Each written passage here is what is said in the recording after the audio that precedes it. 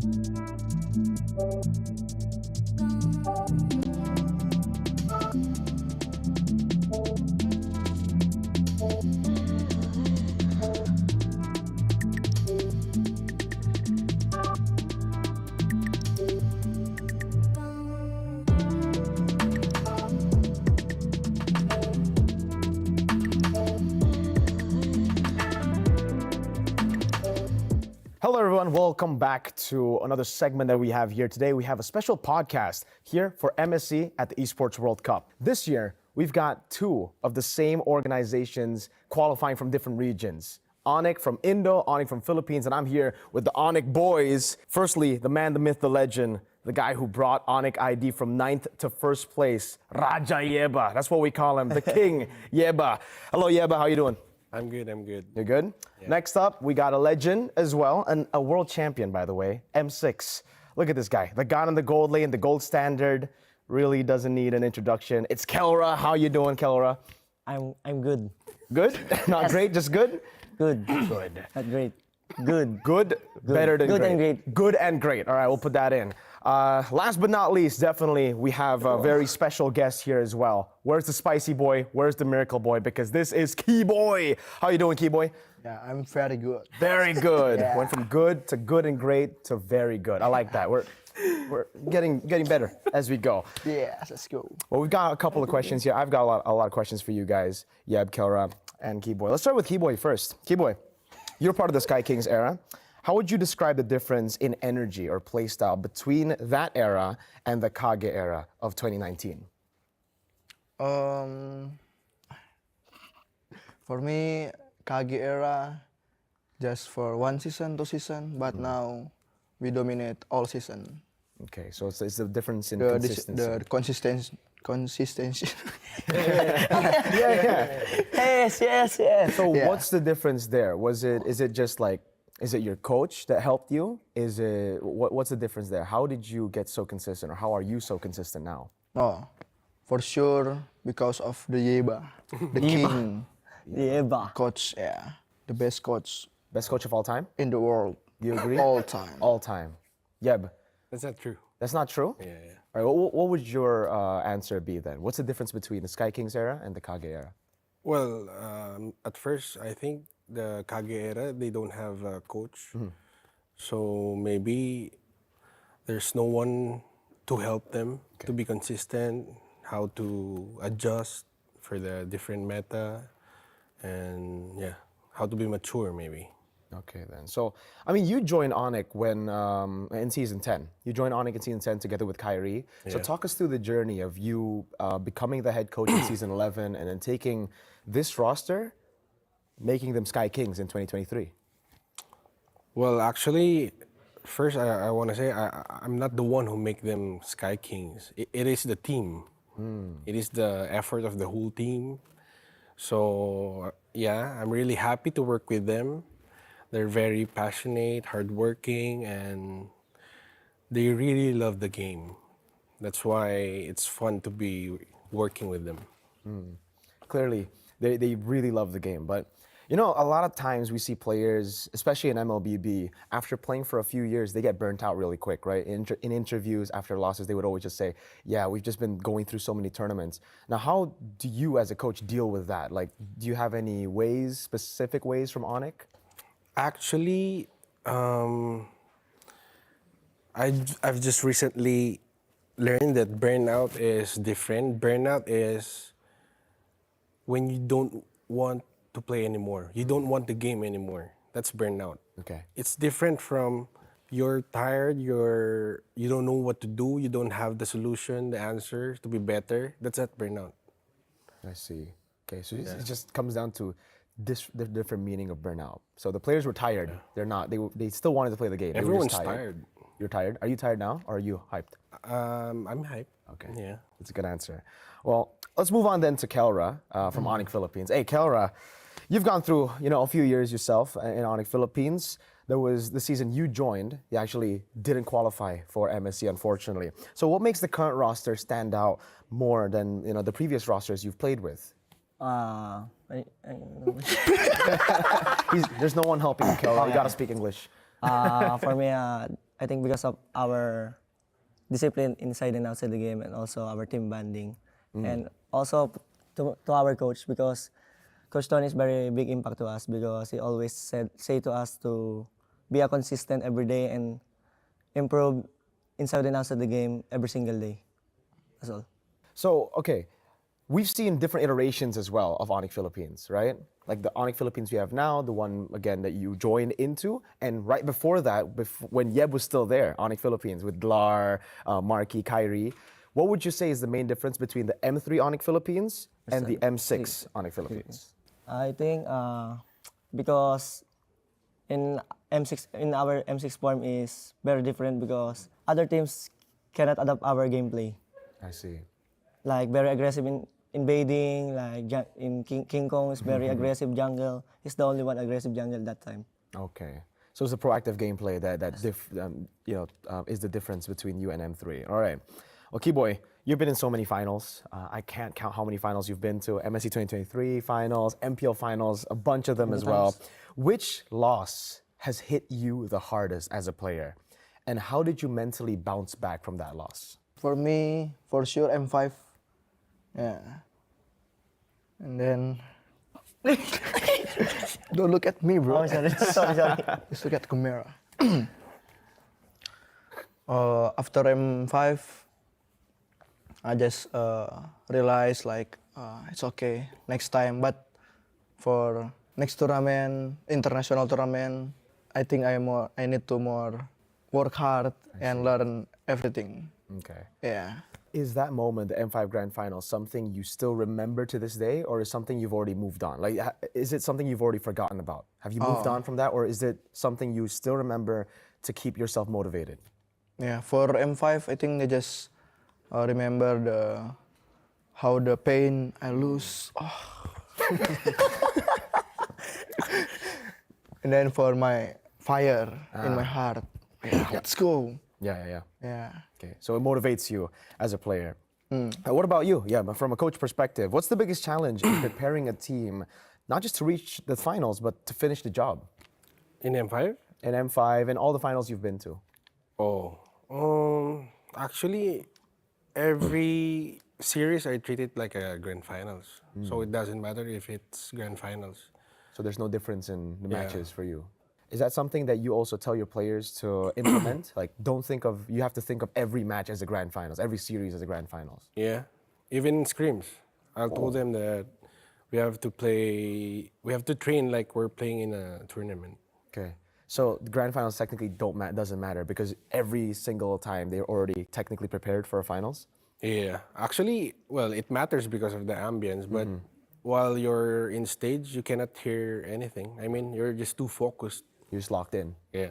Well, Kelra, you won M6, that's a massive finals. Oh my God. But you fell short on MPL Philippines this time around. Do you feel the pressure from the fans to constantly stay on top is too much? Or what happened in MPL Philippines? What's the question again? So you lost MPL Philippines. Is the pressure from the fans to constantly stay on top too much? I'm just focusing the game. I don't mind the social media fans. Okay, so you don't care about the fans. There's no pressure from the fans. I care to my fans, but I don't care when I was playing. Okay, yeah. So when you're in the game, you're locked in. Lock in. You said at M6, I remember this, that MPL Philippines is harder to win than the World Championship. So is it the same here for MSC? Is MPL Philippines harder, or is MSC 2025 going to be more difficult? I think MSC will be harder too because we have Onyx Indo right now because Because of Onyx Indo is Onyx very Indo. strong and also Team Liquid is here. Yeah. Sinungaling. Sinungaling. What is that? Liar. Liar. Okay. Liar. So you're a liar, Kelra. No, bro. No? All right. We'll see. Not We'll see really. later. We'll see. If they beat you, that means he's lying. Yes. Okay. That's your liar. Well, I'm gonna go back to Keyboy. What changed in the team's environment that helped Onyx ID bounce back this year after setbacks? Regular season, you were 9th place. What changed in Onyx to get you to become champions? Oh, for sure, Babayeba. Just Babayeba? Yeah. Babayeba. Papa yun eh, Papa. You've constantly denied that you were the main man behind the comeback. So your perspective, and the players seem to say, it's just Babayeba, it's Babayeba. But what about you? What changed when you came back from 9th to 1st? Well, actually, I don't really feel it. It's just I tried to find solutions for the team problems, and the coaching staff, all of us helped to find solutions. So it's just not it's not only me who worked for it. Yeah. So what would you think was the biggest change during that time? Was it the change of Lutpi and Ryota? Was it the change of mindset? Actually, I don't know because I'm not really with them back when I was not in the roster. But when I entered, I just do it my style. All right. Well, Kelra, you certainly have a style yourself at M6, and I believe here too. What do you think just clicked during the M6 World Championship? What pushed you guys to become champions at M6? Since the emotional loss at MPL, do you think you've bounced back even stronger now as well? But first, let's M6. What pushed you? Thinking again. No worries. Take your time. It's okay. Yeah, it's okay. Ano ibig sabihin? Well, I just want to win. And that time, already said earlier, the other team cannot adapt our gameplay. That's why we destroy all of the teams in M6. So you're just very confident that time. Confident, very. Now, it's a bit different because you're coming in as the second seed from MPL Philippines. Have you bounced back from the loss in the grand finals? Yes. And now what motivates you for MSC? Is it just a complete, because you already have Money, an money, MSC. money. Money, Money, okay, money. that's a great answer. Money. Money is what pushes Mr. Kelra now. Yes, W sir. Mans, hey, he's a father. He needs the money. Yes. You real quick, man. W money. All right, W Mans. All right, I'm back to you, Yeb. Walk us through, again, the journey of Onic ID becoming the best team in the region. Not just now, but I think of all time in ID, I think we kind of have this consensus from the general masses that Onic ID is the best org to do it in MPL ID. How many, I forgot how many MPLs you guys have. 7? Is it 7 MPLs? Seven. Season 3, Seven. season... Oh, Indo? Yeah, right? Yeah. 7 Oh, yeah, MPLs. 7. So walk us through that journey. Well, I'm very proud that I'm part of it. And it's also because of the back end of the organization, the management of Onic, how they treat us. I mean, how they respect my decision. And yeah, maybe we're just lucky. The classic lucky line in Indo, man. All right then, Yeb. Keyboard. Because you're a VP. You're a VP and a coach. Now you're more of a coach because we're just, you're handling the team, but obviously you see the big picture goal for Onic as a VP. What is the big picture goal for Onic as an organization? Well, hopefully we're slowly wants it to be global. I mean, not only in Indonesia or Southeast Asia. We're trying to make it global, and it's really fun. It's really fun doing it, helping other players to achieve their dreams, supporting them. Yeah. So do you see Philippines and ID both making it to the top for MSC 2025? Well, again, I have to be realistic. First, it depends on the bracket. Because there's no lower bracket here in MSC. And yeah, but I really hope that we can meet at grand finals. Okay, boy. Do you think there's a future where Onic ID becomes the best in the world, not just ID? For me, can. Because Coach Shep, VP, right? Yeah, he can handle everything. Yeah. For you as a player, seeing Onic, get massive success in the Philippines, massive success on other game titles as well, does it push you to be better as a player for Onic ID, or is that something that you just don't think about? For me, I just get motivated because so many team Onic like get a good result, champion or something. And then for me, the management Onic, I know already so long, they are so good to find the coach like Coach Shep, and then the good player. Wait, I thinking. That's it. Yeah, great answer. Well, final question to you, Kelra. What would you ever? I mean, would you ever want to face Onic ID in the grand finals? I want because our boss said if we win in grand finals, we will go to the Japan. Okay, so it's not. Is it about the rivalry you have, or is it just about Japan?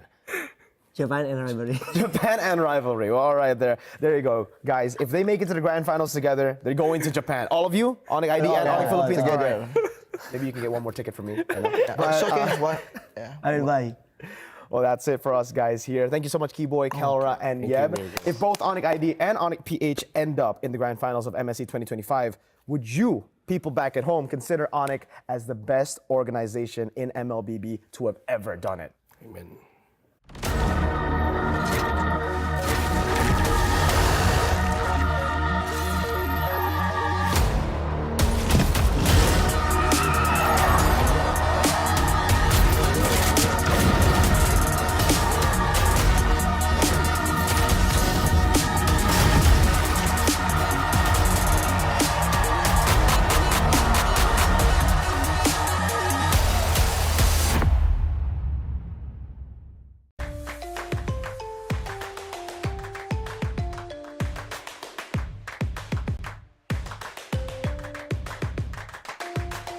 Level up your gaming experience with over 8 billion playlists, only on Spotify, the official audio streaming partner for the 2025 Esports World Cup.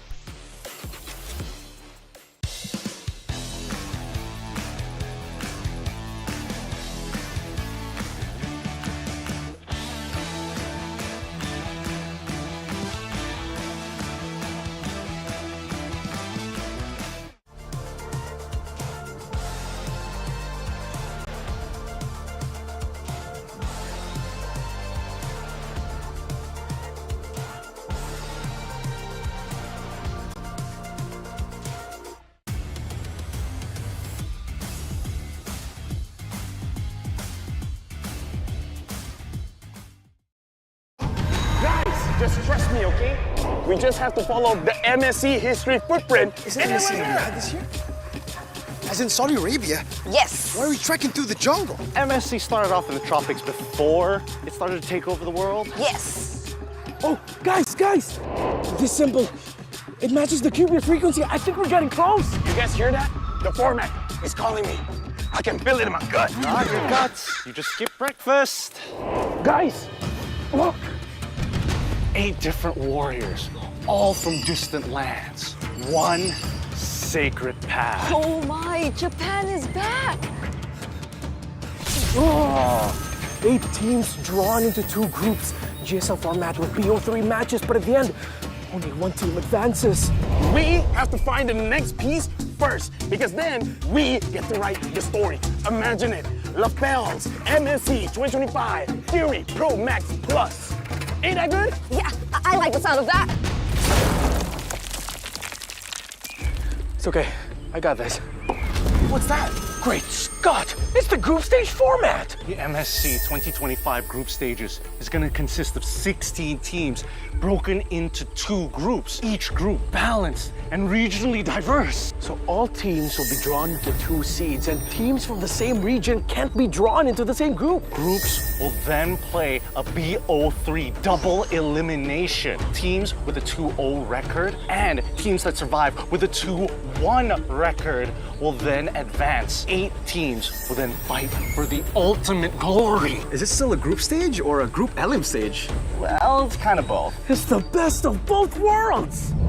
Maybe we're intentionally lost. Oh, you mean like the time a strong team lost to a weaker team that claimed it was a strategy to go down to the lower bracket for a more dramatic comeback? Yeah, that sounds right. Yes. Yes. Oh, look! That seems like a shortcut to the finale! Perfect! Now we can solidify the format before they even get here. Let's go. Brigida, let me teach you something. When you see something shining, just smash it. I found it! The sacred format ahead of everyone else. LaFell! From now on, you can call me LaFell, the great format discoverer. LaFell! I think you broke the format.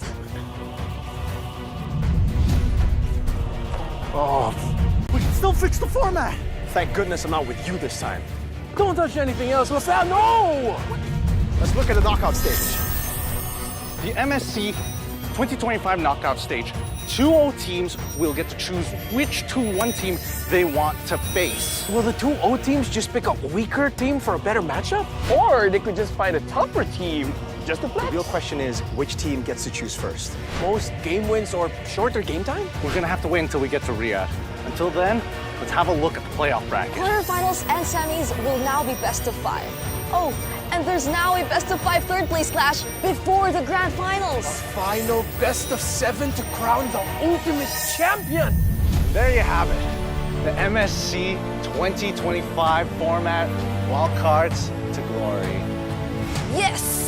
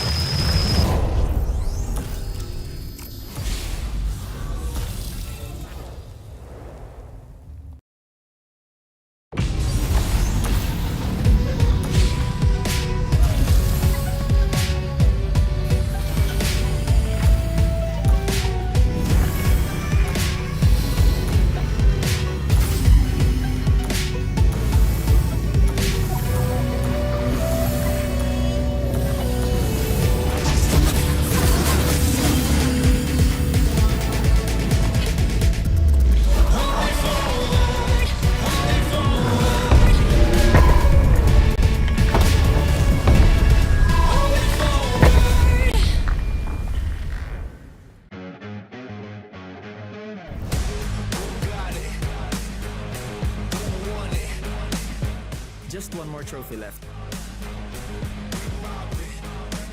Nobody expected this. That's fine. This time, it's our year.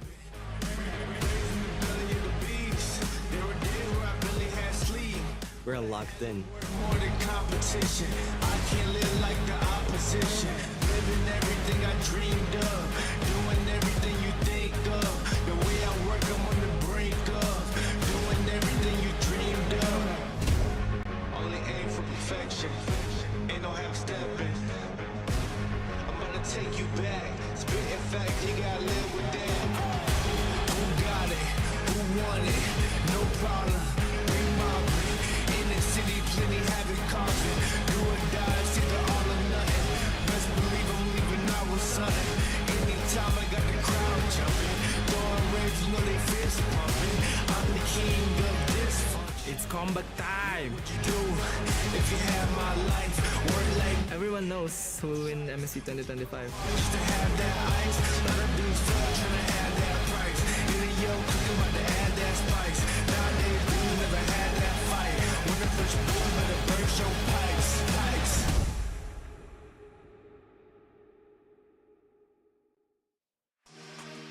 After 12 games, Group A certainly delivered in the quality and quantity of matches after the third day of MSC group stages here at the Esports World Cup. Now, can Group B match that? As by the end of this day, we will find out who will be the first batch of 2-0 teams. And unfortunately, we will be saying goodbye to 2 more teams here at Day 4. Hey everyone, my name is Renmar. I'm here with Naisu and Mirko. And Naisu, you don't have to do that. Yep. You don't have to do that, Naisu. I just wanted to see what it was like. This is... oh my gosh. All right, give me a ladder and I can see what it's like for you. All right. How are you guys feeling after yesterday? Feeling great, man. I mean, it was a long day, but I think all of us were really happy with the 12 games that we got. I know you guys part of the first series, and then we rounded the day out. It was great, but unfortunately, too, you know, you're at the point where you're saying goodbye to a couple teams. Yeah, it's unfortunate for the teams that got eliminated, but again, that's the nature of competition right now, and we are at the stage of eliminations. We are at day number 4 now. Oh my lord. Hey, we're going to get 2 more promotions over the knockout stage, 2 more teams eliminated today. Again, if you are somehow living under a rock and missed the action yesterday, Team Liquid Philippines and Mythic Seal have secured their spots into the knockout stages, and the remaining 12 teams will now encounter the unknown for the final 6 slots. So 2 more 2-0 teams will be decided, and by the end of tomorrow, we'll see the teams that go into the 2-1 bracket. Remember, Mythic Seal did the unthinkable and delivered a 2-1 victory against SRG, while Liquid versus Onyx went the distance with a very, very, as people would say in this current metagame era, it was absolute cinema. So I just want to ask you guys real quick, which one did you prefer?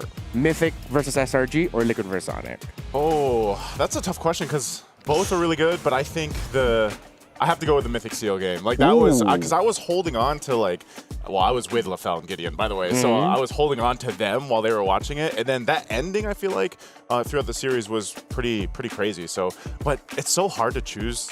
We've had so many great matches. For me, it's the match of the day for sure, man. TLPH, even though it was, well, I predicted TLPH to win too. It just shows us what the level of MLBB looks like here in MSC, at least the top level, right? Both these teams, fated matchup. We got to see it very early. I hope it's a teaser to what we'll see later in the knockout stage, and not just like, all right, one time, it's over. One of these teams get knocked out.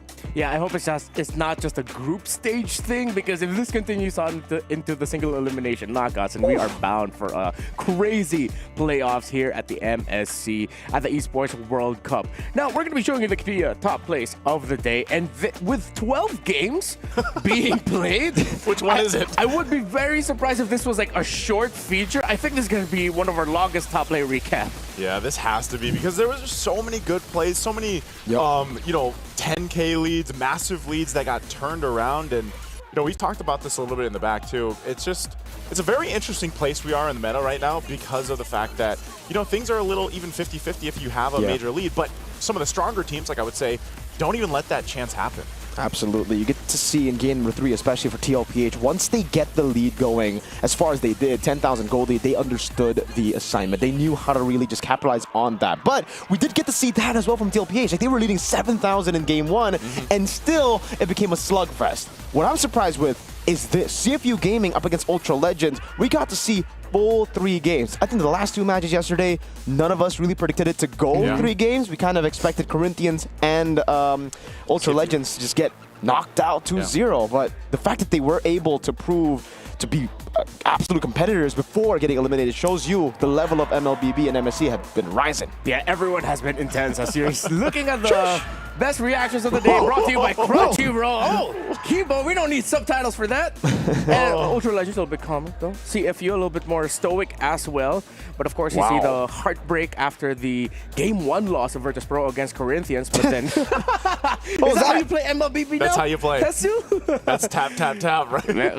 Hopefully you get to see more spicy reactions. I mean, y'all have been seeing the clips online of the, you know, fan-made subtitles for the friendly versions of what's being said. But it's really great. I love you. Wasn't Skylar even had like a reaction himself? Like I saw his reaction, man. I actually didn't see that. You didn't see that? Not yet, no. Yeah. Oh yeah, I saw one somewhere online. So there was a lot of colorful reactions. Well, I mean, of course, if you are under the banner of the Esports World Cup and the prizes that you are playing for, then definitely you're going to want to bring your A game, not only in game, but of course, through the mental game, as the club championship hangs over the heads of a lot of these players, especially for those who are part of the club championship rankings and race for the title. Team Vitality, of course, still on top, but well, with Virtus Pro being as part of this club championship race as well, you could tell why their members are really looking forward to, you know, secure wins and better placements for Virtus Pro, while for Team Spirit, who we'll see in action today, and they are looking really good in the tournament so far, and where they are in the club championship standings, there's a lot of hopes for them. There's a whole lot of 5th places there. You know, all sitting at a 1,000 a ton of 5-5-5-5s, a ton of 12-12-12s. Yeah, basically. And are they Team Spirits? Is it the last match today? I believe it is either 3rd or 4th, but it is definitely, you know, the second shift that will handle that matchup against the Homeboys, who were able to come back against Team Flash. Now, for our first match, I believe it is Team Flash DFYG. I think that's an interesting matchup. Yeah. In just a bit, we'll be able to discuss the matches a little bit more, but of course, we'd like to remind you that MLBB, Moonton, they are nominated for a bunch of awards at the Esports Awards, and at the same time, of course, you can also get your tickets for the knockout stages, which will be starting later on. Remember, August 2nd is the final day. That is grand finals day. But knockouts begin, remind me, I'm just trying to remember. 10th of July. 27, 28, 29? No, that's the groups. That's the groups? That's the groups. Or past 10th of July, my guy. Let me check. Knockouts would be...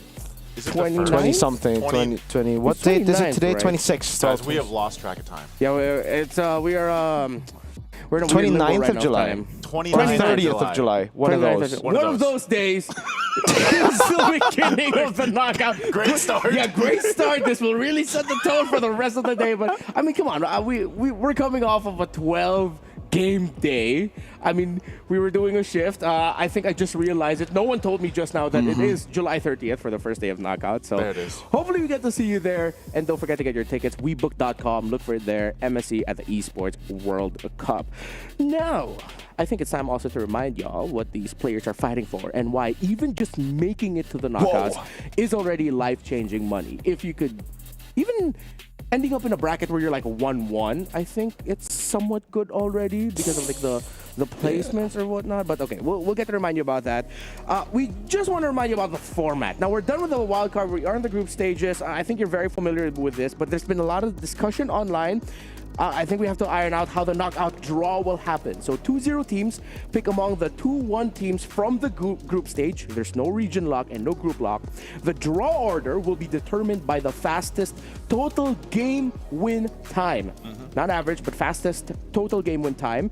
First tiebreaker will be a first single game win time, while the second tiebreaker will be decided by randomizer. As of now, Team Liquid leads with total game win time at 53 minutes. Mythic Seal is at 1 hour. Oh, wait, no, excuse me, I messed that up. But yeah, no, Team Liquid is up there and they are leading. Yep, they're leading. So, you know, some of that stuff will start to fall into place already, especially as we wrap out today, leading forward. But yeah, I think it's a really interesting thing because you're going to have those top 4 from the groups go ahead and go to the playoffs.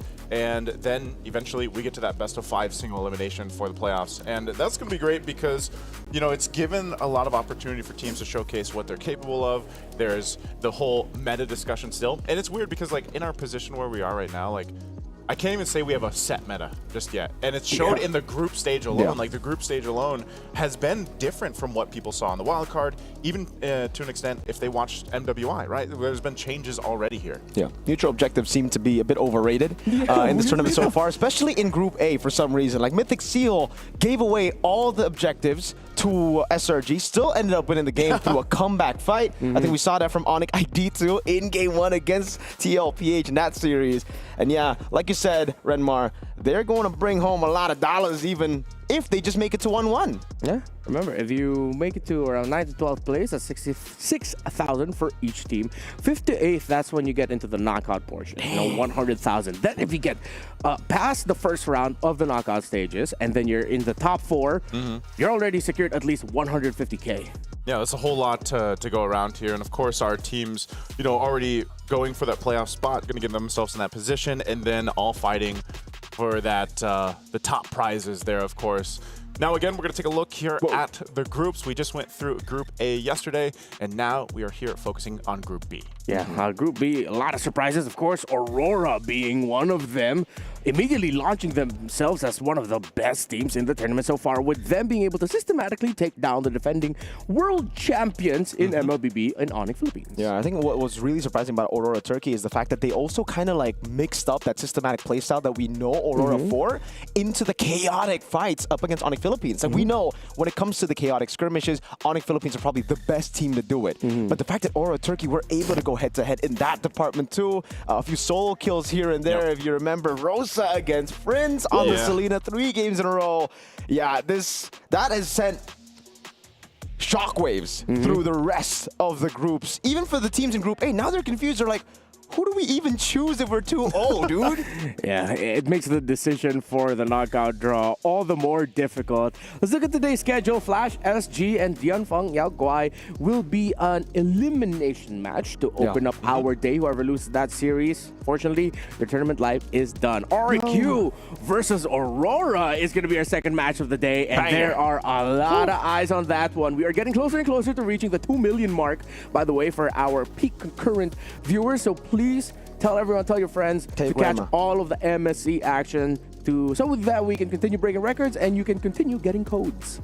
Yeah, get those codes. Even the last couple matches, I feel like today, after what we saw yesterday, I would say you got to pay attention to all these matches because you never know. I mean, maybe a couple of those you're going to have, you know, an inclination like, okay, this team's going to win. But so every time we've had that, I feel like it's always been in the sense of a 50-50 in some cases. All right, now it's time to see what the SNB match of the day is. Is it the second one? Is it RQ? Yeah, of course it is. It's got to be this one. RQ versus Aurora, bro. Aurora was on the map, like you said, Mirko. Yeah, RQ. they have always kind of been also the systematic team. So it is, I think, going to be an interesting matchup because of the stylistic battle here for both these teams. Aurora, known for being a bit more systematic, even though now we have seen that chaotic style from them too, versus a very, like, tame RQ so far. Yeah, tame because Area 77 weren't really able to pull a lot from RQ in their match. Yeah. So I still don't know how RQ are going to do here against Aurora. It's still kind of like we're encountering the unknown. Ooh, that sounds familiar. Where did I get that? I don't know. Yeah, I don't know where you got that either. The unknown. If you want to see something that's a little bit more familiar, we can break it down for you. It's the Ramco Power Ranking. Remember, we showed this to you the very first day of the broadcast here in the group stages, and this needs some updating from us.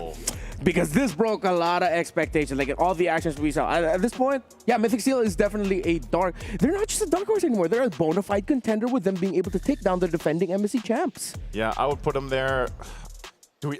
Even Aurora, I feel like you got to move.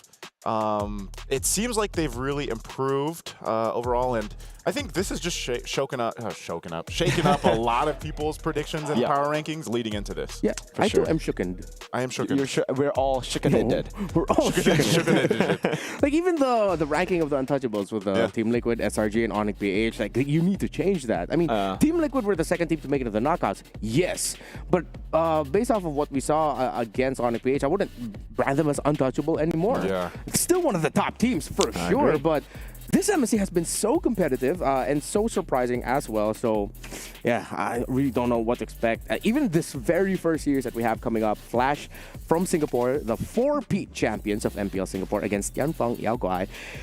I think as much as I want to say Team Flash is probably going to take this, maybe, just maybe, Tianfeng Yaoguai had enough time to just fix what they needed to fix in terms of like their overall team chemistry and how they execute in game. I think despite the fact that Group A is labeled as a group of death, Group B is the more competitive one, where again every team can really, they all have a chance against one another.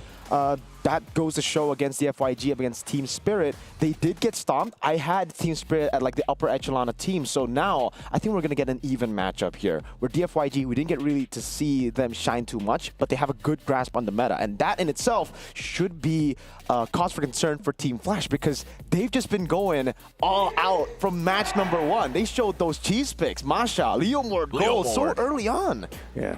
When you saw the shots of Team Flash, the first one that really popped up is Ken. During their loss in their previous series, you could really see how at moments it's great that you see that young energy brought into MLBB, which is always like, oh, he's fearless. But sometimes where it's like, you gotta tone it down a little bit with the fearlessness. You really have to time it down. Maybe don't flicker into the base. There's been a couple moments like that for a lot of teams, specific players you think are gonna, kind of take that risk, and I feel like sometimes they're in a position where they have to, but then you're like, I mean, even yesterday in like 12 games that we saw, I was like, there was multiple times where we saw teams kind of overstep a little bit, and I feel like, again, that's just a reflection of where we were with the meta. You can actually punish those mistakes severely and turn games around like we've seen here, because that's the other thing. I think as a whole for Team Flash, I love that they've always been the team that brings up these pocket picks, these niche picks. Like, that's what they're known for, and hopefully they can continue to execute it here against DFYG,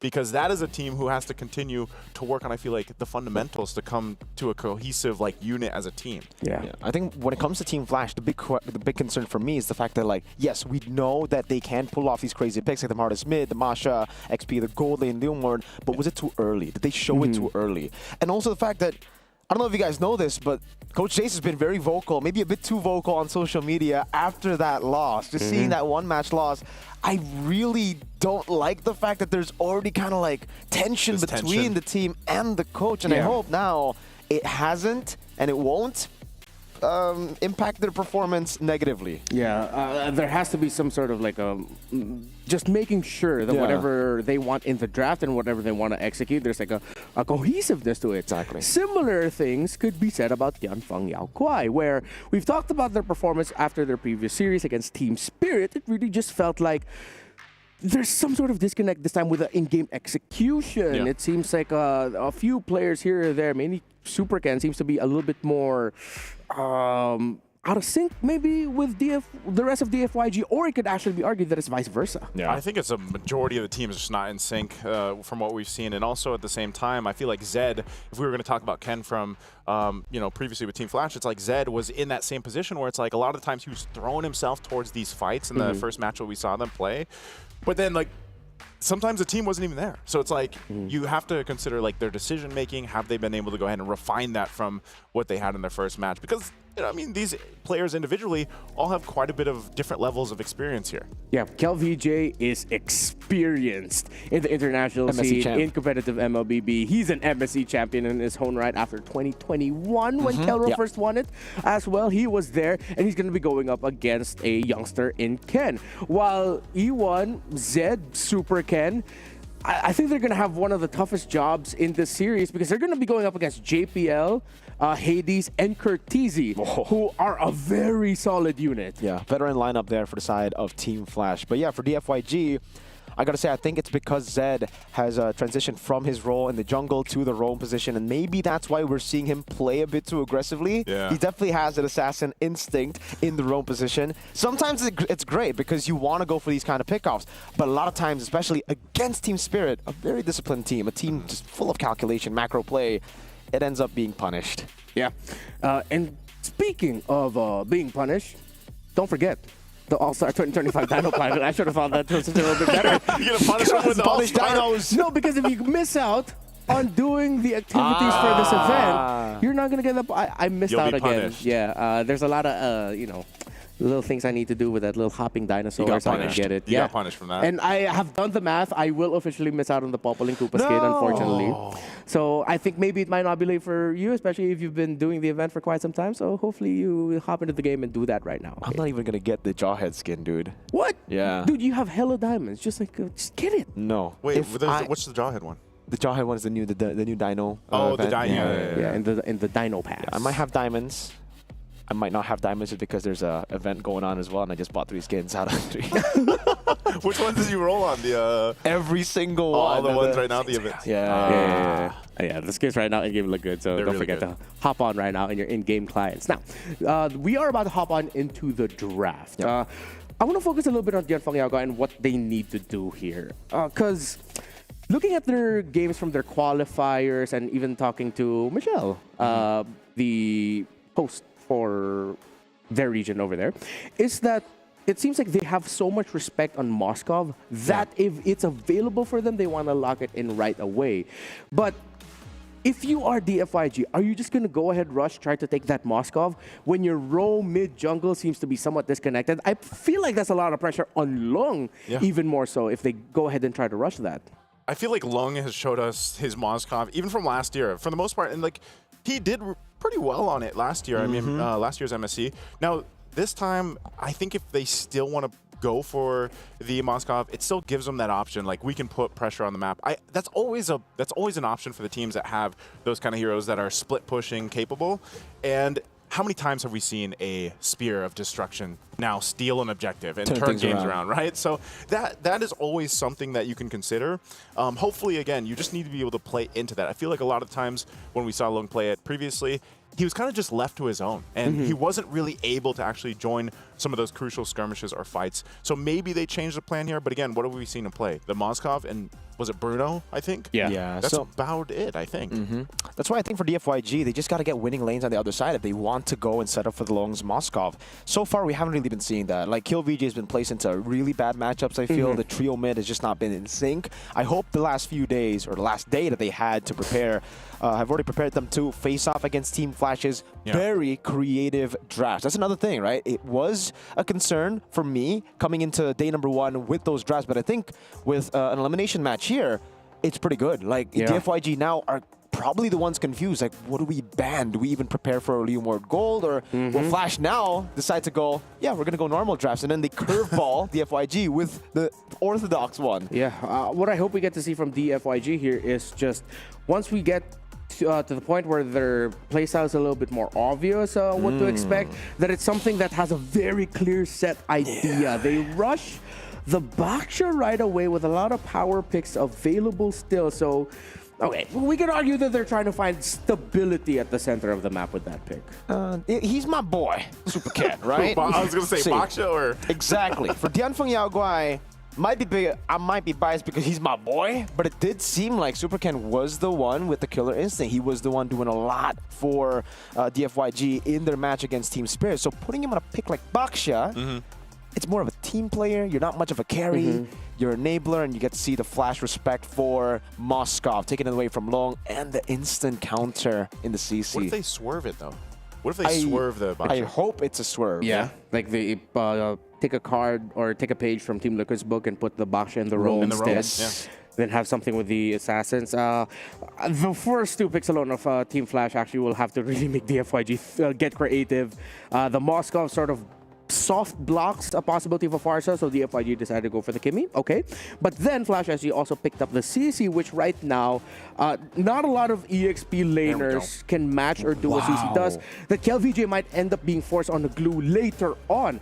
The FYG immediately show their hand right away, and you know what? I'm okay with this because they take away the pressure from Long, because if Long has a hard time, at least the center of the map with E1 can be your secondary carry. Yeah, I think they didn't have to do that, but maybe it's also in the sense of, again, we have to think about the hero pool possibilities here for Lung, and the fact that when the Moskov was taken, there probably was going to be a good chance at least one more gold laner would have been banned out from Team Flash. Exactly. So you pick it up right away.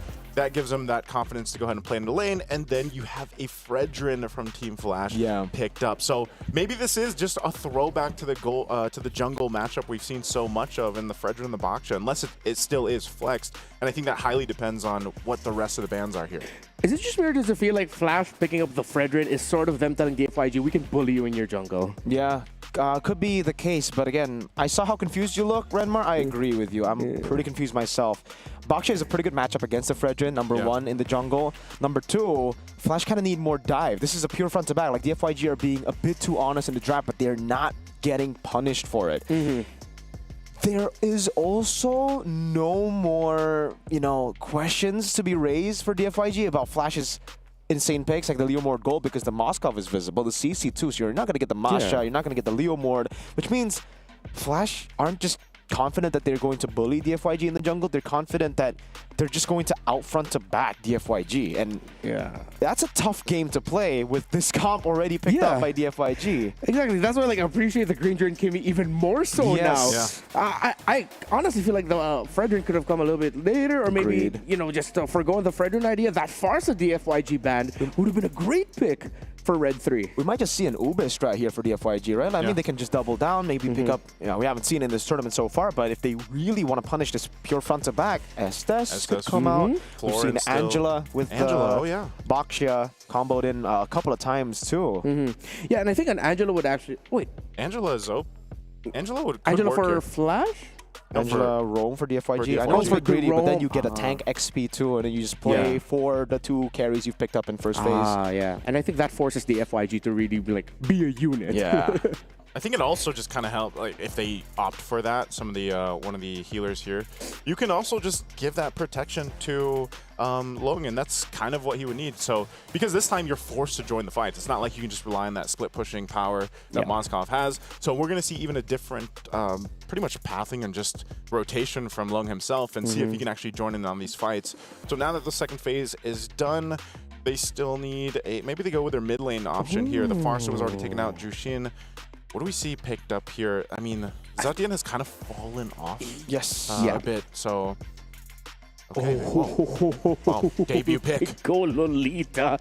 That's so good. Just to go for the Kimmy, against the Kimmy and the Granger. Haven't we been waiting for this? Like, with all the teams picking up Kimmy, it's like, where's the Lolita? Yeah, I've been waiting for it since MWI, man. Like, I name dropped Lolita a good couple of times. Let's see what mid laner they'll end up being paired with, because they need a lot of damage later on. Unless they really want to ham in the idea of more crowd control, they might, suddenly surprise us and pick up an Aurora, or they could go utility, they can pick up a Faramis, but it is all very close range, and that is a lot of pressure on the Moskov. The FYG, last 2 picks, they need more front, and they need something that hurts, but Esmeralda yet again. XP lane for the Esmeralda. There's the Tigreal. So Baksha in the jungle, Teguro up front, and then you got the Esmeralda. I feel like this covers their grounds, though, pretty well. Like, there's some good interactions that can happen with their combination of ultimates, you know, the Traction Pulse, even the Implosion. Might be easier to set things up, but this is also really dependent on what Team Flash picks for the mid lane here. Let's see. What do they want to go for? No Farsa. I figured at this point Eve might actually be an option. If they want more control, like they're gonna have so much control if they do pick an Eve. Yeah, in the mid lane they can go for the control. Yeah, I think the safe choice would be Eve. But then Lord, that's my boy. Hey, that's the only time I'm gonna say that. That's the only time I'm gonna say it. That's my boy. That's your boy. That's my boy. It's not a player, it's a hero. Or Dude, maybe perfect that I'm casting this game. Yeah, I mean, actually with is. you. Yes, sir. You know. Gord. So I get to shout Mystic Your Gush. boy That's versus it. my boy. Okay, that's true. All right.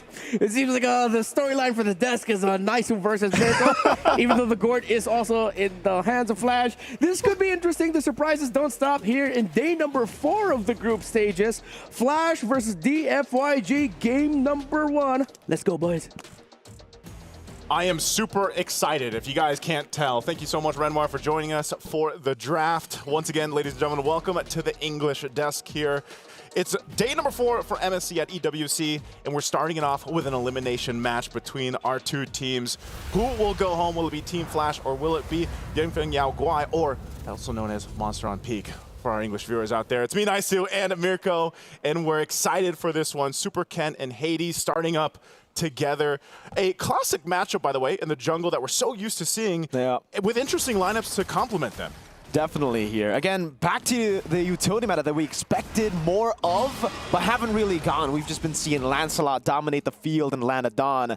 But you want to know a fun fact, Naisu? Tell me. My boy Super Ken once said in Season 12, if I get the Baksha, it's 100% victory. And he did get like a lot of wins up until they lost in 3rd place. On a Baksha. On the Baksha? Yeah, so it wasn't 100%. Hades already coming in, but you can see the pressure from the FYG. Super Ken, great pathing, and it's a battle in a Lethal Wanderer.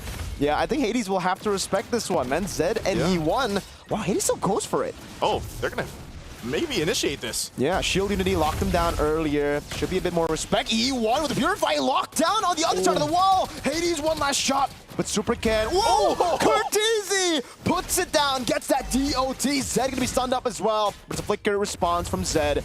They're still brawling it out, man. Hades just doesn't want to farm. Continues to push on the pace. That's my boy. And by that, I mean Cortese with the Gord laying down. And that's always something you have to watch out for. I mean, it's not often that you see the Gord come through, and you've got to watch out for those stuns, and even the Mystic Gush later on once he has that.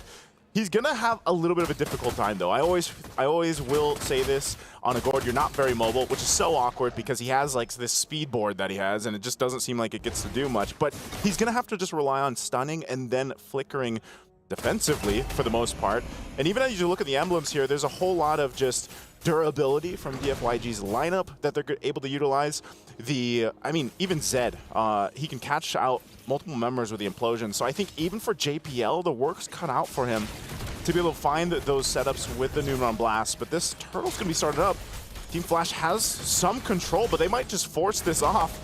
A couple of level 4s missing here. Shield Unity already used up over to JPL. Now it's going to be Ken with the Curtain Call. Retreat battle. Yi1 wins it out. Mystic Gush doing a lot of damage. Praises Wrath. Locks Heal VJ down. Whoa. It is a Vengeance. Esme. Hades gets a Traction Pulse though. Hades still able to dash away. Ken very low up against Super Ken. Ken on Ken violence here as E1 tries to cut him off. But with the Lolita, should be okay. Yeah, a little multiverse here. Ken versus Super Ken. But great traction pulse that we saw earlier on as well. But still, you know, it is an objective for DFYG. Here, we're back to the fighting in the river.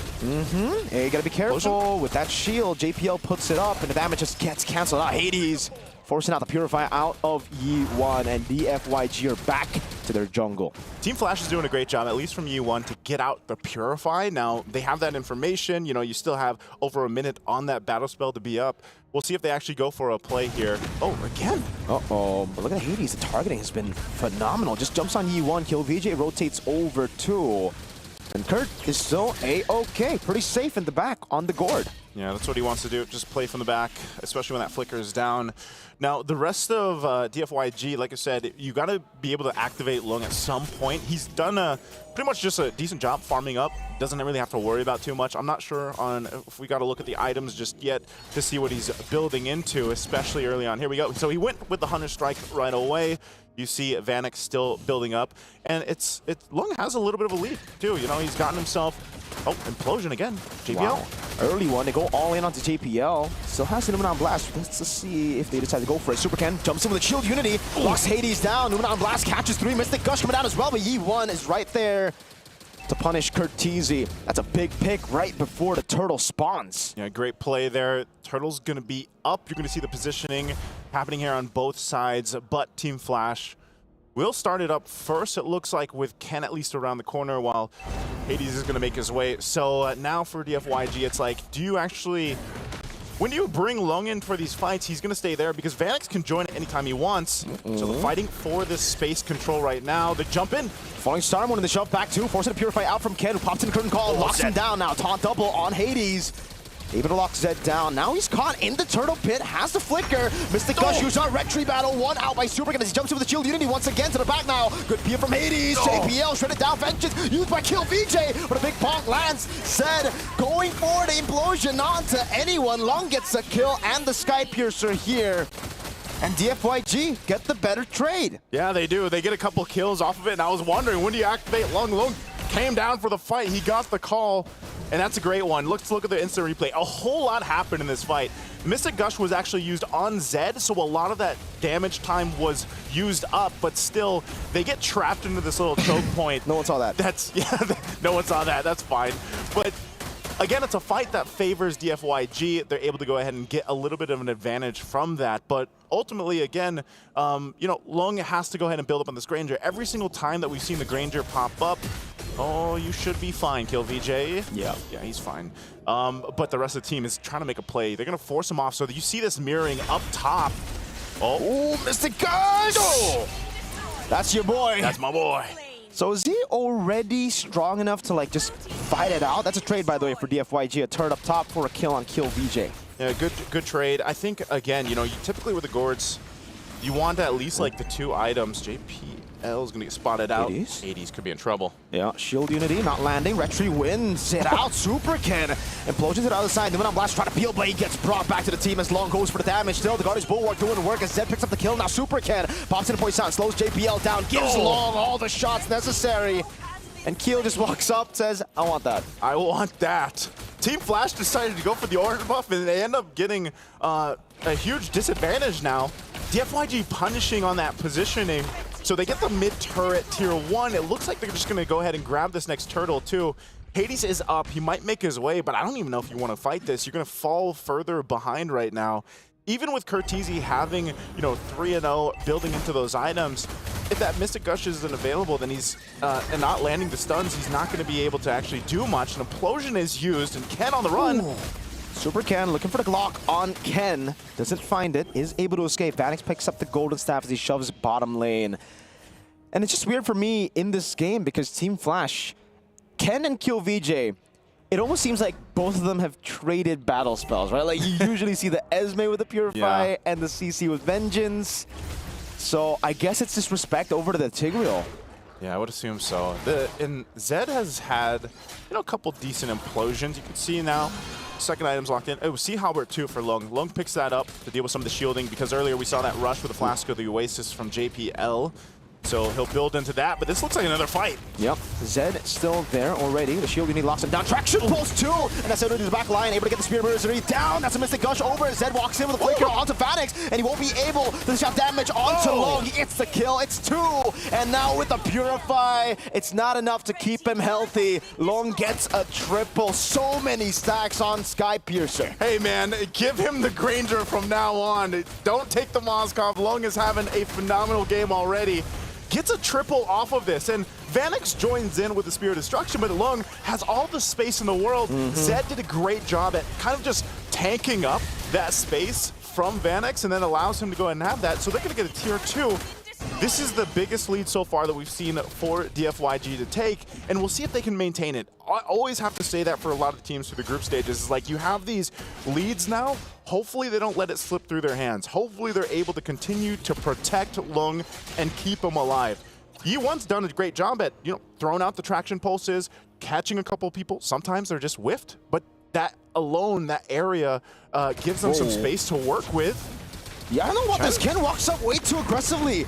Numenon Blast lands a traction pulse there. Hades, whoa, missed the caution, SOD! To the back, Vanix gets a Spear of Misery into the Vengeance still, but Yi1 was just wreaking havoc. Vanix forced to run back. That's a 1-for-0. Little bit of trade that is just all in favor of Team Flash. Thought DFYG would be able to get something else out of that, but no, again, in these choke points, you really don't want to fight, and it's kind of, it counterplays each other because like with Zed, he's looking to set things up with the implosion, but then if you're caught in that Numenon Blast, you set yourself up just to get beamed down. So that's something we want to consider. This Lord is coming up though. They're gonna go ahead and fight for space once again. Even with a lead like this, 5,000 gold for DFYG, Team Flash is still confident enough with the composition that they brought to go ahead and fight. There's a conceal, implosion, or Numenon traction pulse, not gonna land. Yeah, all these blasts, and they're gonna force them off of this. It looks like. That's another blast. Numenon, JPL using it very early on. Ken already shoved in, and he already used the curtain call too. Yeah. No trades on the board as Vanix was just clearing up the wave down below. Full reset for DFYG. They can play as long as they want. They can prolong this. Esmeralda's still clearing it up as well. Okay, Zed with the implosion, purified response. JPL able to get away. Spear of Misery locks him down long. Able to flicker out of safety as the Mystic Gush steals through. Zed's HP. Super Ken Shield Unity just running laps around Flash SG. Vanix with the jump on the SOD. Gets the kill. It's a double for Vanix. A massive turnaround. And they set their sights on the Lord. Oh man, and this whole time, Lung went for the orange buff, and now he's gonna make his way here. Big bonk. Oh my Lord. That could have been bad. The Lord knocked up members. Long able to get one now. Vanix very low as well. That's going to be the Tortoise of Passance from Super Ken as Long dishes out damage now. Onto Vanix he goes. The Lord very low. Hades and Super Ken. Ken wins the retry. Long on a triple. Dashes away. Wow, 2v5.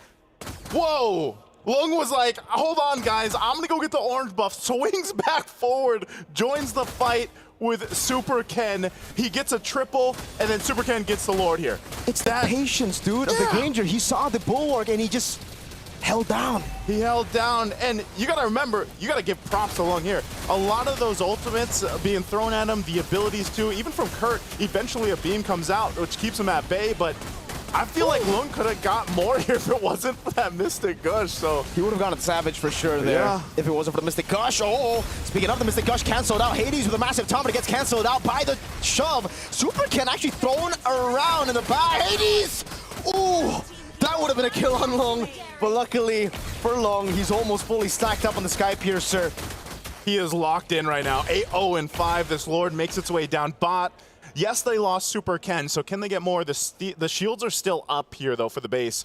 So they're go ahead, delay it out for that wave in the mid to push 2. They're going to force Team Flash to respond. Shield will pop. Not sure if DFYG, despite having a massive lead right now, can do much without Super Ken here either. So it looks like Team Flash holds on to the base turrets for now. Wind of Nature for Vanix, Genius Wand for Kurt Teasy.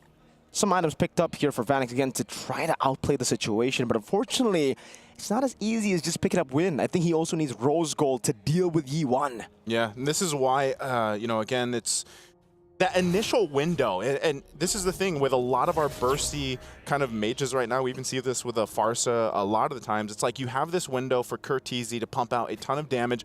Once that's gone, though, then you have to rely on Vanix. Look at the stacks here for Lung. Right? He is locked and loaded. But if he gets shut down, that's where things can be topsy-turvy. We've seen that all group stages so long. So for Lung, he's got to go ahead and protect himself, and rely on the team here. So that is the biggest, I feel like, target for Team Flash. If they can somehow shut Lung down, they'll be in a good position to start turning this around. But DFYG have maintained this lead and maintained this positioning for the majority of the game at this point. Here's the thing though, Naisu. no one can really get to Long. So it's like, well, except for Vanix, I guess. Like an SOD to the back, sure, but you're going to be SODing into this. Into everything. Into everything. There's Zed, who's there, who's just been peeling a lot of time. Super Ken, who's super tanky, despite the CC pick on the other side, too. Yeah, so Long just needs to play the normal game. I don't even think he needs to be extra cautious because he knows the team can play around him with so many stacks. It'll be weird if the FYG decide to just go in and not peel for Long. It's like the only thing that I see happening here is somehow, some way, JPL gets a Newman on blast with a flicker, maybe catches out Lung, but Lung can just kind of flicker on out to himself or slide out, or like you said, rely on the team. So they've got control here. Lord is up. They'll pull it to their side. Team Flash is going to go ahead and stare this down. We still have Vanix up top, and half health on the Lord. They're going to do something quick here. Yo, retreat, Hades! A mythical steal! SOD to the back line. They don't have last lines as well. Vanix is going at it to the back, but again, the Win of Nature doesn't get him out of the damage from Yi1. He gets the kill. Falling Star Moon doing a lot of damage. Heal VJ looking for the chase of the Lord. Spawns in the bottom lane, and Dianfeng Yao Guai should be able to clear this out. They should clear it out, but hey, Team Flash, Hades goes in, buys them time. That enough alone will keep them into this game, and that's exactly what they need. Again, Kirk Teasy hasn't gone down. He's been playing from the back really well, and you just ultimately need that for Team Flash. These kind of things that happen in the game traditionally will compound up to turning things around and, you know, taking away that gold lead that DFYG has. And so taking a Lord buys them that. Now, Team Flash off of that has to, again, you saw what Vanix did. Vanix actually, he had the right mindset. He goes in, but like you mentioned, the Wind of Nature wasn't enough either, and he just doesn't have enough damage just yet, I feel like, to completely take down one of the members here. You can see, yeah, you can see here the damage dealt to. Lung is on point, Curtizi right behind him, and then it's far from those two. Really tough for Team Flash to get to the back. The one angle they saw earlier was probably their best shot at dealing with the backline, Yi1 and Long. But again, together, they're just too strong, dude. It's a mix of both. You have to win. You have to go Rose Gold. Maybe if he had Melfic Gun, he would have actually gotten the kill on Yi1. But again, he needs the defenses. Oh, he's still just going for the Melfic Gun. So, yeah, he's just saying, all right, it's whatever. I need Melfic Gun to threaten the backline anyway. So, yeah, whatever. No Rose Gold. Maybe he'll sell the boots later on in the game. Yeah, I think that's the plan for both the teams here, too.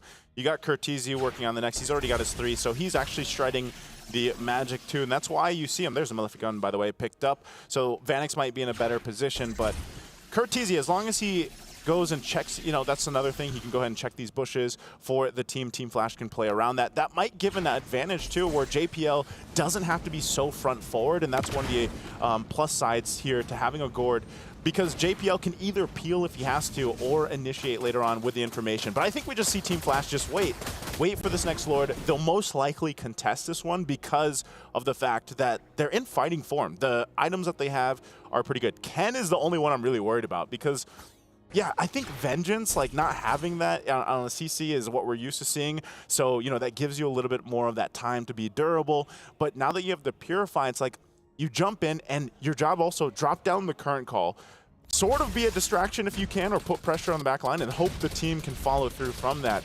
And even as a Fredrin, it's like you got to be in the right positioning to be able to get that, you know, the taunt off and then even the Appraiser's Wrath. So most of the idea for Team Flash is contest the objective. Hopefully we win that team fight. DFYG has done really well, though, at just starting these objectives and not hesitating. I think that's the biggest thing we've seen from them, is this decision-making from them in this match, and compared to when we first saw them play. They're very decisive here as they fight for this Lord. You see that? Yeah. Traction pulse reflected back. It should be a free Lord. 80s. Oh, good one. Oh.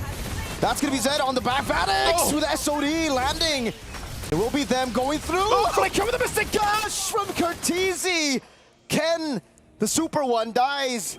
Yi1 falls as well, but DFYG still got the Lord thanks to Zed with his Flicker Implosion.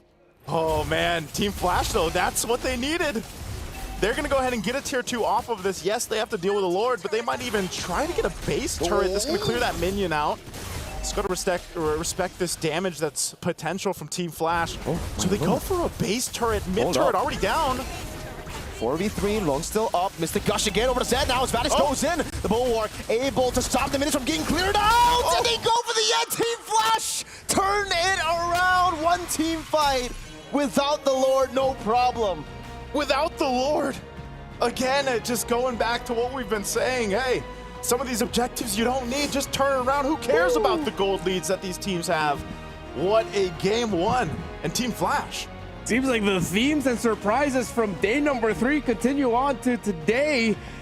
Team Flash turning things around. Curtizi was untouched for the entire game as that Gordon. In the end, it was his flicker Mystic Gush that delivered the nail into the coffins of Gianfeng Yaguai for that game number 1. Ooh, that's my boy right there. I gotta say it, you know.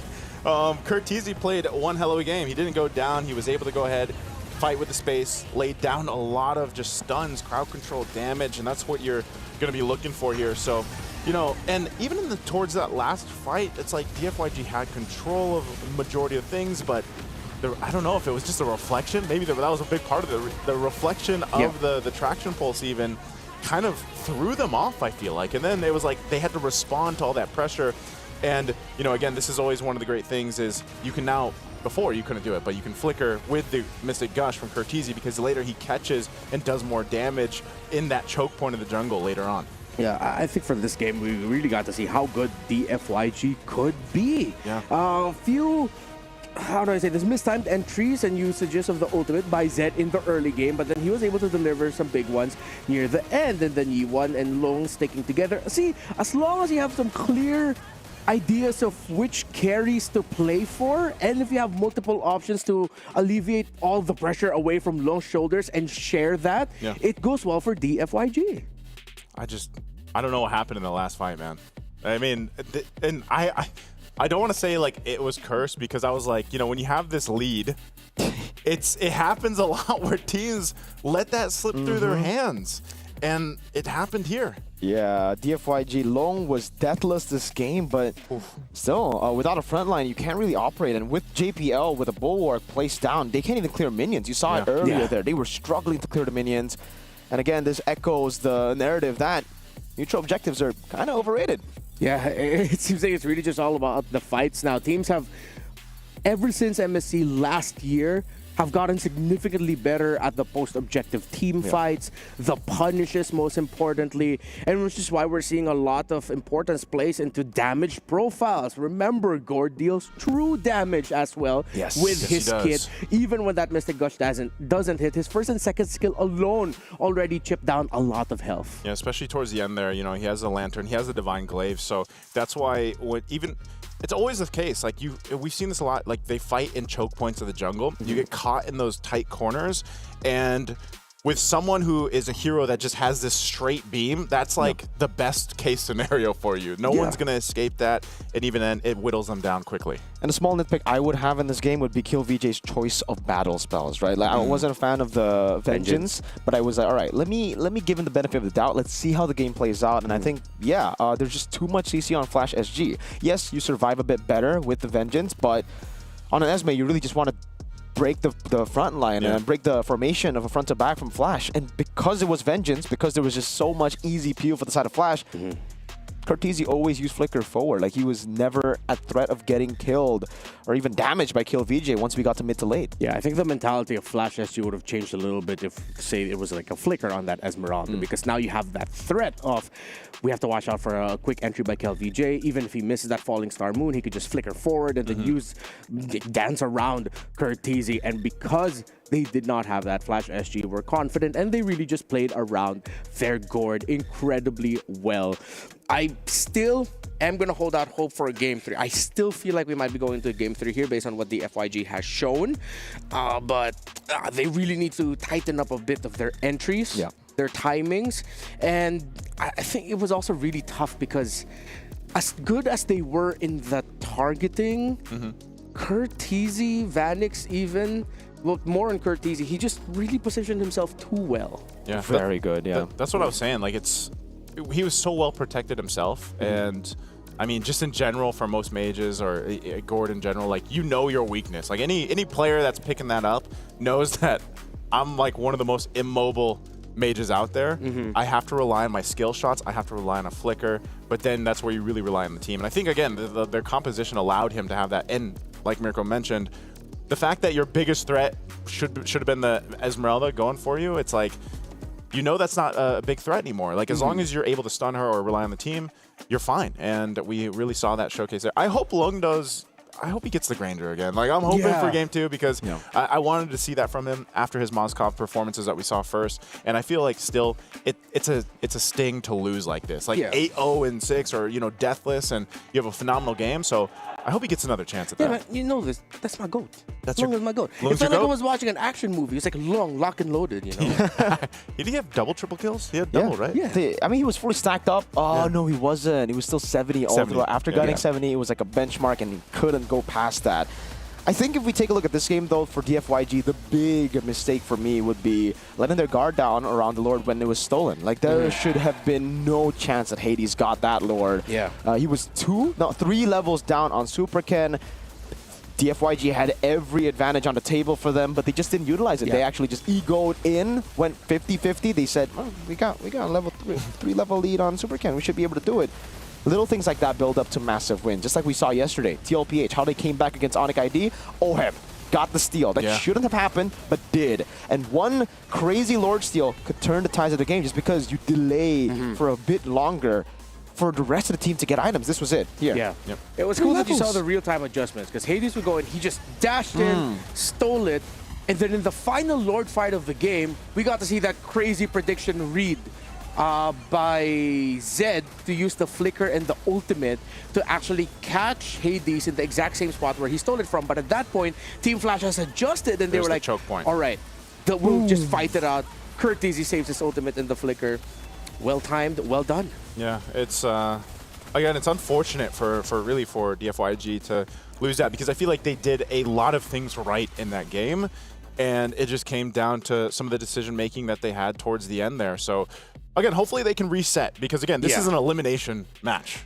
Yeah, hopefully we get to see another game 3. I mean, we went 12 yesterday. Well, I mean, it's not too crazy to hope for another 3-game series, especially that we're starting to see glimpses of how good the FYG can be. Now, Mirko, you mentioned earlier that you rolled for some skins. You got spent a lot of diamonds and skins. I have some great. I did. Very good, sometimes maybe even a little bit bad news for you, because we even got more skins coming out. We got a new series of skins. Whoa! The Metro Zero What is skins. this? I feel like based on what we've seen from the teasers and, well, some of the things that we got to see online, they're a little bit more like techno, cyberpunky themed. Oh, hey, that's my favorite. Yeah, you like that. You like that. So save up your diamonds, and y'all should really save up diamonds. That watch out for the Metro Zero skins. Do we know what heroes they are? Yeah. We do? No, I was about to ask. Yeah, I was what heroes. Do we know, Romnar? I'm not going to say anything. All right. Renmar knows. We don't know. Yeah, just look for it online. I think it's there. Like a bit of the teasers. Hopefully, we get to see more information and news about the new skin line coming out soon. Melissa, you really want a new Melissa skin?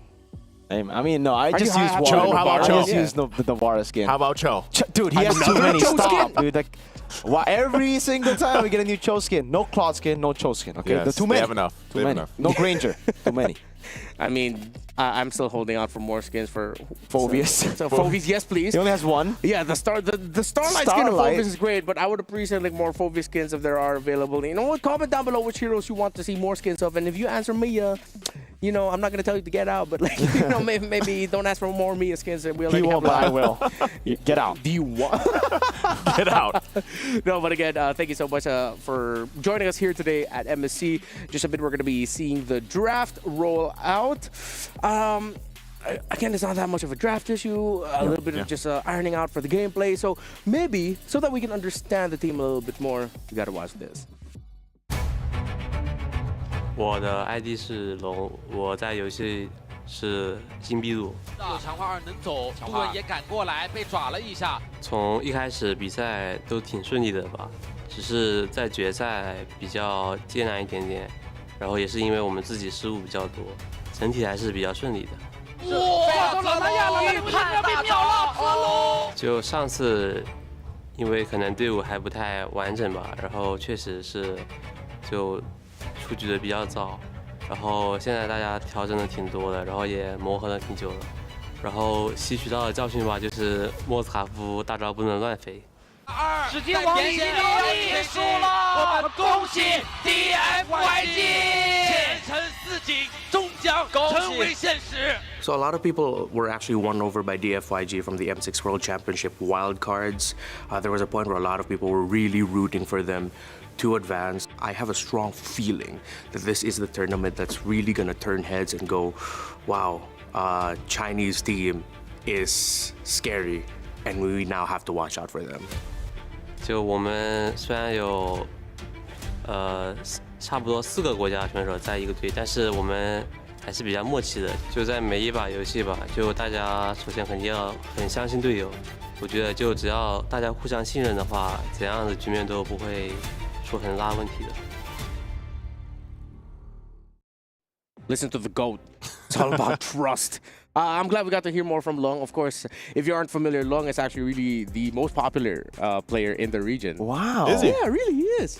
Like, I'm not kidding you. Like, everyone knows Long. Everyone wants to see Long succeed. There's a lot of Long fanboys and fangirls out there. So hopefully we get to see a game 3 here, so we get to see more of DFYG, Long, and of course what he mentioned to be the trust with each other. More than trust, I think is refinement is now what we're looking for from DFYG. Long has stepped up. DFYG has stepped up what they can. Hopefully we get to see that game 3. But Flash SG, knowing them, they're not gonna hesitate here. They're immediately gonna go for the killing blow. Yeah. I want to say that DFYG, I feel like we even said that last year. Last year, it's like each game that we got to see them play, they had improvement, and it can be even the case here. Now, hopefully that improvement is going to be locked in for game 2 because they want to get to that game 3. And again, going back to what they had, like you mentioned, Renmar, it wasn't really a draft issue. It's just like unfortunate that one fight didn't go their way, and it happened to swing in favor of Team Flash. So I think based on what we see here from the draft, we're going to see what they want to do. Priority is going to be theirs. First pick, you can see this quite a bit banned out here. The Moskov is up, and the Granger is available. They're really respecting Super Ken here, man. 3 jungle bans. They know that after game 1, okay, the juicing gets picked up for DFYG. Again, a pick that was 100% win rate for the longest time in MSC for day 1 and day 2. But yeah, after seeing game number 1, Super Ken on the Baksha, super good for the early game. They were great, but he kind of needs to be the one to carry the game, I feel. That's why Flash identified that, said, nah, you want to, but nah, we're just going to ban everything. And now it forces DFYG to go utility again or pick an assassin that's not super meta, but can still be good, right? Like a Joy Haya type of assassin. Yeah, I think eyeing out a potential Hayabusa pickup for DFYG. I'm riding with you on that idea because Flash SG, I'm looking at either Farsa or Kimmy as the priorities later on for Curtizi, especially the Farsa. That is his comfort pick. They give the pick-off hero in the Kalea, and they pick up the Moskov, which all signals point to either a Kimmy and Farsa pick at the 3rd. Poof. Yeah. Okay. So Moskov going to the hands here again. And maybe they just pick up the Granger again. The Granger is open. Kimmy, I think basically they can lock it in so it just doesn't get banned out. We'll see if they go with that play. Also, still, I think with the Kalea across the board, now you're going to see DFYG forced to pick up some Purifies. That might change the game plan for them too. But this Jushin does really help them out. They'll pick up a CC and a Ganakancha first, though. So they're going to cover the XP and then the roam positions already, leaving up the gold and jungle later on. Yeah, this might come back to bite them, considering the Flash can just take away marksman. Okay. CC and yeah, the thing is, I'm concerned about DFYG's assassin choice in the jungle. Like, are they really just going to play this long game? Because Flash now could deny it. They can play the long game as well by saying, all right, then we'll just pick up a mid lane or an XP now and just battle it out for jungle heroes. We've already banned 3. We're on red side. That means first pick on red on second phase 2. Then we can deny more of Super Ken's picks. Yeah, it looks like CC and Gacha were picked up already thinking about the potential Farsa. So, of course, Flash would swerve and just go, you know what, let's go Kimmy instead. A bit more mobile, not too static. So, as expected, I'm really liking the first 3 picks right now of Flash. They have multiple carries. They're playing around the pickoff. Even though it's not going to be an instant sure kill with the crowd control that Kimmy has, it's not an instant burst, but the target will get brought down really low. It's unfortunate too because like if they wanted to, DFYG could have been like, yeah, okay, let's try the Lolita this time. You know, if they wanted to play into the Kimmy here, but you know, since they already showed their hand, it's pretty apparent. And I think that's why, again, we might even see the gold lane options being narrowed down further as the Harith is taken out. And so this might be an interesting position for Long to be in. It's like, what, you know, how confident is he on that hero pool that he has? What can he bring out? Because he's not going to play the Moskov unless they're just confident of giving over that option of Granger again. Now, over on the flip side, we have to see what the junglers are going to end up being, because that's always the interesting thing, right? We've seen so much assassin on assassin. We've even seen vice versa, where it's like assassin versus utility, and still I think that's the kind of the big tester here for both the teams, of course. But Hades has had some interesting picks himself, but I feel like, again, Team Flash is always this kind of unique team that will pull out some of the surprises as even in the second phase. This could be a Ling pick, by the way, for DFYG. Yeah, Flash are just not concerned about it. They think they've already banned out the really prio picks in the jungle, so anything else, they are prepared to go up against it. Harith and Bruno, just pure respect for Mr. Long, and now it kind of puts him in a position where he just needs to go Granger. Yeah.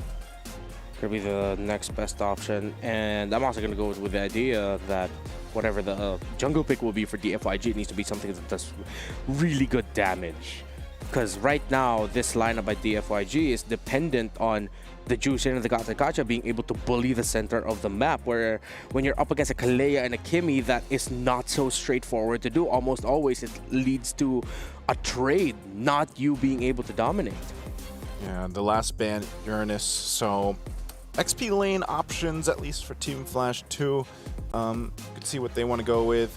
I don't know if they would actually opt for an Esmeralda themselves, but maybe they pick up their XP laner on this pick to see what DFYG wants to go ahead and form up for the rest of their draft. But no, they go the Hayabusa. They decided to take it away. Yeah. DFYG are really drafted into a corner. I think the last pick for Flash later could either be a Lapu or a Glue. DFYG might want to consider picking up a... As much as you guys say Granger, at this point now they might want to consider a carry even. Because you don't know what the EXP laner is. You want to play safe and make sure you have the right damage profile for it. This is really tough for DFYG. I still think Ling Granger at this point for DFYG. I think it's tough to go for the carry too, just because of the range of the Kimi. They go for the Granger, but the Joy, dude, against Kalea and Haya. Yeah. Too tough. Like, that's so much peel, and it's a good matchup for Hades already.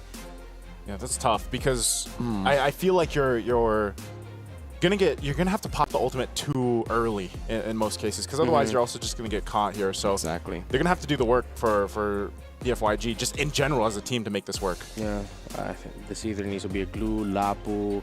No more Flash surprises, right? Like, it's okay. They can just go Edith too. I think the Edith would be pretty solid to set up for the Hayabusa. Locks the CC down as well again. Even the Badang would be okay in the... Yeah, Badang XP would be great. There you go. CC to counter the CC. Yeah, this is a fantastic draft by Flash. I think they played it really well. I think they were the ones to step ahead of DFYG in the draft. Yeah, this one I would have to say favorable draft for Team Flash. Just in general, they cover the damage profiles really well, but then they have so many opportunities to start a snowball for them. Yeah, if DFYG are going to be winning this game specifically, it's going to be one of those games where at the end of it, Mirko's going to go, that's why he's my GOAT to Super Ken. It's a very demanding game for Joy. It's Flash versus DFYG, Flash at match point. Let's see who will continue their lives here in this tournament. Thank you so much, Renmar, for the breakdown through our draft. Once again, ladies and gentlemen, it's me, Naisu, and Mirko to bring you game number 2. Match point right now for Team Flash after a surprising turnaround from game 1 where DFYG had the lead. Can they bring it to a game 3? We're going to find out here. Again, 2 interesting lineups, but you guys can let us know which lineup has the favorable composition for this one. We've shared our thoughts. Mirko, do you think DFYG, what do they have to do to make this work? I mean, their lineup is very specific on the plan. Oh. Whoa. Yeah, to answer your question, Naisu, they just got to be better. That's how they win. Right now, Hades has the angle. They're going to dive under the turret. Hades, Quad Shadow in the Shuriken too. Zed almost catching him with a taunt. But it will be Team Flash with the early prio in mid, and that puts Super Ken in a position to actually just walk by. Just like Redmar said, that's why he's my GOAT. He just jumps on in, you know, gets a retry off on the Lithwander after seeing all that action in the mid lane too, so makes that work. But you know, this is the thing. I've seen this so many times now.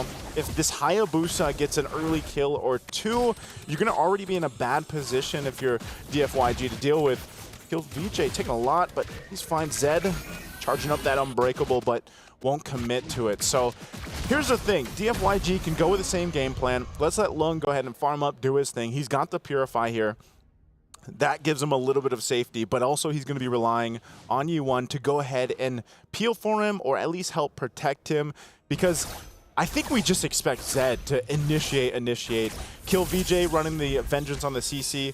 He'll kind of be able to go towards that backline of Team Flash, but the big problem is you just don't want to leave Lung alone, especially when a Hayabusa and a Kalea are in against you. So I feel like even more so, whoa.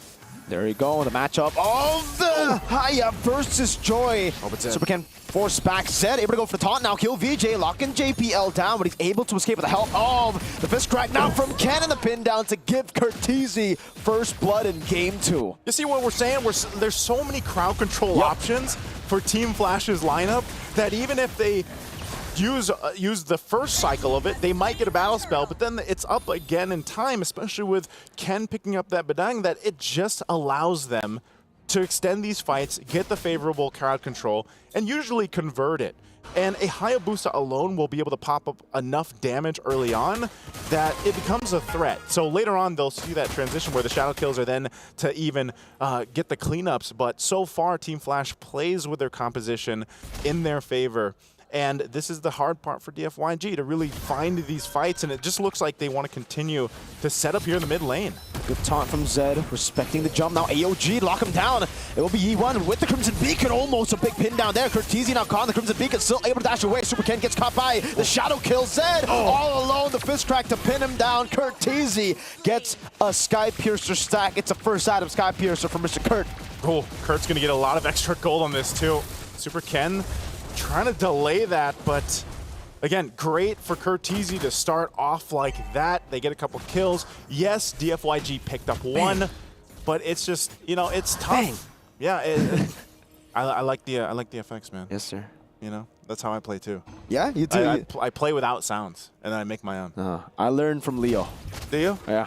Oh, yeah, shout out to Leo. I think he's going to be on his way shortly. Young man from the Philippines, man. Hey, Team Flash, yeah, they're just dominating through the early game, which I think we expected, Naisu. Yep. All of them kind of have prio everywhere on the map. The one lane that I would expect the Anfeng Yao Guai to have prio in would be the gold lane, but they just haven't been able to rotate towards it. Or maybe their goal is just to let Long farm, which is weird, because you want the Granger to be online. You would expect him to be double laning at this point of the game. That seems to be their game plan every single match, for the most part. He does great. Like, Lung does great 1v1. Oh, there's a jump in from Zed, forcing Vanix off. So he'll actually get some extra gold here at least. Nice. Goes, follows that up. Turtle's up though, so this is all for it. Traction Pulse, Zed, Tsunami Slam back to the turret range. Oh, and the Spear of Misery too! The punish for Team Flash, yet another Sky Piercer for Curtizi. Oh, that was well played by Vanix. The SOD to take the Cannon Minion and to teleport to them. Oh, that man. was clean. Oh! Ken with the pin again, and the fist crack heal. VJ can't move. Super Ken walks up, plays music, but it's just music to Flash SG's ears, man. They don't care. They get the turtle for free. Giving them music for that turtle take right now. Super Ken just going to get invaded though. Yep, there's no way he can escape from this one. Oh, wait, Hades didn't have the shadow kill. All right, Super Ken gets away, but Flash will capitalize, taking a few camps. I think the orange buff's gone too. Yeah, they're going to take a whole lot. Once they spot an opportunity to go ahead and delay Super Ken, expect them to do it. They'll take the orange buff here. It's going to go in the hands of Hades. A push, though, both sides of the map. So turrets, tier 1 on both sides going down. Conceal, though. Yeah, JPL walks up. Tsunami Slam locked them down. The Traction Pulse goes on E1 with the Crimson Beacon still not available. It's a free kill yet again on Zed. Man, how many times have we seen Ken just set things up for Team Flash? Now they're going to go for the tier 1, putting pressure here. Okay, goes for the pin on Keel. He's able to escape. Turret falls, and Super Ken gets the purple buff. So the Anfeng Yao Guai are just on the back foot. Like, at this point, they are hoping for what they did to Flash in game 1, but from Flash. They're hoping for a mistake from Flash. Little reverse card. Yes, sir. Basically, that's what they're going to have to hope for, because I think at this point, Mirko, like, you put all your eggs in Lung's basket. You have to just hope that he's able to go ahead and get the positioning in favor for him. But based on what we've seen from these fights already, Team Flash's lineup, like I said, it allows them with so many options to catch Lung. Once the Purify is down, you know, you still have enough tools in your basket to go ahead and put pressure on him. So really for DFYG, it's like, well, we really got to protect Lung. I don't know who they can even pick off here. That's the problem. They don't have much pick off, quote unquote, potential with this lineup. So Lung's going to pick up a Sky Piercer, but JPL. Fraction Pulse onto the back. E1 with the Crimson Beacon forward. Gets a Lantern Flare on Curtizi, but no one's there to follow it up. They're instead targeting Ken. Oh, the miscoordination. DFYG, that could have been an angle. Yep, and all this information to Hades. He's going to take the orange. He'll swing towards the turtle, so he's going to be there in time. Oh, okay, Super Ken popping the beats too. Oh, is Hades going to get caught? No quad shadow, taunt over, and it is a kill. Zed picks it up. Super Ken on the turtle. Hey, that's an angle for DFYG as Ken goes over to pin down now with a fist crack on 2 members. JPL to knock out one more time as Curtizi just goes at it. Blasting them in the back. SOD landing. Zed with the AOG. Defensively, Vanix takes the SOD. Gets shot by Long. Super Ken in the bush now. Walks back and forth. Escapes from the wall placed by Ken. Hey, good fight for DFYG. At least to go in and get the turtle. They punish Hades for taking the orange buff. I think Super Ken has had enough of that.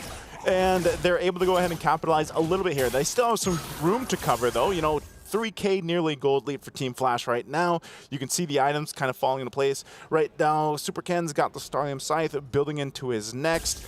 Lung is on his, he's on to the next. He's got the Sky Piercer, just recently had the Hunter Strike earlier on. And so that's the thing. He still has to be able to have his positioning in favor, but Team Flash kind of getting caught off there isn't something that's going to be too devastating to the lead they have right now. Again, they still have a lot of tools available to them to choose these fights. It's just that Hades got caught after taking that orange buff. So we'll see how they adjust to it. We're a minute away from the Lord here. DFYG trying to maintain as much as they can. And it's not too much. They've lost the tier 1 turrets. They almost lose this tier 2. But ultimately, for that Lord coming up, DFYG should be in fighting form. 2.4K isn't too much. Like, so far from what we've seen from the matches, you can still relatively fight into that first Lord if you really wanted to. You really can. I mean, we saw a 7,000 gold lead get turned around with a fight. We saw no neutral objectives for Team Flash earlier in Game 1, and they came back. So you can never really count out any of these teams now in MSC 2025 at the Esports World Cup. Hades, though, able to get the quad shadow, and he actually baits out the Crimson Beacon. JPL concealed. DFYG just respected, but again, Team Flash should be happy with that. They took an ult out with just skill 2 Haya. That's a big enough threat. I think they also wanted to get a Purify out before this Lord comes up, but they weren't able to, so DFYG holds on to those. A Holy Crystal now picked up for Super Ken. That's going to be big for his damage that he can pump out. Always seen this from the Joy too. If they're able to go for that backline or put pressure, he might look for Curtizi. If they can actually take out Curtizi, it'd be massive for DFYG, but JPL flickers on out. Traction Pulse, Long able to escape, kill VJ doing the same. Now back into the mid lane, battle for Prio, Vanix. So he's patiently waiting. Lord's still fighting for this positioning. Right now it's DFYG that'll get the favor. They're gonna go in. Yep. Oh, massive fist crack there. Tsunami Slam knocking him down as well. Slow goes in with AOG, will get JPL. In the back, it's Long getting the kill back on Vanix. A big mistake as Super Ken deals enough in the back. Kurt will get a kill. Flicker forward. Sky Piercer diff. Kurt with a triple. Now it's just the boy, the kid, Super Ken. Looking for the stacks. Has the electrifying beat. Needs to be clinical as that's giving the quad shadow forward. Super Ken gets the kill. Now on Ken he goes. Immobilization. And it is an unofficial maniac for Curtizi. Man, I thought they would get a chance to get Kurt down too, but Kurt is too locked in from Game 1 and now Game 2. 8-0-3. This was a fight that broke out on 2 fronts. Long gets space, but then has to go ahead and dodge all of this. Kurt goes forward. He's like, I got the flicker. I'm going over the wall. I'm going for Long. Takes him out, and then they go forward. So now they've got control of the Lord here.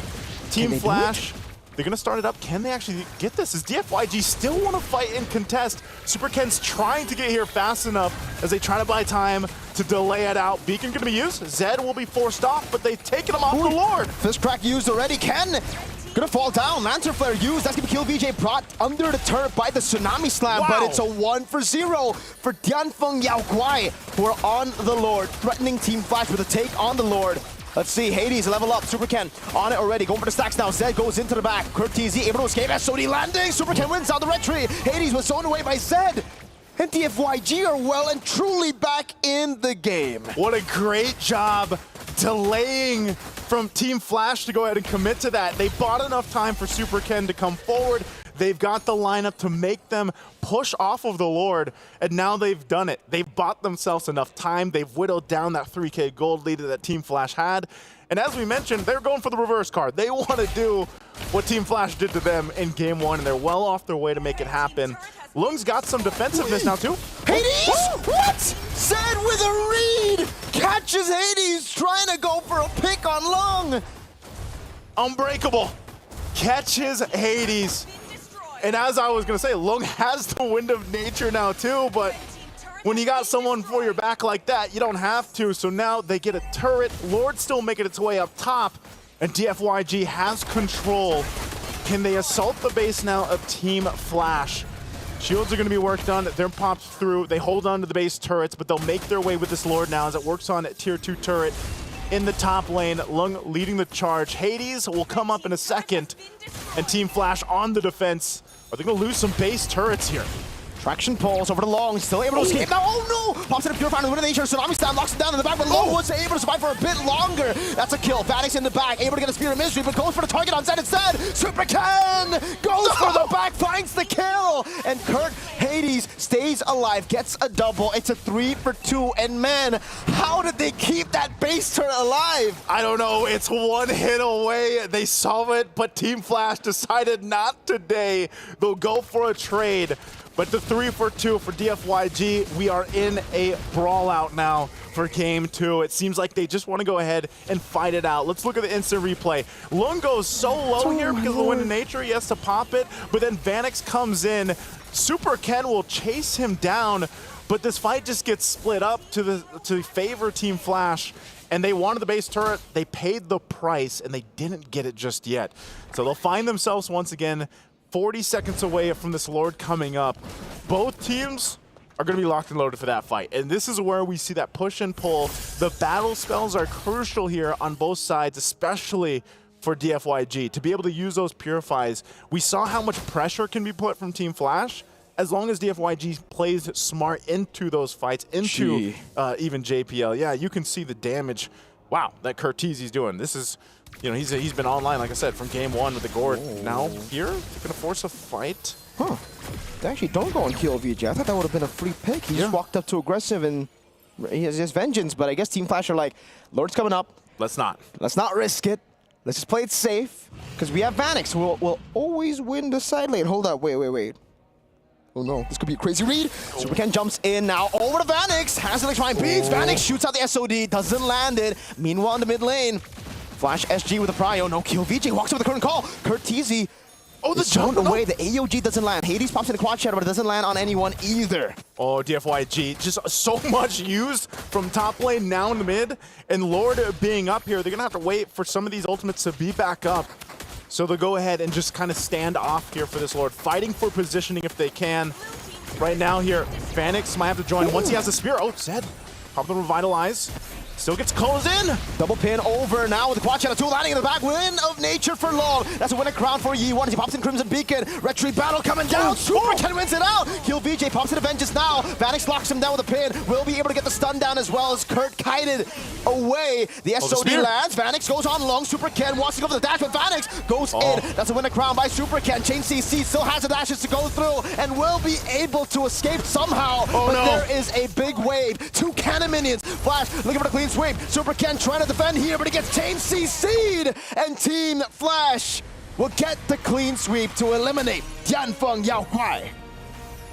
Again in a flash, Team Flash will turn things around off of a fight to take the sweep here.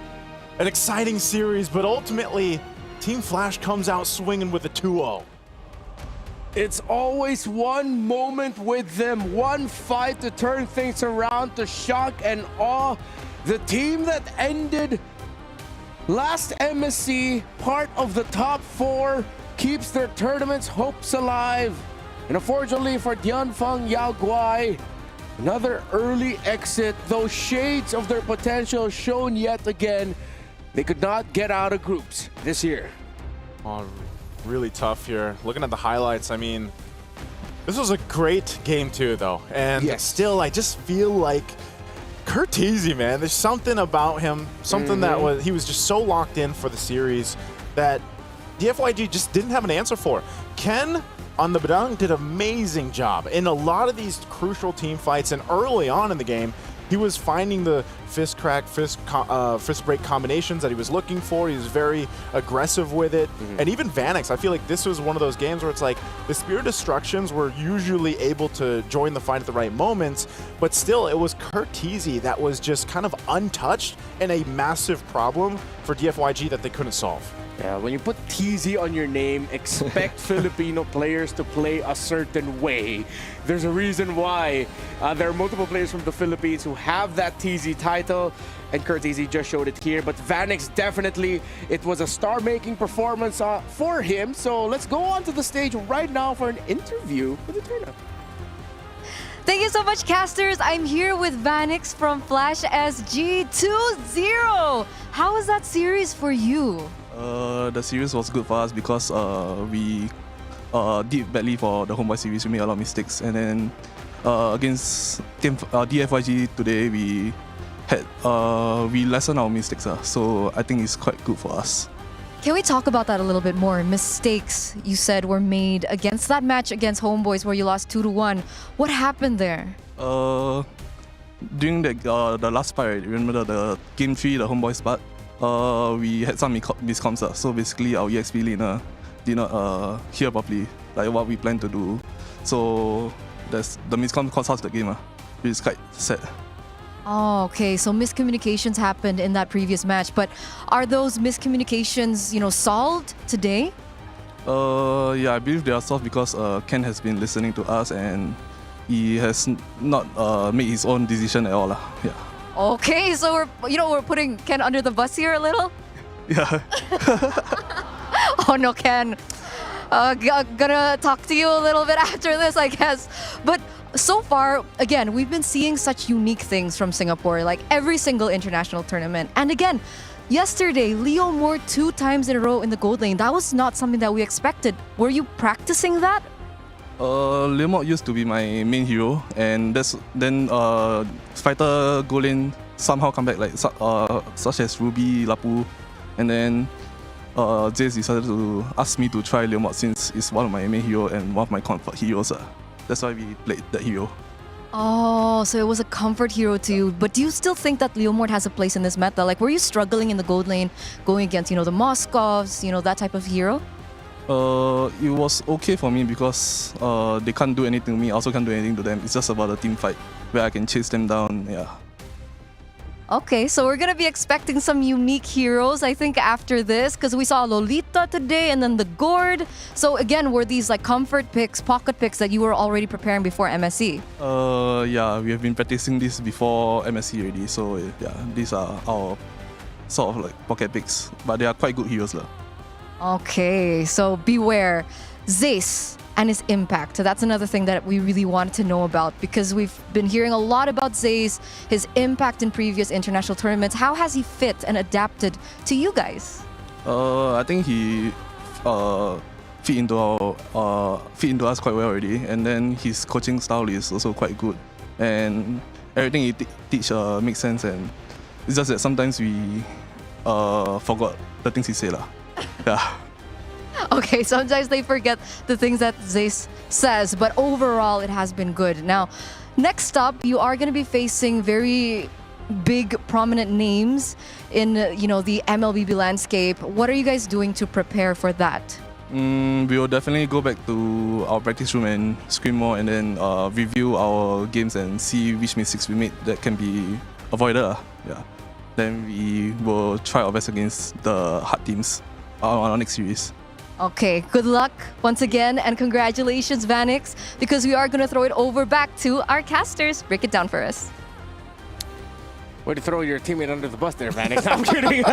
But it's, I mean, good. I love it when we get to hear these moments where teams are really more vocal and they open up a little bit more about the specific things that they need to work on. We got to see it, so it wasn't just all speculation now. Now it's something concrete. And yeah, you could see it here. Team Flash in this series against Yanfeng Yaoguai were an absolute unit. And yeah, looking back, Ken didn't overstep. In fact, this Badang game from him was really good. Yeah, I think he definitely, you know, got his redemption this game. So even though he was thrown under the bus, maybe he just does better on setup heroes over, you know, a Masha that flickers in. Yeah.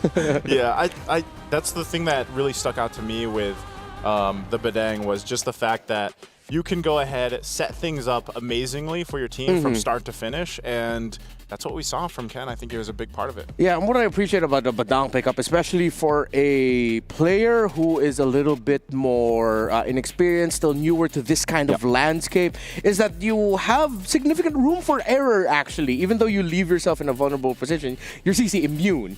And even if you miss your combo, at least you force something out of the opponent, like dashes or flickers. So a lot of room for error when using a hero like Badang. So maybe we do get to see Ken from Team Flash use heroes, more heroes like that. Now I think though we're seeing that Team Flash little by little, because of their flexibility, their ability to now play Leomord gold lane, fighter gold lane. I feel like maybe Vanix may have over-teased a little bit of what to expect from his picks. Now you're seeing, based on the performance of Curtizi, it's a triple carry team. You have 3 members of their team that could just absolutely carry. Yeah, I love the fact too that not just bias for the gourd, but like Curtizi brought that out, because now I feel like it is a actual considerable option, because we've always been talking about the mid lane hero picks, and now you've seen it in action, and it works really well with certain compositions. Yeah, finally it's another mid laner that we can actually play here, because with the Zetian not doing too hot in MSC 2025, we've been kind of at like a very weird stated mid where it's just the same heroes over and over. It's Juicin, if it's banned out, then you see the Farsa, Kidney, and then if it's banned out, then you're like, all right, I guess we don't have any more picks. Now we have a gourd, so there you go. If you want to play pure front to back, hey, that true damage, Hoyerts. Yep. Our Sony match MVP is a lot of options on the side of Team Flash. None other than Vanix. Of course, we got an interview with him. Great Moskov play. And yeah, his decisions of when to use the Spear of Destruction. It was the top side engagement. And then after the major objective, able to throw that out, hit, I believe it was Super Ken in the orange buff.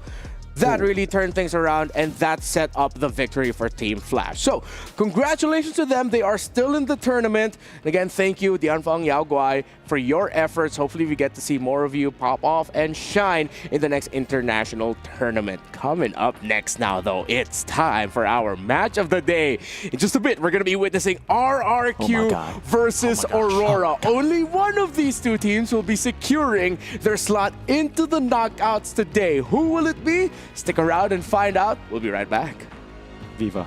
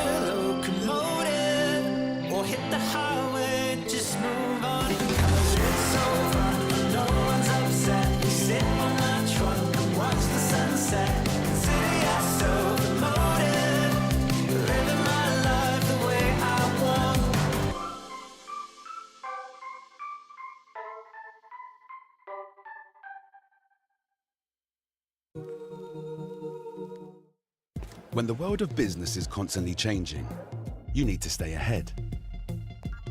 So what about AI to generate new possibilities? Machine learning to predict what customers will like. Or expand your business by forecasting delivery routes with real-time data.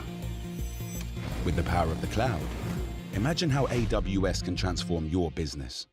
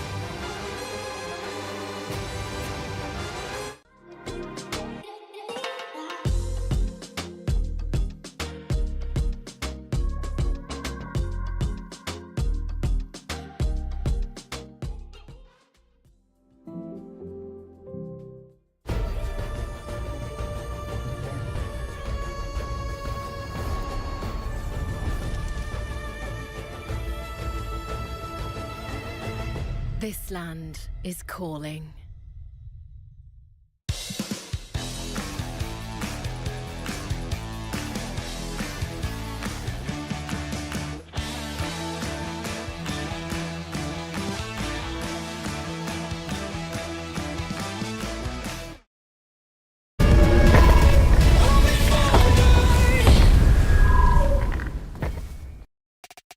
We don't have to wait long to witness our match of the day. RRQ from Indonesia versus the champions of Turkey in Aurora, who took down the reigning world champions Onyx Philippines to get to this point. Welcome back to MSC here at the Esports World Cup. And if you want to witness the action for the knockout stages, don't forget to get your tickets over on webook.com. We're here until August 2nd. Knockouts begin July 30th. And you'll be able to join us here at the Boulevard in Riyadh, Saudi Arabia at the Esports World Cup. And remember, it's single elimination for our knockout stages. Wow. So you want to show all support that you can give to your favorite teams. Still here with Naisu and Mirko. And to say that we are excited is an incredible understatement. Yes. Yes, we are very excited for this matchup because, yeah, I think a lot of people, they were excited after seeing what Aurora did here. I think that was very impressive. Yeah, I mean, the fact that they were able to beat the reigning world champions in Onyx Philippines, it sent shockwaves through everyone, the whole groups, maybe even different games. They felt it. They were like, whoa, what's going on here? They definitely heard it. They definitely did. We were yelling our brains out. Lungs out. No? Both. Yeah. Body parts were being yelled and activated. You see there, of course, Coach mastered the basics. Apex 47 was very vocal about how Coach MTB and Dexstar have just reignited and reinvigorated the team because they helped them, all puns intended, master the basics. Wow. And it's scary to think that that's all it was. And then suddenly, next thing you know, Rosa, who's been always known for like support types or artillery mages, range is going up close. This is Selena. Apex 47 has looked very good. Yes. TNZ even has now launched himself as an all-star jungler. The Turkish Trigger Man and Siggy, bro, Aurora, they suddenly have just skyrocketed. I think because Aurora alone, like in these individual players, were already impressive. Like so many people around the world knew of them, and then comes in, Master the Basics, and Dexter, and they I feel like just refined them somehow. You know, like that's kind of what we've seen. I can't wait to see more. I think TNZ, I don't know if he's statistically right now the best performing jungler for MSC, but I'll tell you what, he had a hell of a performance, and I would love to see him replicate it here in this matchup against RRQ. He's always been this, you know, figure, like a shadow figure that's been lingering. Like he's mechanically been amazing. I remember in ISF as well, seeing him almost beat Malaysia at the time. Prime Malaysia, by the way, was crazy. And he was on the joy. He was swapping 3 items here and there with Rosa too. So in the past, we've already gotten a glimpse of what they could do. It's just now how they have mastered the basics. I don't want to keep on putting it there, but it's true. MTB has literally helped them master the basics and play the fundamental style, plus the style that they already had before. Yeah, and it's surprising to me because for Aurora, I thought a lot, like heading into this, I thought so much pressure would be put into Lunar to sort of replicate how Edward from Aurora Gaming Philippines would be playing. But no, Lunar has essentially just turned himself into a roamer. Apex 47 juggles that. And usually, yes, Lunar is the one down. But it sets up Siggy Boom's unique picks. They played Ixia and even Ruby in the gold lane. So that alone just shows how flexible they are in terms of their hero picks. I like that you brought that up because in the past, we have seen that Apex 47 does better when he's the second initiator, not the first one. So you want to have a layer of initiation before you get Apex 47 to land a big pick or a big implosion like in the past. In the past, it was Alien, but it's kind of like Alien wanted to carry a lot of times. Now, Lunar, he's very selfless in the way he plays, dude. On the Phobius, he just jumps in and he says, all right, I'm going to die. You guys need to get something off of my death. He is so selfless in the fact that he will literally just die for the team to get a set. And it's beneficial, I think, for the most part, against Onyx Philippines. Yeah, so if you have on one side Aurora, a team who has, in their own words, again, remastered the basics and have just launched themselves as one of the best teams in the world, it looks like now they're going to be going up against a team who are very well known for following a very certain textbook, lest you feel the wrath of a very textbook man behind the scenes. RRQ and their coach, KezQ, serves a very good contrast, and maybe it's sometimes even a bit of an equal footing to how the Aurora playstyle has shined so far. Yes, Sutsujin has mainly just played the utility junglers, but we've shown that the options for assassins are there. RRQ is looking on track to reclaim the long-lost glory that their team was once known for. But earlier, as you mentioned at the top of the day, Mirko, it's like they were up against Area 77. We didn't get to see much of them just yet. I think that's a great point that Mirko brought up earlier, because this, for a lot of people, will be like that first, not to take anything away from Area 77, but this will be like a big test to see just what RQ has for MSC groups, because of the fact of, especially now when we come into this matchup after what Aurora from Turkey did, this is a phenomenal limit test and just kind of an opportunity for both the teams to show that they don't just have the fundamentals down, that they do have these very specific play styles. But this is the true test, I feel like, for the group stages anyway, and that's why it is such a good match of the day that we have here. Yeah, I think, again, when it comes to RRQ, that systematic playstyle of theirs that was seen in the regular season, was seen in the group stage of the SPS Mobile Masters. That's why I have so much confidence in them in the group stage. Like, this is a team that just demolishes every single group stage. Even in M6 with a different lineup, when Skylar was still there in the gold lane, they went through 3-0 on the Swiss stage. They didn't really have any problems with anyone. Yeah, they're really good. They're really good at group stage when there's no pressure. Let's see, though, now. Again, no one between these two teams are going to be eliminated today. It's all about qualification. Only one of them will be securing their knockout slot by the end of this series. I want to refocus all things onto the jungle. Again, it's an unexpected clash of styles, considering that Sutsujin has only played the utility so far. But now that they're going up against a team like Aurora, do you guys think that RQ might actually use that as a means to sort of rattle an assassin-heavy lineup? Because that's always been one of the strengths of the tanky fighter junglers. You can actually rattle opposing assassins that way. Yeah, I think it's great. This is what I meant. Like, we're actually going to see really how far that limit of the styles go, because who wouldn't want to see a utility styled jungler go against maybe more of an assassin jungler? And I think we're in that perfect forming of the meta where that is still possible. We've seen it already in the previous days, and what more so in the hands of these two junglers. And I think even in a case, what if we end up seeing Tienzi also be in a case where he adjusts and plays something a little more utility, or again, if it's just completely a contrast between our two junglers. Yeah. So, for RRQ, let's see if we'll get to see Sutsujin bring out some assassins, or if Aurora will just... Sometimes we even see teams like not care about it. It's like, oh, go ahead, pick whatever you want, because we control a lot of the map. I think because of the matchup that we are about to witness, this puts an insane amount of pressure on Apex and Rosa and Edok and Rins. It's about that mid duo for sure. Again, for in Indonesia, RQ are kind of known for the shot calling of Rins and then the playmaking of Edok. It's something that's kind of weird, because usually you would see the latter. You would see the roamer make the calls and the mid laner be the one to carry. But for RQ, that's been the case. So two members that you guys need to put your eyes on, especially if Sutsujin does get the utility jungle pick, would be Edok on a playmaker set hero or pickoff, and Dyron on a straight up just carry. That is their strength in the regular season of MPLID. Their strength all the way to the playoffs that unfortunately they weren't able to utilize against Onyx in the final game of the best of 7. Yeah, let's see if we'll be able to see just that, because again, we've seen a whole lot of great things coming out of Aurora.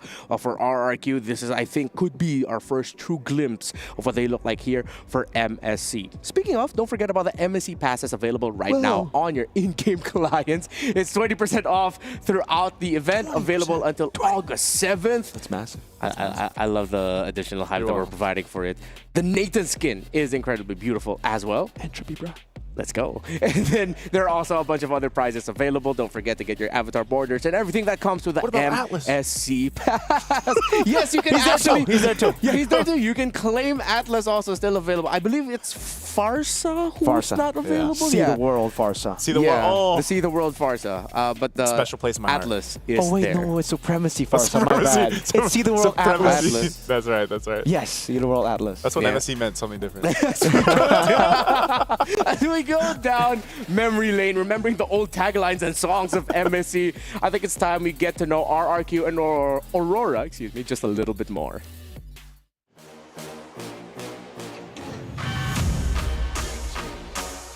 Nggak merasa puas juga sih, cuman seneng aja. Ya kalau setelah menang dari area 77, kita tentunya rasanya seneng, tapi kita justru malah pengen latihannya lebih lagi lah. Jadi kita belum merasa puas, kita pengen menang-menang terus pokoknya nanti. Aurora, you are playing this perfectly. So good. Ya, kalau confident tentunya kami tetap confident 100% buat lawan siapapun ya, nggak cuma Aurora. Kalau yang gue lihat di match Aurora lawan Onyx ya udah nggak kaget sih kalau Onyxnya kalah, soalnya Auroranya menurut gue pribadi juga emang jago. Terus di momen kemarin gamenya ada beberapa momen yang Selenanya Rosa make play lah, jadi makanya mereka menang.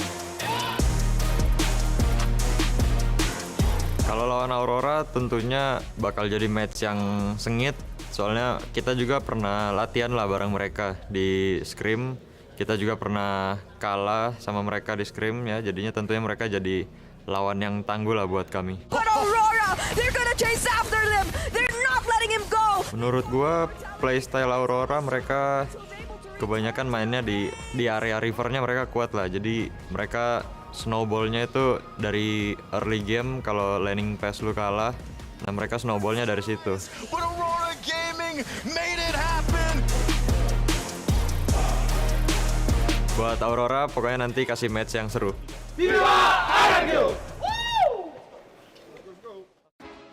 To add more onto what Susijin just mentioned about how Aurora plays, I want to call back to the interview of Carl Teasy after their victory yesterday. He was asked which teams does he want to or not want to go up against, and one thing that really stood out, he said, I wouldn't want to go up against Aurora. They're really annoying to play against. Like, the fact that they're already getting acknowledged by Carl Teasy in that way, and then with everything that everyone here in the Esports World Cup at MSC has been saying, they really are just a terrifying team. I think part of that too is, again, when certain, coaches go around to these different teams from the Philippines and everything else, they impart the knowledge that they know so well amongst the Philippine teams, and that could be something. But if you already have a strong team that has great synergy, a great play style themselves, and you just help kind of refine that a little bit with the extra knowledge that they have, this is the epitome of that. Like, that's what we're seeing from Aurora so far, and I think that's why everybody really respects them in the matchups and maybe don't want to face them until the knockouts. Yeah. Despite, again, a lot of players saying they were not surprised that Aurora beat Onyx Philippines, I myself was kind of surprised. Despite the fact that I kind of knew as well that they were doing really, really well in scrims, but we know how it has been in the past as well. Teams do well in scrims, and then they just don't do well on stage.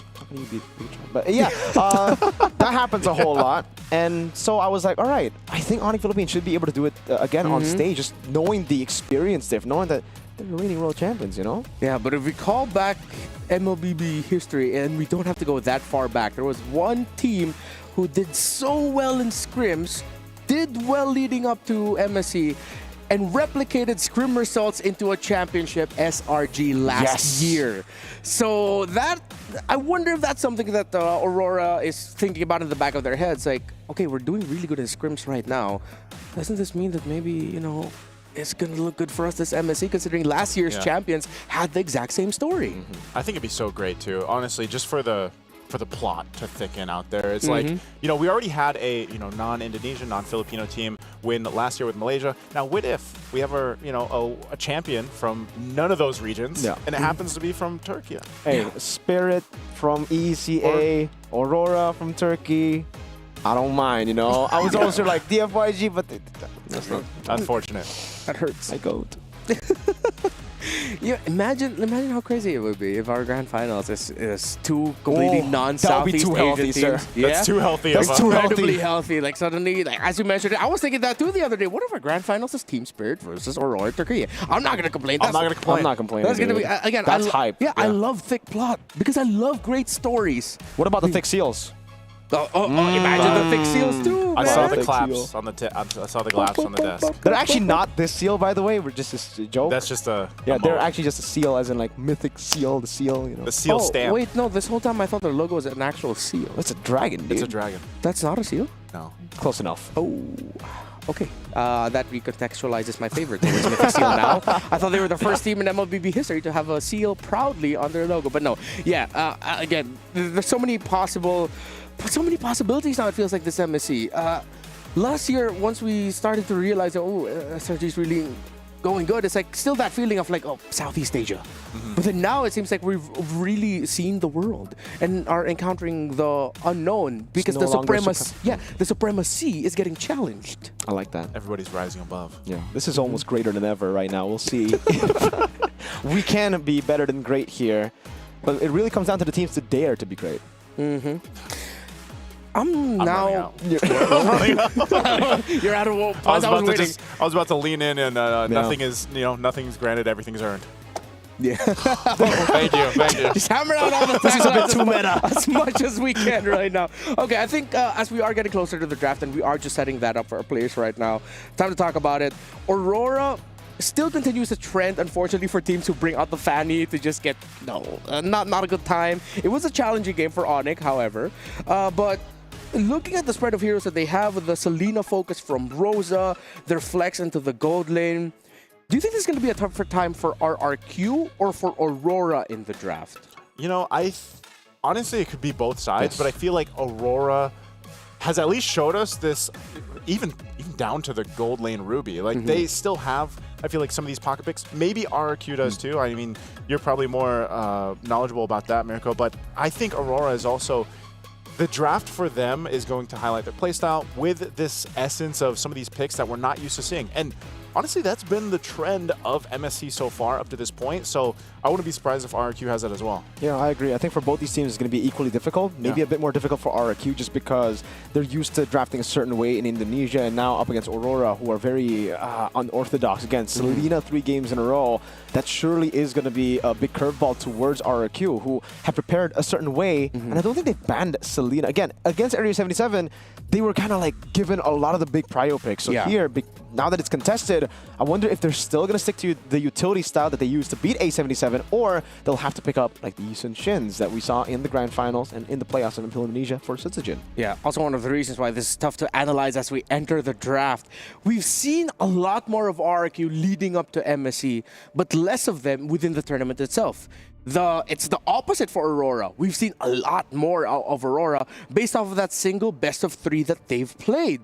So to ask if which one of these two is the more mysterious, difficult to answer. But let's see how the draft will get answered by two coaches very well known for just some drafting prowess and master the basics and Kescute. Lancelot, I think because of yesterday, Lancelot becomes now one of the priority bans of the tournament. As LaFell said, Lance too much. Lance too much. Wait, this isn't the first time he's been banned, right? No. Okay. I was like, at the earlier days of the group stage, I was like, there has to be some point when Lancelot starts being banned for a lot of teams that are dealing with this. And I think this changes the course of it too, because we have to go ahead and consider the fact that RRQ, as you see, will expend some more bans towards what we've seen from TNZ. So this ultimately will leave open other hero options that have usually been banned out, and they can go ahead and play into that. You can see for Aurora, they take out the Clea, the Arla, and the Wanwan. First pick for them, I don't know, do they just go for the Farsa if it's open? What else could they? A Phovius too, Jushin? since we've seen, the Jushin. There's just a whole lot. The Baksha being the last ban from RQ. Yeah. I think this is what you get when you have two teams who have potential like flexibility and surprises, that so many power picks just get opened. Yeah. Yisun Shin up for grabs here. Aurora, they really like the Yisun Shin in the match against Onyx Philippines, so let's see if they want to pick it up here. Fun fact! Yeah, Toy Rins and Susujin still has not garnered a death in this tournament. So in this in their previous series against Area 77, they did not garner a death, and they walk into this still with 0. YSS, Aurora immediately going for a comfort, and Kimmy and Uranus are the power picks that RRQ get back. Super quick response. Like, this was Very super fast. quick from RRQ. They knew the Yisun Shin was going to pop up, and they go Kimmy. Uranus has been falling off recently. Like, what was the win rate on it? Did you see it? I remember Cram playing it. It was...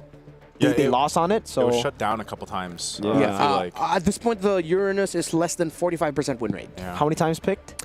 A lot. Oh wait, no, this is also considering the numbers from wildcards. Yeah, so just a total of 7 wins. This is so fast. They went with the Ruby again, and then they pick up the Selena. So Aurora is just going for some power picks that they showed us previously. How do you think this will work out? I think it might be a bit too honest from Aurora, I'll be honest with you, because RRQ, they've already picked up the Uranus. I think this was planned by Kescute to beat out this Ruby Yisun Shin. So There's no real burst right now for Aurora for the Uranus. There's still burst, obviously, for the squishy members. Yeah, obviously when you have a Selena, one of the conditions, as acknowledged by Susujin as well, with Aurora loving to play around the river, is if you can get some very early kills on that Selena, that's one condition checked. But even more so, considering you're playing up against a Yi Sun-shin, it does take time.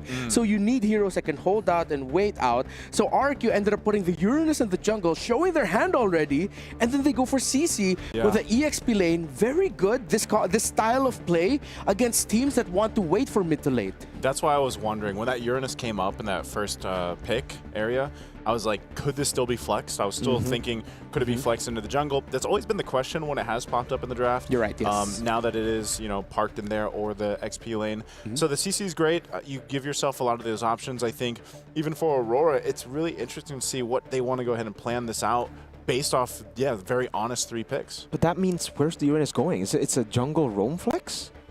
I think it's just mainly jungle. Yeah, jungle. So it'll be jungle. Jungle, you're... so it's different. On one side, you have a lineup that can actually highly invade, while Aurora are just looking to make sure that the Yi Sun-shin can farm properly. Okay, so what's going to be the gold lane then? The Angela gets banned out. They want to take away the Uranus-Angela combination away. RQ. That would have been disgusting. That would have been, crazy sustain. And again, Aurora kind of are pretty bad against that sustain right now. They don't really have the insta burst. And I think this is a new take on the CC. Either it is a read into like Aurora wanting to go for tankier picks later, or it's a new take on the CC of just like you tie people up because they're all melee. It's going to be very hard for them to get close to the Kimi, to get close to the backline that obviously they are setting up for. And yeah, they are just going to ban out Gata and Hylos. 2 picks that you would usually leave open when you have a CC have been banned out. So again, new CC style.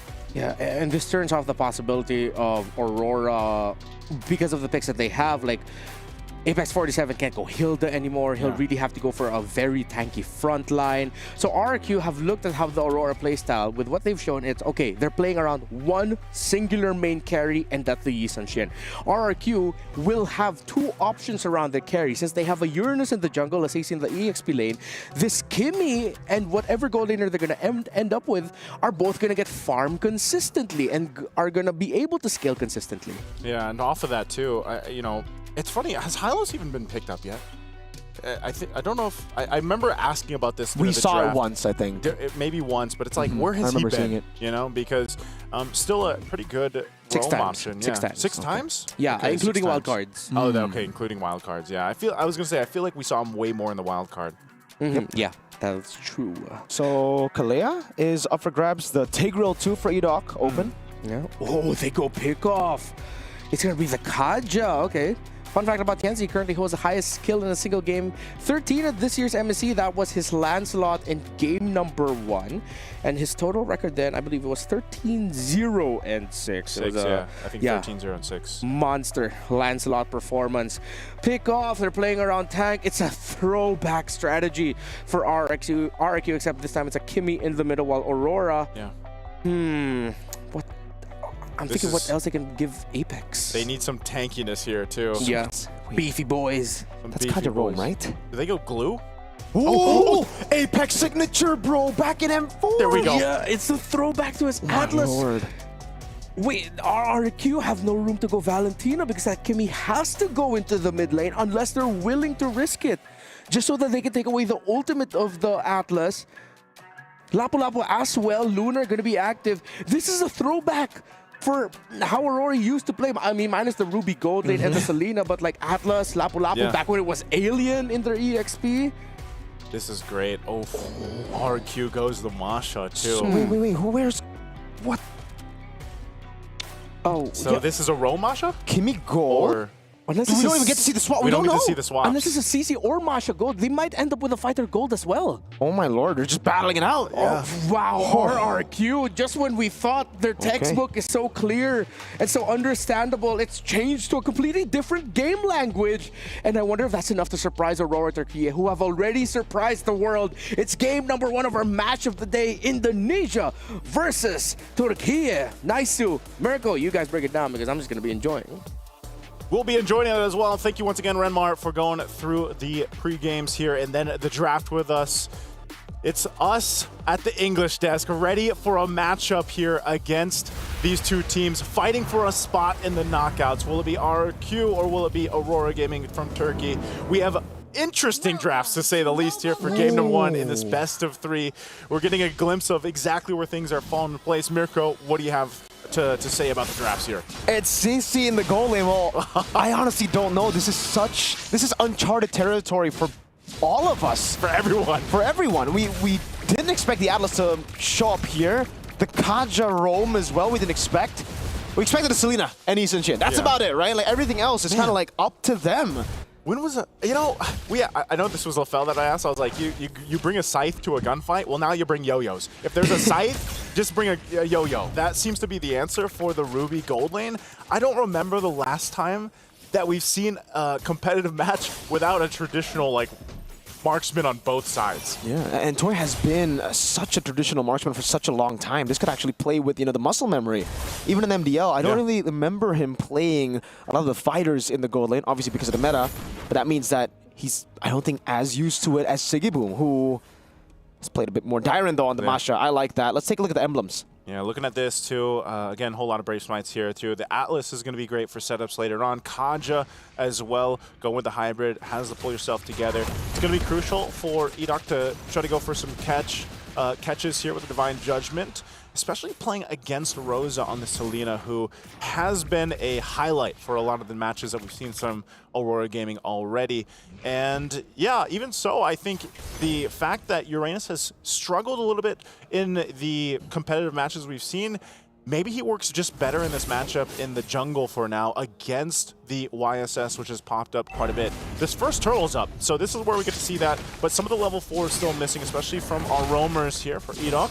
But they're going to force it anyway. Yeah, Luna with the Bravest Fighter. Let's give it the arrow landing too. First blood to Rosa. Free turtle to Aurora Gaming. Great setup early on. Again, it's Rosa with these abyssal arrows. You got to watch out for the traps too. That gives them information to go and put pressure on the buff. Is it going to be a response? Curtain call. Good flicker from Rosa. Aurora just outplaying RQ in the first 2 minutes of the game. And RQ are already on the back foot. Gives himself a nice little bit of a lead to work with. Nothing too crazy though. RQ definitely is a lineup that wants to also wait for Edok to have that level 4. Divine Judgment is such a big component to making this work in the early game, because if you look at the heroes that they have, man, there's not that many. Like, to make something happen in the early game. Whoa! Solo kill! Oh, Dyran with the flicker out. Lunar might just be dead. Thunderclap in! Solo kill for Lunar! Up top against Dyran. No flicker. Sutsujin walks up now, looking for the kill already. Apex 47 getting the damage down. Seeing him, Lunar staying alive, but will fall to Sutsujin. So at least it'll be traded back. Well, that was interesting. I mean, that was crazy from Lunar to actually be able to make that work too. But again, all this, Mirko has brought them a nice little comfortable lead, 1.5k ahead up to this point against RQ. It's going to put them in a good position for the next objective. But now that level 4s are available across the board, this is where we start to see some of the setups in the mid lane. Apex? Okay. Oh, they're just going to force him off. Apex will take some shots. He's tanky enough. It's been a while since we've seen an Atlas in play, but you know, again, tanky enough. It's funny because sometimes you also get to see the focusing mark Atlas or the Kaja, but this time not. There's an arrow though.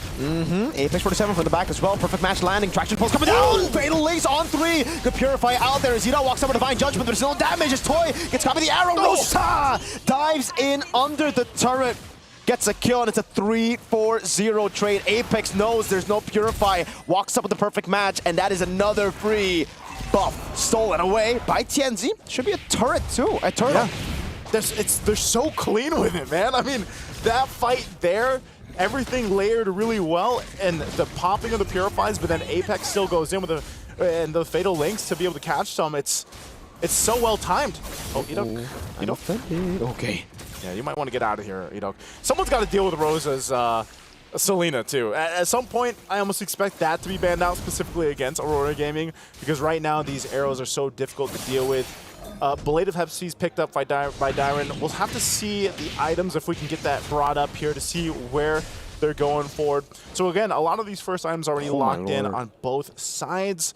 But yeah, man, there's a big lead starting to build up here too. Even in the gold lane, 1,000 difference between this matchup that we weren't really expecting here. No conceal, no purify on board. Fatal links onto now the mounted shocker too. Beautiful combo by Apex and TNZ. Can I just say it again? It's so clean and out.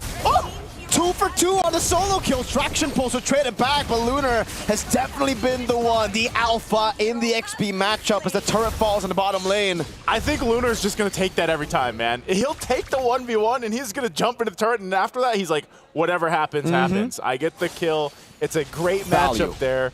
Yeah, value, because look at this. This is all value for Aurora Gaming. 5,000 ahead. There's the pull, but Apex just doesn't care. Yeah, no damage yet. No, Davis doesn't even get it. Dyron with the flicker forward, gets a thunderclap down. Rosa caught on the bad spot now as Dyron looks for another reset on it and gets a double. Mounted shocker by TNZ, gets a kill back. That's him unstoppable. Edok, no divine judgment as TNZ utilizes the traceless back. Again, at least RRQ's able to fight back, get something off the divine judgment. I almost for a second thought Apex 47 wouldn't go down. A little bit of action here, but Sigaboom's not going to be able to catch Sutsujin at all on this Uranus unless TNZ has something to say. You're still tanky enough, but I don't know, man. You're falling behind. 3 levels now difference between the junglers here. TNZ 5-0-2. This is what we saw in his Lancelot performance. Now he's doing it even on the YSS, and they're going to have control of the third turtle of the game. RRQ, I don't know if they really want to fight this, if they want to contest it, as it looks like they're just going to let it go. They've got the information, but Flicker, Divine Judgment, damage coming down as well. Retraction Pulse knocking down. Apex looking for the backline as TNZ gets the turtle for free. Curtain call there. Sutsujin is able to escape with the Consecration. Gets thumbed up by the Abyssal Arrow. Fatal Links brings him back. Lunar gets the kill. An all-out win for Aurora. Great job. Dyron, though. Thunderclap landed on Lunar. Apex 47 pops in a perfect match. And that's about it. Yeah, that's all they're going to get. You catch Sutsujin with those Fatal Links, and man, he's just going to lose more of his jungle. You know, this orange buff is up. I'm not sure if they were going to go ahead and make a play from that, but Lunar's definitely just kind of waiting there to see what happens. You can see the difference, too, in terms of gold for the junglers. Yeah, 2.5K ahead right now. And I think this is just going to solidify more that the Uranus is struggling, man. He's having a really hard time. When we saw he was going to be such a strong, definite pick throughout this. So struggle for a while for Sutsujin. Going to have to rely on the team to catch up. Especially, it puts you in a weird position where it's like we don't have this traditional marksman in the gold lane that we can like hopefully bank on later. I don't think a gold lane CC is going to be that. So it's like, then where do you shift your focus? Well, maybe it's got to be Dyron to be able to, you know, clap down on someone later on. Rins possibly as well. But it's just a very interesting lineup that isn't what we're traditionally used to seeing here. As you see, Dyron's still going to be up top. They're going to fight for this purple buff. Apex. Oh, Apex. Look at the flank with the conceal already. Purple buff taken away. Sigaboom with the I'm offended. Now over to Sutsujin. A full burst down. Pops in the Consecration. Traction Pulse doesn't land. Apex 47 now caught. Oh, gets cancelled. Divine Judgment locks him down. Fatal Link still comes through though, and that's a damage from Lunar. AOE plus the trap. It'll be traded back as Dyron walks up and gets the kill over. No, it's Rins who picks it up. Rosa lands the trap and the arrow. Purify out by Rins, but he is in no man's land. Rosa gets the shutdown. TNZ in the back finding it. Now it's a double, and Aurora have wiped the Kings out. I gotta say it again. It's so clean from Aurora Gaming. The timing, the windows, it's all falling into place. Let's look at the instant replay. I mean, Apex played cat and mouse for a while, goes in between the tier 1 and tier 2, but he's like, guys, I'm gonna go in. He gets Divine Judgment, but the team is so synced up that they go in and follow through anyway. Even for Lunar to go ahead and stall this out, Rosa lands another arrow, and then TNZ swings forward. This was such good communication and synergy that has been showcased time and time again from Aurora Gaming.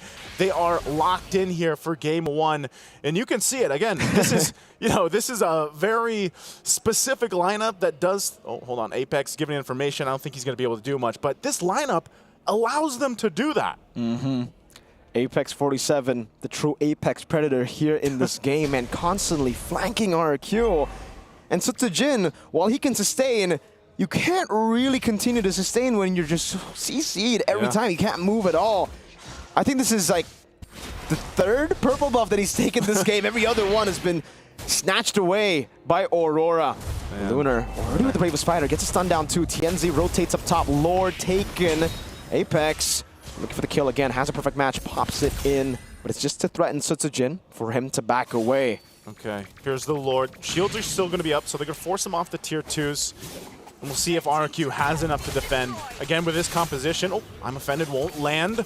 Keep trying to keep it together. Apex 47 could start up a fight. He does have Flicker, but I don't know if it's going to be worth it. We've seen too many leads get turned around, and Aurora Gaming knows this. This is what we've been talking about. I know, all pun intended, mastering the basics, don't want to overextend it, don't want to throw the game here. And so they'll just get what they can. Shields are popped up in the mid lane. They'll continue to focus down the next if they can, but not forcing it. Now for RRQ, if they want to somehow, some way turn this around, it's got to be on their own. Maybe it's a divine judgment. Maybe it's that traction pulse that finds a couple members of Aurora Gaming. But do they have enough damage to follow through? I think a lot of this is, now you see the BOD picked up. Look at that. From Dyron, but that is that question. Looking at the damage meters, man, it is so far behind. Yeah, oh man, 4 members of Aurora before you get a glimpse of Rins on the Kimmy. And you got to understand that for most of these picks, especially Rins and Dyron, they have to scale a bit more for them to actually deal damage. If Aurora had like a 14 or 12k gold lead by the time that happens, I don't think it'll be enough to come back. Yeah. Sutsujin finally getting his buff again. TNZ's been level 15 locked in for a long time, so Sutsujin's still playing massive catch up here.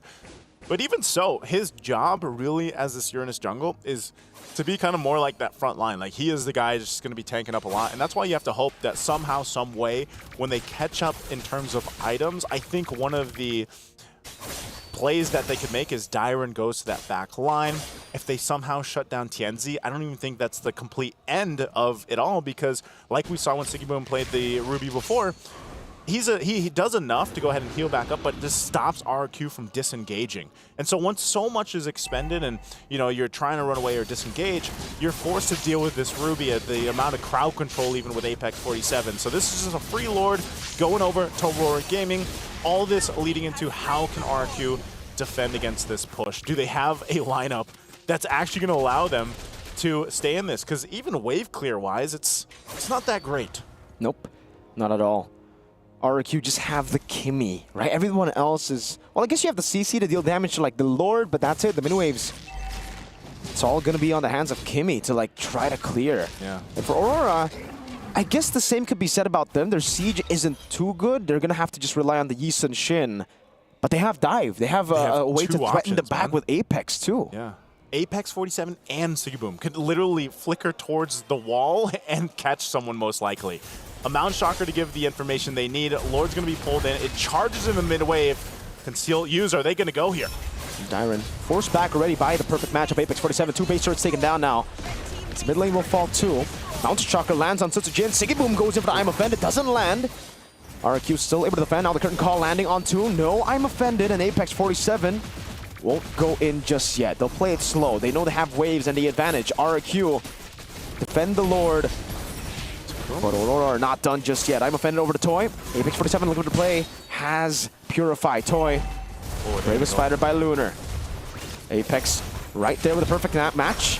Lunar actually diving in a bit too deep, getting chunked. That's a Divine Judgment over by Apex 47. Fatal legs! I'm Offended at the Mountain Shocker. What a combo by Aurora Gaming. Dyron jumps in the midst of it all, but cannot deal enough damage. 2 members of RQ falling. The arrow not landing. Sutsujin still standing there. Siggyboom goes over to I'm Offended again. What a combo. Rins free hitting, getting the immortality. TNZ looking for the base. Lunar taken out. Rins getting rid of the minions. Toy still there as well. Apex right there. I'm Offended by Siggyboom. Locks him down. And it should be GG for game number 1. TNZ gets a double. We'll have to wait for the wave up top. Destroying the base turret to win this game. 2 seconds on EDOC. I don't think they'll care. Aurora take game 1. And there you go. A dominant game 1 for Aurora. 12k gold lead towards the end there. Interesting drafts, but Aurora Gaming comes out on top for game 1. At this point, we have to accept it. No team in the world and in this tournament right now is playing and drafting like Aurora Turkey. RRQ Hoshi tried to show that they can dance to the same tune, but they just kept tripping up on their own feet. As Aurora have brought us back to the past, shades of what MLBB was like back then, with like pure funnel into the center of the map. Man, it was, I guess, this is amazing, by the way, from Lunar to be able to get that, but I guess the answer still is, what do you bring to that fight with the Scythe? Because so far, Sigiboom has been uncontested in that gold lane.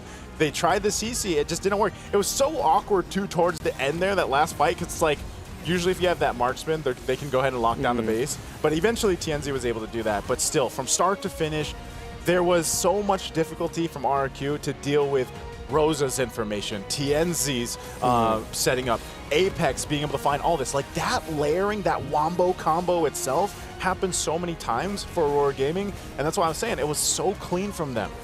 It was too clean for RRQ to handle. And again, when RRQ thought they had an ace up their sleeve, you see the Atlas come in, and it was literally just a perfect pick here to deal with whatever RRQ was planning with. Because again, Uranus, the reason they picked it up was because, all right, we're going to sustain through the initial burst of Aurora's comp and the kind of like lack of full burst power. But if the Uranus just stays in place, everyone will get the hit on, right? And like that's what the Atlas brought to the table. The threat of them clumping up together and getting brought into a combo and none of them moving. Yeah, it's unfortunate because RRQ, with their last 2 picks in the draft, it felt a little bit off. There was something there that could have just been different, but then you could also say just Aurora just answered it really well. If you look at Aurora's composition, you see pure laser focus in supporting every part of the map for TNZ. Yes. Hypothetically, this could have just been 2 dead side lanes and just all action in the center. But RRQ ended up picking up the Masha, which sort of like shifted. It was like their way of saying, we're not fully confident in just the Kimi alone. So we needed some sort of other carry, but the Lapu Lapu just could mess up the Masha so badly in lane. It's not really the best of matchups for the Masha, dude. Like up against the Lapu Lapu, Masha needs to just survive in lane. But when you're up against such an aggressive XP laner like the Lapu with a crazier power spike than Masha level 4, under the turret, he wasn't safe, direct. That's a good example of just how I feel like impressive Lunar has been. Again, we saw so much of the Phoveus. Now we get to see him on the Lapu. So I think even other teams, when they're seeing this, it's like, man, we really got to be able to actually hold our own against this. Because the way Lunar is playing it sort of reminds me of little shades of Sanford. You know, like very aggressive. He'll take those 1v1s and win them, even if it means afterwards he's probably going to die. Because what that is doing is it's sending other members of the team to go deal with Lunar, you know, to make sure. So then it opens up the other side of the map.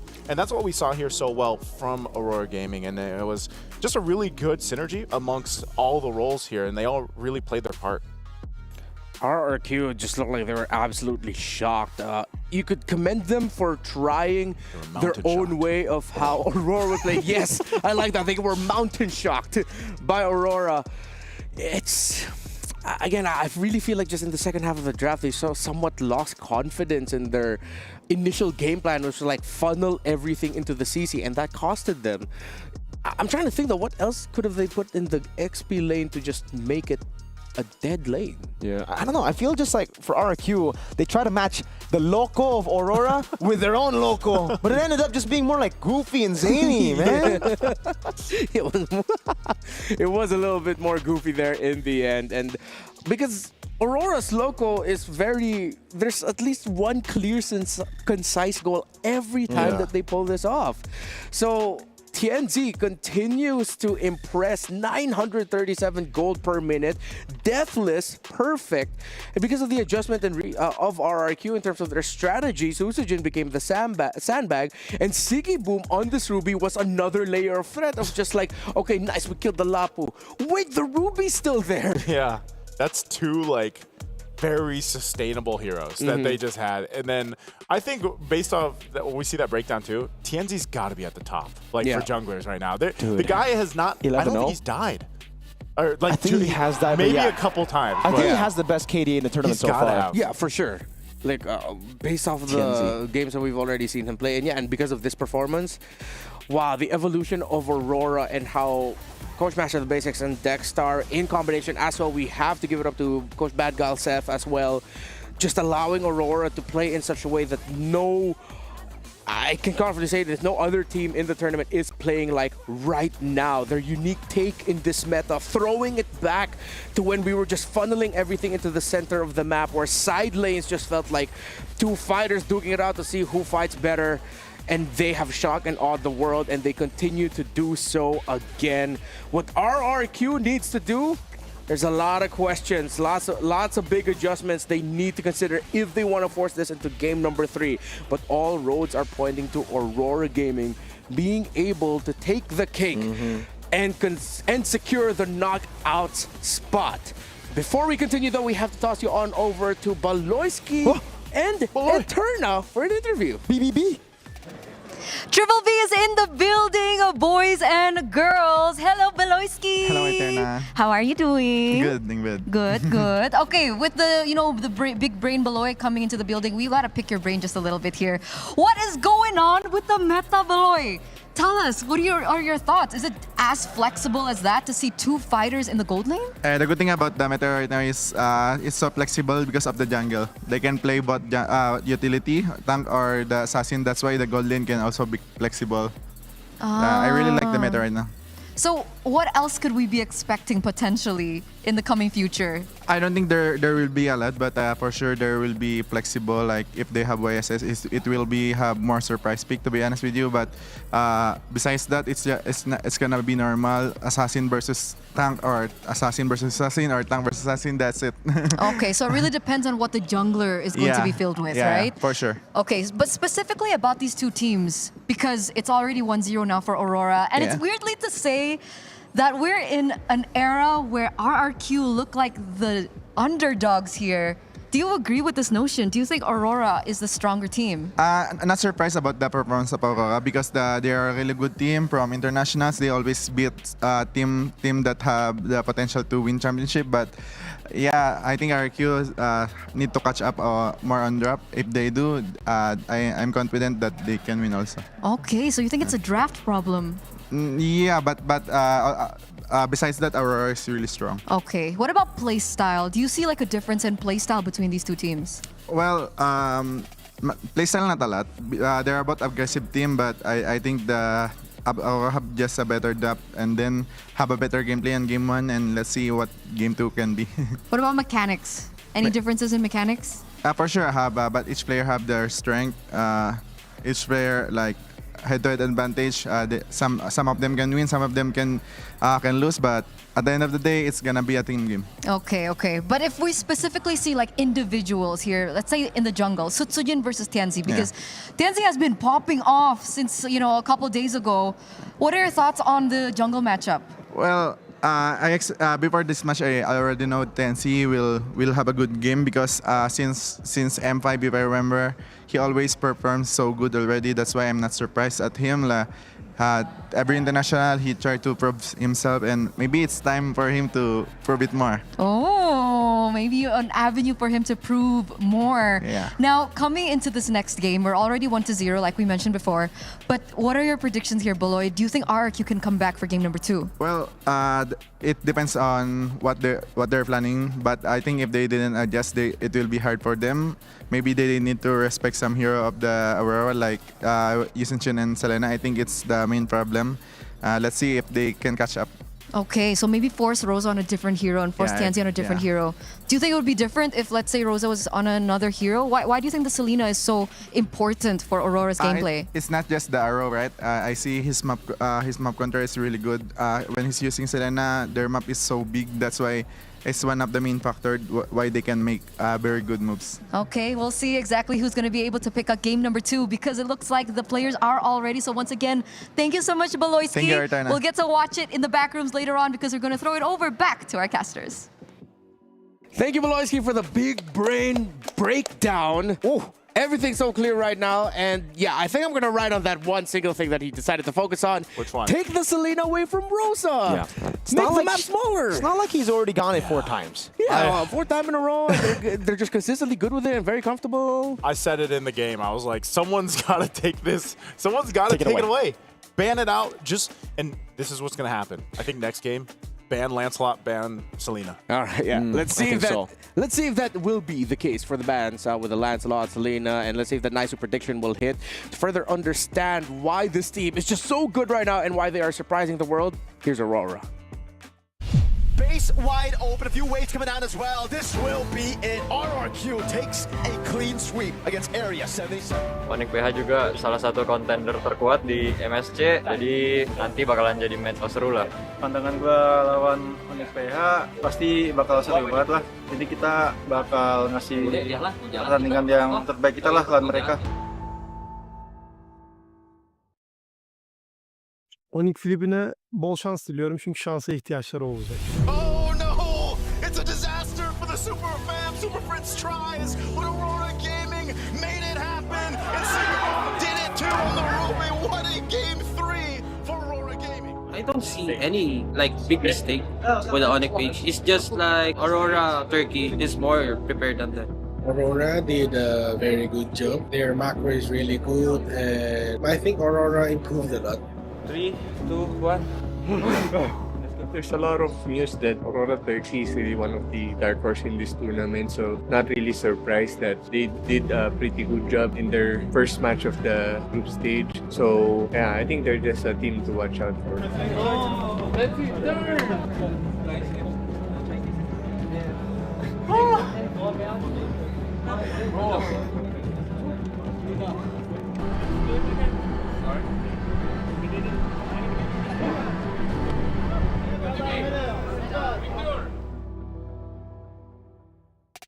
Just goes to show how different Aurora are. If you have every other team and at the end of every huddle just going, "Wah!" You have Aurora just going, that's the first time I've ever seen do something like that for their huddle.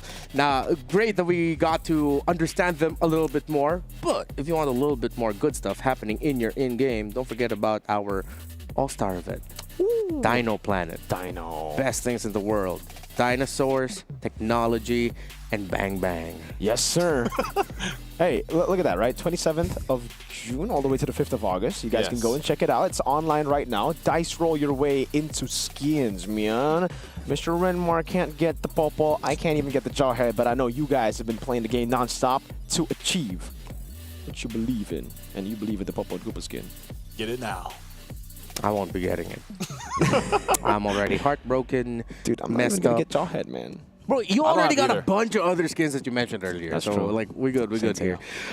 I think it's time to try and, if we can, although I feel like it's so difficult to, break down what potentially RRQ could do to break down Aurora in the draft. We've already started off with something that Beloyski set up for us, which was take away the Selena.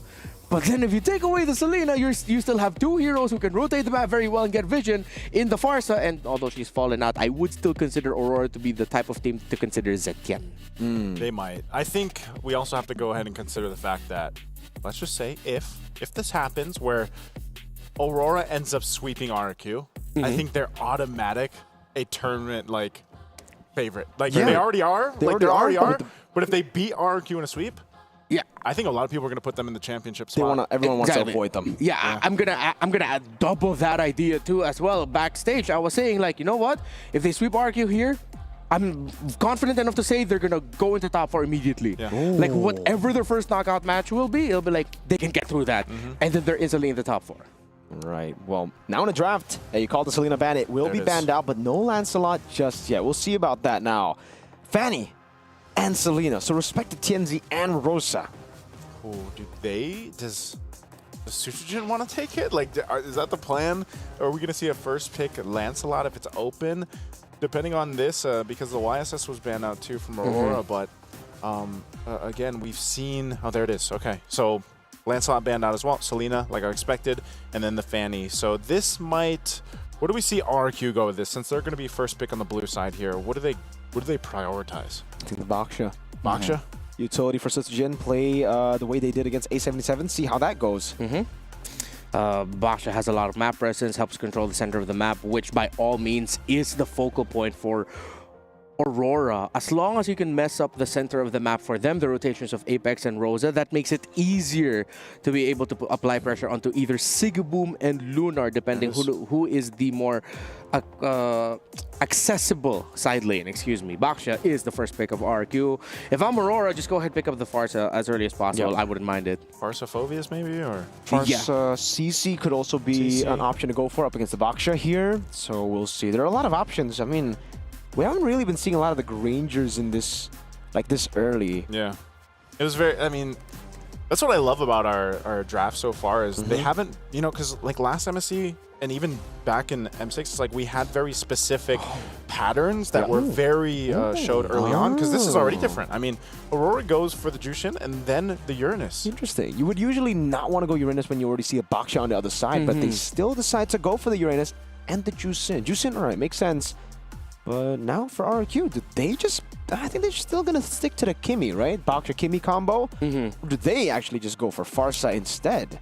Imagine Aurora puts this in the hands of TNZ too. Like, that would be a different thing, right? They actually put... I don't like that, yeah. I don't think they should, but I'm just saying that it's always a...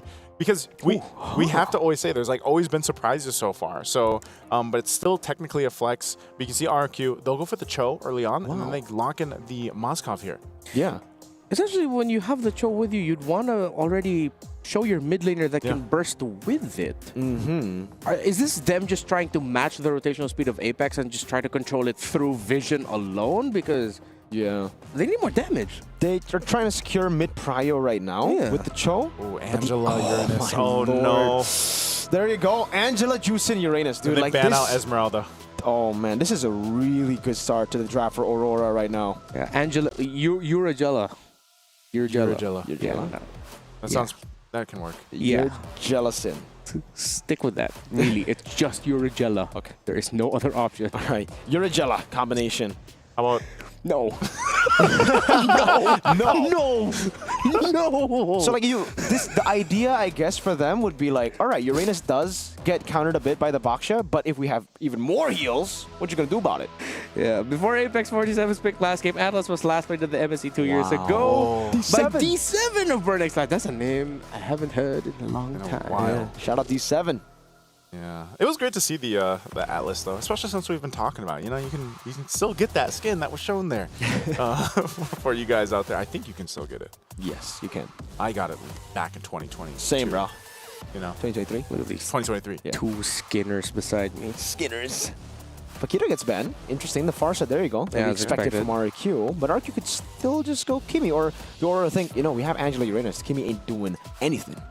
I'm only wondering why RQ were so confident in just picking up the Moskov. The Cho I get mid-prio, but Moskov could have come later into the draft, or their Golden could have come later in the draft. Wouldn't it be wow, can't speak. Wouldn't Esmeralda be great here for RQ though? Yes. Yeah, I think so. All these shields. I guess RQ are expecting like a Joy, like an assassin for TNZ early, but yeah, this actually could still be a Uranus jungle, which is weird. I don't like it on TNZ. Yeah. But it is an option, knowing that a lot of the assassins have been banned out. No Yisun Shin, Aurora banned that out. Lancelot Fanny taken away by RQ. Granger gets picked up by Aurora. Okay. As much as Aurora has been very surprising in this tournament, and as great as their performances has been, isn't their draft just a little bit too honest, considering that you already see, you know how they're going to be playing this? Or is it just because it's so honest, but it's just a really strong lineup that you don't really need to worry about? Aurora? Yeah, Aurora. Yeah, I think it's just a really strong lineup that you don't really need to worry about, because I don't think RQ can go through the front line, at least no way early to mid. Like, they have to wait late game before they can go through it. And Aurora just have really good damage dealers now with the Granger first, but I really think they're going to go for another damage dealer. I don't think they have enough damage just yet. What is mid gonna be though? Oh, an Eve. Ooh, the old counter to the Jushin with the Cho. Okay, and yeah, if they ever put this Uranus in the jungle, he's gonna be eating a lot of damage from that Eve. Gonna take a while though. RQ's damage profile takes a while. There's a lot of pressure on Dyron to actually win lane so hard that he's gonna be able to get his first damage item very quickly. This is going to be a telling sign, though, too. Last pick, because it could still be swerved a little bit if they wanted to, but yeah, essentially the RQ, when you look at the lineup, this is kind of like a slow burn lineup. Now, if they can get pickoffs early on, that's great, but it's still going to be a bit hard. Oh, there it is. Oh, that's good. All right, Against the Benedetta. Eve, yeah. Yeah, that's good. One pick out of nowhere, just like that. Similar to another Aurora EXP laner from the Philippines. Will this Benedetta actually end up into the EXP lane? That could end up becoming the reason why this Eve-centered formation of RRQ gets broken down. Will it be a sweep and straight to knockouts for Aurora? Or will RRQ force game number 3? It's MSC at EWC 2025. Anything can happen. Thank you so much, Renmar. Again, breaking it down with us through that draft here. Ladies and gentlemen, welcome to the English Desk. It's still me, Naisu, and Mirko to bring you a game number 2 in this best of 3, the battle for a knockout spot. Can we get to game 3? RRQ has their work cut out for them, or will Aurora Gaming from Turkey make it happen in a sweep and make it even more apparent that they are a force to be reckoned with? So looking at these lineups here, still TNZ, like we said, is going to be rolling with that Uranus in the jungle. This is a utility matchup now, and we were building up these junglers leading into this, and they've got the compositions, I feel like, to complement them. I'm only just hoping that, for RRQ anyway, they need enough time to make this lineup get online and be able to pop off later on. Yeah, I really hope that Aurora are able to change the narrative of the Uranus jungle. Right now, Edok with a mid-prio coming in. You can see the burst on TNZ. That might have been a mistake. TNZ, no movement ability. First blood to RRQ. And again, the narrative sticks. Naisu, Uranus jungle. Not so good. Well, so far. I mean, we got to see. But that's the thing. Oh, Luna? Lunar might be caught. Shield Unity. 2 early kills for RRQ. Hey, I said they need a little bit more time, but when you have an early game like this, I guess, you know, you get 2 kills in your favor. Now you've already got this lead, puts Aurora in a precarious position in the early game. We take a look at the emblems here. You can see building up, I think even so. You've got a whole lot of Impure Rages, of course. Also for this, the Concussive Blast on the Cho does quite a bit of damage, and that's what we saw earlier on, which secured them that first kill over. Oh, Apex 47. Man, this is going to be a struggle. He also had to burn the Flicker. Yeah, this is why, I really like the mid-trio for RRQ when they picked up the Eve. The Cho was a bit too early, but they managed to get their last 2 picks to fit their agenda here. Mid-prio was almost certainly going to be RRQ almost every single time. Shield Unity coming down, and damage with the Jikundo too. Eye for 9, a Petrify used up, and it will just end up with a kill. Bravest Spider by Tyron! Onto the turret! Oh, that burst! At least it'll be traded out with Rosa getting the kill, but a turtle has already been started by RRQ as Edok goes for the Jikundo, knocks TNZ up. Sutsujin coming in with a Shield Unity, and that's the RWM to lock him down. Edok with the Lancer Flare thrown back. Oh no. And that's it. Oh, purple buffs take as well, I think. Yeah, they're going to put pressure here. So tough. You see how that fight played out, too. It looks like, yep, just going to lose the buff. Are they going to stall this out? I mean, he's so tanky. No way. He's just going to roll on out. Okay. Again, that fight was a perfect picture of exactly what this lineup can do. Even the fact that you're so tanky in a Baksha, you can just play into the real-world manipulation around these objectives is the major advantage of this composition. Meanwhile, all this is happening, and Toy is just free to farm up, do his thing, because you can rely on this rest of this composition to do its part. I was thinking it would take them a lot longer to get online, man, but they are already there. And now that you have a level 4 for Edok, he's going to be most likely going for those kicks, going into those plays. Sutsujin getting an advantage too. 2 kills already this early on. A 2-level advantage against TNZ is why we see him just taking what he wants. Sigeboom able to secure a few of those kills. Edok try to look for a pick there. And yeah, right now it's low game for RRQ. And this is like back to at least, Sutsujin. And again, there's a long Shield Unity. Edok takes a turret shot too. Poisson's in the mid lane. And the consecration by TNZ. I'm just actually, you know, now that we see this, it's like, it can be the same thing for Aurora where, Rose is so up front. Okay, Rose is fine. But that's the thing. They have to rely on this Granger later on. To an extent, too, Lunar is going to be a little bit different here now with the hands of the Benedetta. That could mess things up in teamfights later, especially with the Petrify. Going for that backline, going for the Eve if she sets up, if he tries to set up the real-world manipulation. But I just don't know if they want to do it now. The Turtle's going to be coming up here. They do have a Heart Guard they can rely on. There's a couple tools now that Aurora Gaming has that they didn't have in the previous fights. So if they manage to make this work, They could turn this game slowly around here, but RRQ has control. They're going to start up the turtle. Yep. They have all the space in the world. This is great positioning from them, too. I don't think there's any way Aurora Gaming gets this, as it's a turtle in the free hands for RRQ. Yeah, absolutely no chance they go for the contest here. They're too behind to go for it. And again, so far their frontline situation isn't really looking too good with the shred from Rins and the anti-regen from Sitsujin. He's going to go in with the shield unity, just zones him away as Toy picks up every single shot of that turret shield. Leaving a bit over, TNZ in the mid lane. Tyron pops in the Bravest Fighter. And will just clear out the mid lane as the Lantern Flare locks Edok down, but he has a Shunpu to escape. Again, a stun and more poke. Yeah, there's a whole lot.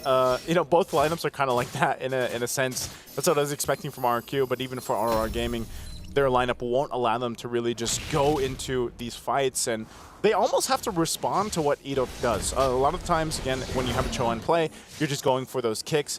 There isn't essentially someone to do that from Aurora Gaming. Now, eventually, like I said, Lunar could play that part, but we see them trying to slow things down. They've already lost quite a bit of ground in the early game. You're talking about a 3K gold lead that was built up in the first 4 minutes or so. Yeah. Wow. And so you've got to catch up here. You need time because you can see the disparity in the jungle alone. That 1.2K gold lead, but even more so, it's still that maintaining the 2-level lead against TNZ. And that's a difficult spot in unfamiliar territory. Oh, kick. Oh, good dash by Lunar. Darren pops in the Bravest Fighter, now jumps in. Rosa with the flicker out, already used the Crimson Beacon earlier. So, there you go. Burnt resource. Yeah, resources. Sometimes that's the name of the game right now, especially in a slower paced game. Off to a great start for RRQ, but even for them, it's like they acknowledge the fact that Aurora Gaming, you know, has some of these tools now, like the Heart Guard, and like the fact that Lunar could go ahead and pressure them with a Petrify, that they have to kind of approach it in a different way. And if that kick isn't in the right direction, then there's no point in following it up. You maintain the lead you have, you continue to farm up. They should be able to get even this third turtle, I think, without much of a nuisance, but there's a Petrify.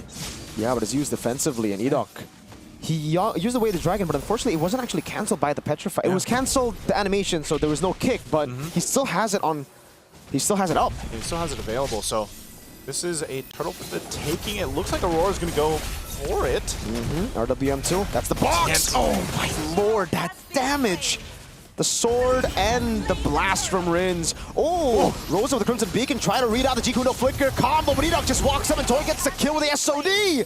Tier 1 in the mid lane falling. RRQ with a massive lead. Massive lead, and then now it's RRQ looking clean as ever. Just like we saw from Aurora Gaming in Game 1, it's completely swinged over to RRQ. They are on time for everything. They're finding these windows. Ooh, and I don't know. Damage. Edok was there. He did have the flicker, but not going to make that call to go forward. So Aurora Gaming finding themselves pretty far behind already. It's just going to continue to balloon further. And I think this really is that game that's just solidifying the fact that, I mean, look at this Uranus. He's struggling. Bravest Fighter by Dyron gets a stun as well. Now pops in the second part of the Bravest Fighter, but it's going to be the Hard Guard coming down. TNZ looking for an angle, but I don't really think that's an angle you want to take, brother man. Yeah, you don't want to commit to that, even with the Hard Guard burnt out. Again, I think you start to seal. He's going to go for Sigiboom. Oh, good reaction by Sigiboom. Good response. But you see what's happening here, man. It's like every single thing that RQ does. Sometimes it's not even an ultimate or a flicker from themselves. They're getting these battle spells. They're getting these spaces to work with against Aurora Gaming, and it's really difficult. You're looking at just space taken. I mean, think about it. The tier 2 turret's about to go down mid lane. SOD landing too, but it'll just force out the Crimson Beacon out from Rosa, and RQ are really just suffocating Aurora at this point. They have Aurora at a choke point. Like, they can't trade neither. Uranus has been up top, but Dyron's just been standing there like, hey, yeah, you can push the lane, but you can't get turret. Lampu Lampu is insane right now so far from Game 1 to Game 2, just on different respective teams. You can already see item-wise, they're very far behind. Even in that gold lane, 3 items already locked in here for Toy. Yeah, just a whole lot. Oh. Yikes. Yeah, that's why the healing's not really doing anything, man. Dominant's Eye, Sea Halberts. Glowing Wand. Glowing Wand. And a Baksha. and a Baksha. Oh, man. Yeah, This sustained comp is... Oh, TNC walks up. That... Oh. He's going to go Actually forward. dealing quite a bit of damage. EWC with the way to Dragon now. Next hit as well. So Jin with the shield unity. Rosa jumping to the back line with the Crimson Beacon over to Rins. Now as Rins is able to dish out damage with Toy. Melting them down. The healing is non-existent from Aurora. Oh, you saw that shot? You saw that shot? Close. Yeah, very close there. And that was just the reason of, hey, we have way more gold than you. We have way more items than you. We can take this fight. If maybe there wasn't a 7,000 gold differential here, maybe it would have been different. Because this was a fight that they decided to go for. Yeah, this is just odd. Which is very odd. Oh, Dyron just gets an assassination. Live cam view. Assassination happens. So, again, Aurora Gaming is in a position where we've seen teams be in before. They're massively behind. Do they have a composition to actually defend against the Lord? Yes, they still have the shields up, but this is something they have to watch out for, because fighting even on the turrets with an Eve on your side for RQ, they can just be like, yeah, sit around your turret, we'll just pop up and angle the real world manipulation in a way that forces you to fight us anyway. So that's why you see TNC is holding that Lord there. He's trying to like delay it as much as possible. He's gonna go ahead and work on it. You see Dyron though. He's willing to take the 1v1. He's walking down on bottom. Shield's gonna pop up top. We got the 1v1 here going around the Lord. Yeah, oh, ring around the rosy. TNC just trying to buy time. He knows there's no way he wins this 1v1. He can just try to delay. Hard guard coming down as well. TNC gets away, kind of a non-lane there. But what this does is RQ have another way to push in. Like the Lord wasn't really dealt with. I think not even half HP. Yeah. So it just ends up being a slow push for RQ to get more. Oh my god, he's dying. Guys! They're just fighting forever! Oh my god, battle it out! RWM to the back, Lunar pops in the eye for an eye! Edok goes in with the way Dragon still. Second part of it, Toy piercing through the turret over to Sigiboo, who has to respect this with the Void Blast coming down. It's still a battle on the bottom lane as Toy gets a base turret. And finally, after what seems to be 9 years, the Lord gets to the vicinity of the... TNC's still running! Dad, we're just keeping him! Oh my god, this is his job! Hey, there you go. Hey, I'm here in your base now, man. Edok doesn't even want to kick, right? He's just like, all right, Jikunda, there you go. This is where you say takes three. Takes three. Oh my lord. Hey, but did TNC accomplish anything there? I mean, he delayed things as much as possible, but still, they lost a base turret. They lost the shields. You're still down 10,000 gold. I think just, again, what did that accomplish for Aurora Gaming? You know, maybe bought them a little bit of time, but they're so massively behind that, and this is the full force of RQ. Oh. There's RWM. Yeah, Rosa forced to use a Crimson Beacon, and that should mean that it's going to be a free turret. Look at the piercing damage again through the turrets to Rosa and Apex. 2 base turrets in the sides. 30 seconds for the neutral objective spawn. Lunar, before he can even swing his sword, gets blasted down by Rins. Yeah, this is so tough to see for Aurora Gaming just because they don't really have much positioning. Rosa picking up a brute force, trying to survive a little bit more here. Yeah, Twilight armor though for Susujin. This is a complete outclass for game 2, at least in this one. It's just completely in RQ's favor, and Aurora Gaming, I feel like they're almost in that position where it's like, we're a little desperate. We wanted to go ahead and maybe take these fights, maybe force it, because it's getting to that point where it's just so one-sided for them. Luna in trouble? Eye for an eye coming down, but Petrify and the final slash, or sorry, the final blow. Oh no. Shots over to TNZ. At least he's getting tanky, but Edok walks over to Jikundo. That's a flicker out for Sigiboom, but the way of the dragon locks him down! And the RWM forces Sigiboom to just take the shot from Sutsujin. The base wide open. RRQ will crack it up as Dyron pops in the Bravest Fighter. They'll take a bit longer here as they're actually out of minions. Oof, they don't have minions. It's a little bit of health left. That wave's going to be pushing up top. That's a Jikundo on the flicker into Rosa. A kill back at least. Aurora make it 2 on the board. But RRQ send the question back to Aurora. Maybe they'll go Uranus Jungle. Maybe don't. I think a lot of teams are going to be able to see what's happened here with Uranus Jungle, and it's not working out. A dominant game for RQ. I just have a question now. Yes. Whose draft was worse? RQ game 1 or Aurora game 2? This is why I posed a question earlier, if the Aurora draft was just a little bit too honest, because everything that they wanted to do and could have done was immediately shut down by great early game rotations. Again, Cho priority up against a center of the map that's Angela and Juicin. Yeah. Man, that does not feel good going into that. And even though you say, if you tell the Angela and Juicin, yeah, just be careful, high chance you're still going to lose the early. I mean, this is 2 minutes in, you know, and they're doing stuff like that. And that's the crazy thing. I think maybe, just maybe it would have been different if the early game didn't happen like this. Like, because RQ punished so hard 2.5 minutes in, and then they get the turtle, they continue on, they get resources, and it put Tianzi even further behind. They knew that opening, and it almost just completely shut down game 2. Like, from the get-go, I just felt like after that whole interaction, 3 minutes, 4 minutes in, it was almost like, yep, this one's not looking good. It's probably over. Yeah, it really has just been a chess match between the 2 coaches right now, or the 4 coaches. You got to remember that MTB is with Bagdel Seth, and Cascade is accompanied with NMM. So it's a chess match between the 2 coaches right now, like draft 1, draft 2, 1-1. Yeah, at first, as much as I was like questioning the Moskov, it also made sense a little bit more in the bigger picture of RRQ, where it's just like there's so much focus in the center of the map that you can just leave Toy to his own devices. You needed a pick that can just sustain the lane and also just, if not hardcore, win it, at least just keep it even. And ultimately, in the big picture, RRQ drafted incredibly well. Well, it feels like Aurora, after they decided to pick up the Angela in the first phase, they were just shoehorned into that idea. They couldn't get out of it anymore. Yeah, unfortunate. I think too, like, you have this lineup that's built off like the Angela and having all these shields and sustain, but then there's a Baksha. Exactly. And then like we mentioned with the itemization too, like they all had so much gold too that they just, and the lead, that they just built those up to pretty much deal with any of the sustainability that comes with an Angela, comes with these shields, comes with these, you know, tankier junglers like it's supposed to be the Uranus, but like 0 and 6. Tianzi, I just feel like we haven't seen him play much utility, and maybe he should just go ahead and stick with the assassins, and that they can play around there the best. But when you go through the ban list, it's like, yeah, he's really being targeted down, and then you have to think, okay, what other assassins could he pick up? Would it still work for that? And I think that's where we see, you know, later on for game 3. But this now makes it really up in the air. It's like Aurora had a great game 1, they got smashed here in game 2.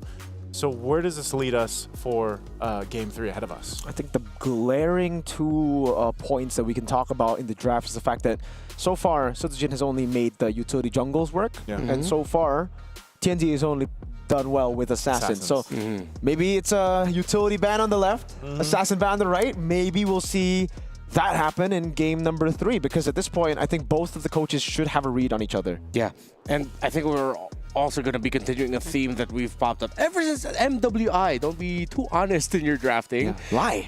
Lie a little bit. Lie a little bit. A part of me was also on the same boat as you, Mirko, where that lineup was just so good, but then I just took one really good rotation for the very beginning of RRQ. Add to that, though, I feel like Lunar, yes, I know his job is to clear and rotate. I feel like there were times he was over-rotating and over-committing, man. Like cutting way too early, too. That gave the second kill away to the Baksha. Yeah. The Benedetta can work, but you're just not as, I would say, like, tanky, for example, as the Lapu Lapu, for example. Like, you're going to go in, you're going to be able to do some damage, but I even feel like with the Benedetta, like, if you are punished early on and you fall behind, like, you then find yourself in a position where you're just having a hard time to do much, and then you're forced to even use the Electo Final Blow or the Petrify more defensively than the game plan was to maybe initiate with it in some cases when they were initially going through the draft. And so Aurora, the entire time, like right from minute 2, they were in defensive mode. And that is just not where you want to be with this kind of lineup. And the Selena ban really hurt Aurora. They had such a crazy creative pick on Rosa that enabled Rosa to do everything crazy. Now on the Juicin, I think it's not just because of the Juicin pick. The Juicin pick was fine.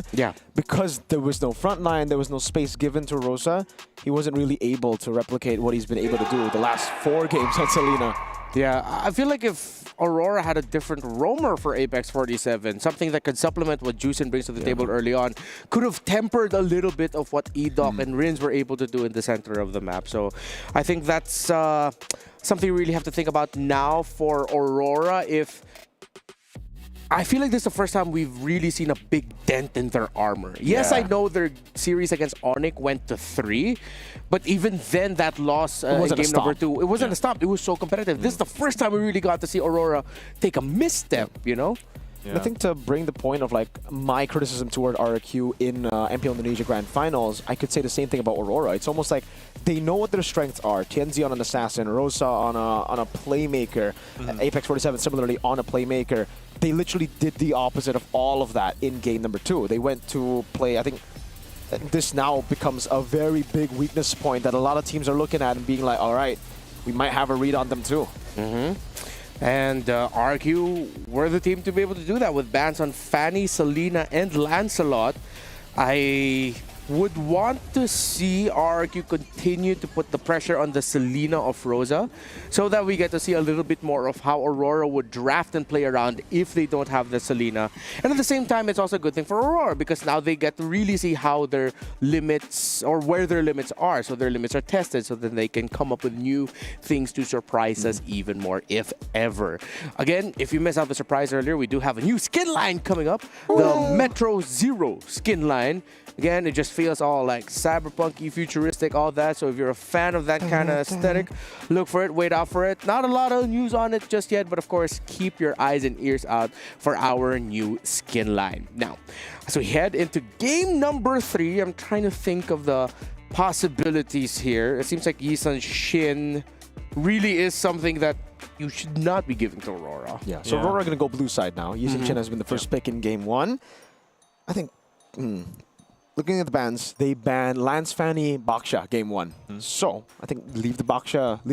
Like it's okay even if TNZ gets the utility. I think I'd much rather, if I was RQ, go up against the Baksha than the Yisun Shin. Yeah, I think I still think I almost want to say for Aurora. I mean I kind of expect this even for RQ to an extent. It's like that game 2 or this series, because it is a position to the knockout, it's like we could have tested something out. And I almost feel like this was a test in a way for Aurora to be like, all right, let's see if this works. But it completely failed. It did. It crashed and burned. So I almost want to say, yeah, maybe if they go utility, the only one really I see Tianzi being able to make work, probably Baksha for him.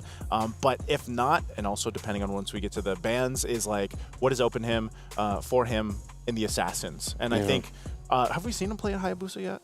Who? TNZ? TNZ? No. So it's mostly been Lancelot, Fanny Lance, YSS. Fanny Lance, Yisun Shin, So they are in the blue, like we mentioned. Selena first ban. I think we're going to see a Lancelot again. And this poses the question of what does Aurora want to do? Do they want to give a utility over to Tianzi? And how do they have a better game plan for game 3? I wonder if RQ want to pull like a crazy one and forget about the Fanny. Like just leave it open. Fanny 0% win rate right now hasn't really been doing too well. I'm more on that boat. Instead of banning out the Fanny, you take out heroes that shine with it and plus give it difficulty. If you're gonna give the Fanny, you're gonna have to prioritize Batang on the first 2 red picks. So let's see. Aurora ban out the Phobia, so they are setting up for like, I think, more Lance than Fanny. Oh, It's going to be open? I think RQ needs to ban the Lance. Yeah, I think you should. Over to Fanny, I agree. I think the Lance is a bit more terrifying in this current meta. Yep. And ban the Lance here.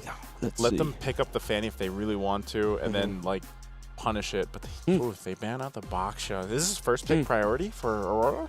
I want to trade it. Or what? I don't think Aurora should just go Lancelot. Yeah. I mean, it's proven even after the previous day. Okay, they go for the Kalea. They want to take a few extra steps.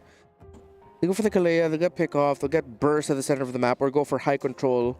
Either just the Juice and Farsa, or... I don't know, we haven't seen the Kimmy yet in the hands of Rosa, have we? Not yet, no. It's just been Selena and then Juicin. Oh, right, yeah, it's just Selena Juicin. So the Juicin gets picked up by RQ with the Moskov again. Wow, early Moskov one more time for RQ. No Lance just yet. Yeah. So it seems like that's the game plan. Strong center of the map, strong XP, dead lane, the gold lane. There's a Lance. And the Farsa. Yeah. This gives you the... Again, you know, Rosa going to be fine with this Farsa. You already have a ton of damage profile. You have a great burst.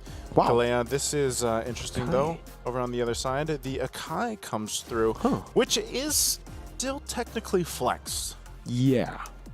right? Yeah, I mean, like, most part, we've seen him... I think it's... mostly he's been the flex of jungle roam. Yeah. But Jungle I roam. think this is already going to be jungle. Yeah, but like, that's, for me, doesn't Kakai get countered by the Farsa and the Lance, right? Like, before the fight even starts, you're poked down by the Farsa. Yeah. Retreat battle, Thorn Rose is still there, and you can get poked by the Lance too to force out early heavy spin before the neutral objective. So RQ have to win out the mid lane if they want the Sakai to get the most out of the heavy spin. Yeah, they need a strong front. It can't be one of those scenarios where you have the jungler or the tanky jungler, excuse me, being the frontliner getting vision. You have to be the let the Akai play back and let someone else play front.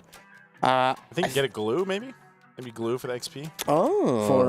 For RQ. Like, they need something, tankier for that for the XP lane here. Yeah. Or just think I want damage. Someone annoying, like a Hilda, maybe in the EXP lane, Yeah. if ever. Considering I like it's the Hilda. Lance and a Farsa. Could still be a Granger too. What will RQ ban in terms of the gold lane? Just take out the Granger. Maybe. I think just if they want a Hilda, leave the Granger. But if they don't, then ban it out. Oh, yeah, of course. One of the really surprise good picks. respect. Yeah, I like that. Iksha. I feel like that's so such a pocket pick, you know? Like, And there's no dive right now for RQ, so that could have been a seal the deal kind of moment for Aurora. Yeah, good thing they didn't miss out on it. They could still eventually, end up getting the Granger later on for Aurora if they want a little bit more backline poke. It seems like all roads lead to like Hilda and, as you mentioned, maybe even potentially the glue. If they want to add a little bit more of a dive aspect with a bit more damage and set, they could even consider Lapu in the EXP. Yeah, could still be another Cho Lapu end to the draft here. Yeah, that too. I think it's just a kind of decision. Like, do we want more damage to be able to also set things up, or do we want more kind of durability so the Akai just isn't the one that's kind of up in that front line and then taking the majority of that setup damage? I think safe choice would be the Cho first, and then Aurora decide to go like Lapu or something else. If Aurora do go Lapu, then RQ get Esmeralda, get that winning lane too. There it is. There you go. So now it's up to Aurora. So Aurora go either Lapu or what other XP are we thinking here? CC? Oh no. CC. If they go CC, then RQ go. No, they need a bit more damage. Yeah, this is the difficult thing about Aurora right now. They have to choose the matchup. They're the ones determining it right now. That with the picks available, RQ could just answer to it well enough. Not to essentially win it. I'd still want to see them consider something like a Badang, honestly. Yeah. They go CC. Okay, they still go for the damage. Okay, CC, and then the last pick, gold lane. Bruno. Okay, Bruno, Farsa. Good chunks of damage. Wait, Lots of singular There's damage. no stats for Bruno. He's been picked before, right? Yeah, the reason, I mean, like, the reason they didn't want to go, so it is going to be the Badang against CC after seeing CC. I thought they needed more damage, but I guess they're just confident in that. But yeah, in case you guys are wondering why Bruno over Granger, that could have been a very easy Hilda XP pick. Yeah. All right. I really honestly don't know what to expect. With all of the surprises that the group stage has brought, it is now down to one final game between RRQ and Aurora to determine which one of them will join Mythic Seal and Team Liquid in the knockout stages. Naisu, Miracle, break it down even more before we head into game number 3. Thank you so much, Renmar. I like this. We now get a glimpse at the lineups once again for our viewers out there. You guys can let us know which team you think has the better composition, which team will go ahead and lock in at that spot into the knockout stage. Once again, it's me, Naisu, and Mirko to bring you the action, the very last game here for this best of 3.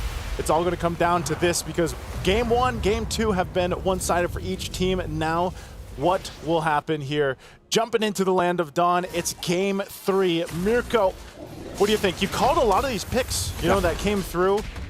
And I gotta say, the Akai in the jungle versus the Lancelot, of course, from TNZ, who has had probably the best performances so far in this hero, and just overall in the jungle even for TNZ. How do you think that's gonna fare out? The Lancelot's a really good pick for Aurora. For RRQ, Mike, the big question for me is a Badang. Is it going to be damage Badang? Apex 47 and E-Dog just going at it here in the mid lane. Rins with Lantern Flare will bring Apex back. Oh, this is going to be first blood. Rins, oh my lord! Out of mana just a bit, still gets it down.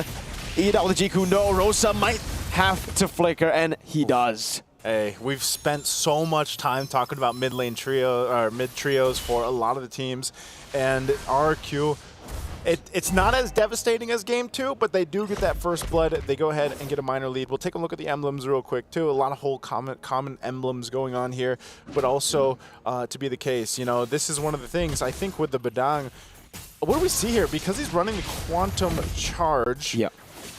Build-wise is what more so probably damage, right? That's the question. I don't know if he's going to go damage or if it's just a normal build. TNZ lifted up, Lantern Flare there, eat up with the Shunpu.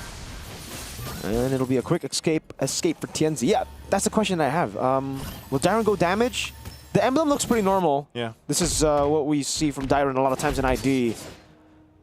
Okay. We've never seen him go damage yet in ID. Well, I think, you know, based on the way that we've seen Badangs play and stuff too, it's just more so like your setup potential, fist break. Oh, like that! Dyron already locking Rosa down. This is why Onyx ID in the Grand Finals just banned Badang. Both teams respected Badang. Dyron on a signature pick gives RRQ a free neutral objective. Tsunami Slam over to Dyron. This could be a kill back. Dyron going to pin, able to get 2 there. Knocks him back. Sutsujin walking up 2. He evades from a kill, and now it could be a kill back. Sutsujin with a heavy spin. Apex pinned down to the wall. Rins puts the light on him. I was going to say, what a terrible way to die. Get locked down by a heavy spin from a Panda and then get a Lantern. Oh, they're just too clean. Oh, you hear the war cries from RRQ here in the venue. Wow, they're pissed off after game 1. Yeah, it's heated, man. They're already. Once again, I was like, it wasn't as devastating as the previous game to start, but 3 minutes in, they find themselves 4 kills. A nice little bit of a lead in gold here.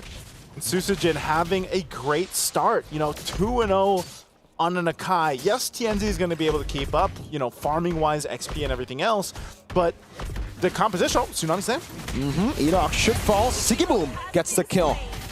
Good shot. Sigiboom gets the Haas Claws too. That's an attempt from Toy to steal the gold crab away. Yeah, I think this is going to have to be one of those cases, man, where, you know, for Aurora Gaming, they got to rely on Sigiboom again to be able to pop off. He did get this early kill. That's going to be great, but Rosa has been having a hell of a time, and usually we're expecting in the early game, you know, that Farsa to be the threat with this Feathered Airstrike. It was utilized, but that's something to be said. Even if a Farsa falls behind, one thing's for sure, a Feathered Airstrike is still a valuable ultimate to have, especially around objectives later on. So for RRQ, you know, they try to maintain what they can. Edok does have that flicker available, and like we saw previously, expect them go for the kicks. He's going to be pretty aggressive on this, and they're hyped up, man. Some other teams are hyped up too. I believe we just heard the next team will be competing in the next match. Go crazy in the back there, but RRQ, yes, still in control, but Aurora have done a really good job at just stopping the lead from being too crazy. Tsunami Slam, reading Edok's move. Edok's still going to be taken down by TNZ there as he constantly just dashes on the minions in the mid lane with a puncture. Well, remember, Dyron with a big pin down there, but it's going to be a good escape as Rins is forced to use the Crimson Beacon. Dyron poked down as well. Aurora Gaming winning out Turtle to Toy. Just farming up top. Yep, good push from Toy. That's probably all they're going to get since this objective is going to be secured unless Susujin tries to get there. Oh, heavy spin baited out. There you go. Yes, so he did land. Tyron caught in the bad spot now. Lunar chasing him down. Turtle 2 free. Okay. Turtle 2's taken. It was work. There's a kick though. Lunar. That's going to be Apex jumping onto Susujin. Good curtain call on the Vengeance from Lunar to evade from a possible kill. Okay. All this in the past couple minutes, man, has brought that little bit of a lead that RRQ had earlier on down to pretty much nothing. So you have equal objectives so far. RRQ, though, I feel like got some decent gold in the hands of Toy. He was able to go ahead and push up quite a bit into that. But still, it's a macro play. No, whoa. Bottom lane, a gank. Okay, Dyron survives. We got thrown off there, but yeah, Dyron's going to be fine. He's still going to stay, though. Guess just to go ahead and grab this, clear this wave out so it's not pushed in. But meanwhile, up top, Sigiboom been holding his own. He did have to pop the Purify, it looked like, for that. So still playing into that. And this is where we see both teams kind of get back into this settled position. Now they've traded objective. They've still working on the tier 1 turrets if they can. But ultimately, they have to rely now on setup potential. Even looking at Aurora Gaming, they essentially have the same thing. Toy, Sigiboom, and Dyron. They have to the option of going in with the Tsunami Slam, we've seen it a lot from Apex 47, and that is going to be the exact play over here for RQ. Now, the other facet to that is Dyron has been the one that's very proactive on the Badang to go ahead and set things up. So you've got a couple options here. There is some pushing, though, from Aurora, even up towards that tier 2 now. Yep. Good stuff from TNZ, too, on this Lancelot. So far, it's just been a trade, and I think for the trade, it's just equal here. So Lunar has been getting a lot of free farm, but they got a turret up top, and they were able to enable Toy to get to his item power spikes a bit quicker as TNZ will invade here. The big question for RQ is damage, right? Another Tsunami Slam into the burst. Edok falling again. Siggy Boom getting a second kill and a second item with the Berserker's Fury. Yeah, picks up a big item for him. Again, Bruno still one of those heroes that just needs maybe maybe 3 items to go ahead and really be online. So now that he's got that little bit of extra damage, Dyron 1v1, Dyron with a flicker out. That's a Phantom Execution, dodging him from Thorn Rose too. Sutujin walking up, SOD, very close from landing. Sutujin already with the Retribution, but has to respect this as Apex cuts him off. Good try on that the spear there, but not going to happen. TNC will make his way to the turtle, so this looks like it's just going to go in the hands of Aurora Gaming as Sutujin is zoned out from Lunar. Yep. It's going to be a little bit too late to that, so TNC secures the turtle. Conceal used. They force in the fight. Yep, that's a flicker over from Apex finding Edok again. The Feather Airstrike coming down as Apex gets lifted to the air by Rins, but there is no threat. Aurora, 2K. Interesting, man. Like how the adjustment has come to play from Aurora. Just, they held on, you know, they felt that the brute force from RQ early on. They're like, man, we can't let this happen again. Having flashbacks of game 2, and they've adjusted. So they're playing into that whole Apex 47. It goes in for the pickoffs. We make that happen every single time it's available. But also, Lunar has done a fantastic job at playing the macro game. You can see he's got the War Axe and the brute force now. He's actually going to be fine on his own, especially because he has a vengeance, right? No one's really going to single-handedly take down Lunar. Lunar can continue to put pressure around the map, so RQ has to be able to actually contain that. And that's why we've seen this shift where Dyron in the early portion of the game was a part of all these initiations. Now he has to kind of keep things in tow. The mid lane, though, TNZ's going to take the purple buff. Look at this positioning here, though. You know, wow. He's got to get out of there, I think. Yeah.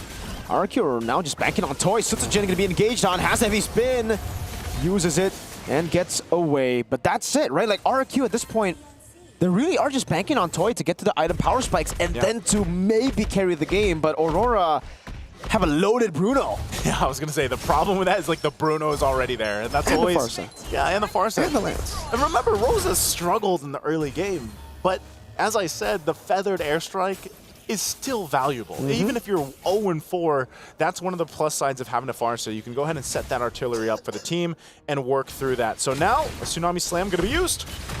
Again, this time onto Dyron. Doesn't react in time. Apex gets the kill, and it actually baits out a flicker out from Dyron. Timing couldn't be better for Aurora. Look at that damage on Rins, too. Lord spawning in the game. Aurora should get this for free, and RQ again just forced to watch. Yeah. Oh, heavy spin used. One Lunar. That's a Vengeance too. No damage. Again, Way the Dragon. They have a ton of CC though, and that'll be enough to give. Oh no, but Edok gets the kill. Yeah, and oh, hold on. Still pressure under the turret. Gets a few shots in. Rin's still standing. TNZ? Oh no, that might have been a mistake. Oh, it's gonna cancel constantly, and Rins gets the kill. Are they? I'm not sure why they stayed. They didn't have to go ahead and pressure that. No reason. They just gave that kill over to RQ there, even though they got the objective. That's great for them, but man, that is not a mistake you want to continue to make here. Aurora Gaming still holds on to a lead. They did a ton of work at getting in this position here. They don't want to throw it away like that, but RQ will look to punish and clear things out. Siggy Boom doesn't get the orange buff. He was working on it, but they're going to fight anyway. There you go. Another one. Dyron is dead again. Aurora with the constant pickoffs. And RQ are forced back. Despite the kill on TNZ, they really just can't capitalize here. Yeah. Still waiting for Toy. Apex with another jump over to Sutujin. Rin's still there with the Lantern Flare, and Moscow's starting to hurt at least. But the Worldie's doing the same. Oh, back and forth on the RQ members. Toy trying to clear. That's again a zoning skill 1 from Rosa. Look at Siggy Boom. So confident. Has all the space in the world to work. That is going to be the Holy Shield being popped, though. So ultimately, that Lord, not too much. RQ is going to be fine to go ahead and clear things out. And Toy is pretty much online. I would say, you know, we got to start to see him convert some of that damage that he has now. Looking at the items, he's got the Trinity that he needs. He's going to be in a good position and maybe gets the Wind of Nature, of course, next for that defensiveness. Earlier on, the Malefic Gun was picked up by Sigiboom. So he's got a great advantage. Look at the damage still from Rosa. This is the crazy thing about Farsa. Even going down 2 deaths early on, you're still at the top of the charts. Conceal's going to be used. Are they going to make a play? Dyron in the back, finding a massive one on Rosa. Lantern Flare not there yet. E-Dog jumps to the back and Toy just dismantles them. Sky Piercer built up by Rins. Dyron with another pin down over to Tianzi, forcing the Phantom Execution. E-Dog with the Jiku No on the way to Dragon, finally getting picked over to Epix 47. The Thorn Rose there, but it is RRQ with now a stack on the Sky Piercer. Tianzi with the Thorn Rose one more time. E-Dog over to Jiku No, able to get it onto Tianzi, but there's no more follow-up here as Toy continues to pierce through. Phantom Execution pinned down from Dyron again! Oh, man! RRQ will fight back! Just when you thought Aurora Gaming had that lead that they wanted to, they come back, swing things forward. They're so aware, and again, Naisu, Dyron on Badang, the game changer, the X factor. Oh, and Dyron has dealt with getting Tsunami slammed multiple times, man. I feel like this one was a little personal as he goes in. You can see the Lord advantage that they had too. It was negative for Aurora. And so this was a great play, and I'm surprised still. They tried to clear this out and keep things going. Oh, bottom lane. That should be a pick on Lunar. There's no one to help. He'll buy some time. Maybe they can Lord. No, they can't. It's a bit too quick. They have no burst on Lord, not instant. So free pick, and RQ have the advantage now. Hey, man, I was saying, you know, Toy having those items, he had the trinity of items that he needed. He came in, popped off, and it worked so well. Wind of Nature is now for both of the gold laners. They're going to need it here, but big thing is RQ playing the advantage around Dyron. And that seems to be the hard part. Rins, too, has done a phenomenal job at using that beacon, using the flares down to give space to RQ. Now they're going to take control of this. They already get the feathered airstrike down, too, so this should be an easier Lord for them to take, unless Apex jumps zoning. Okay, Tsunami Slam over. That should be a free retreat. Dyron still able to escape as that's the Phantom Execution defensively. Free take. Free take. They get that feathered airstrike down, and they're confident enough to go ahead and continue on. So now they're up to this point. RQ, but this is conceal from Aurora. What does Apex 47 want to do here? They just want to fast clear this Lord out. Yeah, they do. But RQ, read this. Look at the move of E-Dog on the side. Look over to Jikundo. Might be able to find out. Apex does do it. Way the Dragon Toy gets the damage down, and the instant execute with the Sky Piercer on him. Oh. They might look for more. Lord's still up here. They got to clear this out. They still have Sigaboom, but down at one member. What more are they going to lose here? E-Dog takes a couple shots. Damage. Yeah, they'll burn on down, but the Lord finally worked on. This might be all that RQ gets, but they are clawing back towards this game. They've gotten themselves in a good position here. Tienzi, though, not sure if he's actually... Yeah, he'll just be forced out of the jungle here. Susujin might jump forward onto this turret. Wow. Almost well played there. Yeah. You know, the chain CC was almost there, but Tienzi got away with a puncture away from the heavy spin that could have pinned him down. These fights are so interesting because some of them are almost like a feint. Like some of the fights, some of the ultimates that on both sides allow them to go in for these, I'm going to initiate, but then they pull off and then they go back and forth here. And now we're getting into the territory where you're going to play into some of the immortalities coming up. Of course, still the defensive items like the Wind of Nature, as we mentioned. E-Dog has been on the hunt all game, man. He's been doing a really good job at finding the setups and kicking it into Toy. A lot of times, he's able to just go ahead and kick it towards the right members of RQ. Essentially, they still have to respect what our Aurora Gaming have, though. You can see economically, you know, the gold lean isn't going to be too crazy like we've seen from the previous 2 games. So it's more so down to managing the macro. But as we said through this meta, it's like, how is the micro for both of these teams? How can they go ahead and solidify an advantage into a team fight? That's one of the biggest things here for both of them. Taking a look at the items, you can see the plays here. You got a bit of an advantage in the mid lane, but like I said, for Rosa, just build up on that damage. And the Moskov, the man they've been banking on from the start of the game, is now fully built up. Even the Rombus, everybody getting them. Helping the Mr. Man E-Dog out with some golden XP. Oh, this is good. EDOC. Conceal going to be used. Apex. Wait, Dragon pinning him down again, but Tsunami Slam actually comes in, so they were able to cancel it out. Further airstrike of the Rins. Now, Jin with a pin down now with a heavy spin as well. Siggy Boom! All alone, isolated by the Panda. But Don gets the knockout punch, and RQ 10 seconds away from the Lord, get the marksman. What a target. The perfect target for RQ to get. They find Siggy Boom. This is going to be a Lord for them to take. I don't know if there's anything that Aurora can do unless they try to pull something fancy here. Darren's going to go ahead and post up. You can see how fast they're blitzing it. They go with the conceal anyway. Yep. They have to try. Rosa already wings by wings. This is going to be free. Yeah. Without Siggy Boom, there's absolutely no chance that they have a shot at winning a team fight. Oof, tough place to be in now for Aurora Gaming. This lineup that they have, once Siggy Boom's up, they could still be in a good position again to go ahead and go for a defense. They hold on to the base turrets, RRQ as well. This is about as close as it's been throughout our series today between these two teams, fighting for that knockout stage spot to move forward. And right now, it's leaning towards RRQ. A good push in with this Lord could get them the win. Rosa? Uh-oh, Flicker already used by Rosa. The SOD doesn't land, but EDOC has the way the Dragon. Rosa all alone. The way the Dragon, and Rins is right there to pick up another Sky Piercer. Rins is unstoppable, 5-0. No Farsa? No Farsa for the defense is what I'm thinking, Mirko. This is so unfortunate for Aurora Gaming. Still 30 seconds away. Tyrant gets a fist crack over to Siggy Boom. Now with Ikuno as well. Lantern Flare not there, but finally gets it down. Another Sky Piercer for Rins. And now with a heavy spin, RRQ with the war cry as they reverse Aurora Turkey. And RRQ will do it. They'll move forward to the knockout stage here against Aurora Gaming from Turkey. Everything we've seen from them. And now for RRQ. What a great victory in this best of three. The surprise run ends here. They are not out of the tournament, but now they are brought down to the 1-1 bracket as RRQ will now join Mythic Seal and Team Liquid Philippines in the knockout stages. Through textbook and a slow download understanding of their opponents, they eventually were able to craft the perfect tempo-breaking, crowd control-heavy lineup to stop Aurora's crazy run.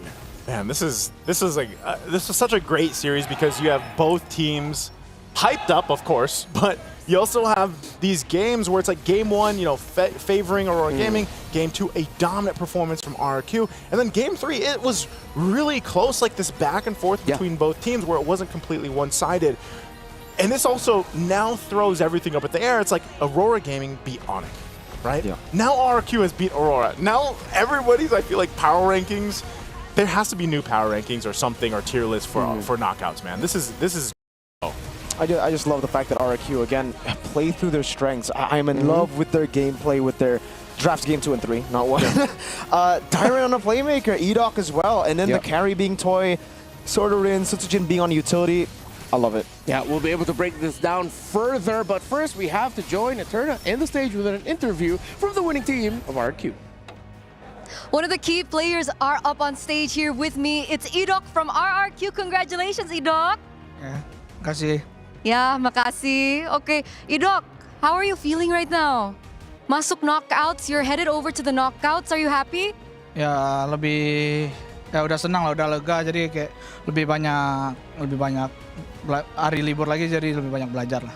Okay, he says that he's happy, he's relieved, and that there are going to be a few days that he can rest and also study and train more for the next upcoming battle ahead. Now, you were able to take down a team that people are not stopping talking about, right? Aurora. Onic PH was taken down by Aurora. What did you learn here in the series that Onic PH couldn't figure out? EDOC ngerasa ada apa sih? Kamu belajar apa sih sehingga kamu bisa nge-knockout Aurora yang lagi kuat banget ini? Ya kami tetap play as a team aja. Ya terus kami nontonin gameplay dia kemarin juga lah. Dia pasti udah ngeluarin banyak lah lawan Onic PH, jadi kami bisa nontonin. Ya berarti selainnya kuncinya. Oh, okay, so he thinks that Selena is the key because he was reviewing Onyx PH games earlier on. So is that the secret sauce, take down the Selena? So do you think TNZ was a problem? Because Boloisky earlier on mentioned that perhaps TNZ was also a big problem. Ngerasa nggak kalau misalkan TNZ itu menjadi key player juga selain mengeluarkan Selenanya juga? Ya TNZ jadi masalah besar juga lah di patch kali ini. Dia mungkin punya banyak hero pool, Baxia, Lance gitu-gitu, ISS. Ya jadi yang pertama Rosa, yang kedua TNZ yang menyulitkan kita lah. Okay, so he figured it out, and that's what maybe Onyx PH couldn't figure out. Why are you going so far from me, by the way? Mundur terus. He keeps moving backward. I'll go closer. There you go. We're friends, right? Okay, We're aman. friends. So how were you able to bounce back from game number 1? Gimana cara kalah game 1 bisa comeback lagi di game kedua? Ya cuman ban Selena aja. Beneran cuman Selena doang? Cuman Selena dong. Okay, so literally the key from game 1 to game 2 was literally just the Selena from Rosa. Okay, what do you think now? Because now you're heading over to the knockouts. And the cool thing about MSC this year is because you're going in as a 2-0 team, you will be able to pick your enemy. Jadi kamu nanti pas di knockouts, kamu bisa pilih 2-1 dari pool 2-1. Tim yang mana yang kamu akan lawan nanti. Kira-kira udah ada bayangan belum? Bisa pilih siapa? Nggak ada bayangan sih mau pilih siapa, ya tetap semua lawan juga. Okay, so he doesn't have what is it called? He doesn't know any particular hero in mind, or I mean team in mind. He just doesn't mind going up against any team. Is that right? Yeah. What about Onyx PH? Do you think you might want to meet up Onyx PH? Ya, bisa aja lawan Onyx PH juga. No team that you wanna, spice things up against? Nggak ada, soalnya target kami juara. Jadi semua kami siap lawan. Okay, he wants to be champion, so he's ready to face up any opponent.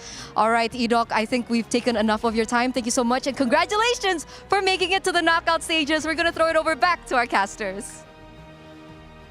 Thank you to Eterna and Eterna's friend, Edok. Yes. Okay. A great win, prolific, and it seems like you take away the Selena from Aurora, and they change significantly. Yeah. He even went as far as to say, Rosa, only Selena. Only Selena. Selena doang is what he said in the interview. Yeah.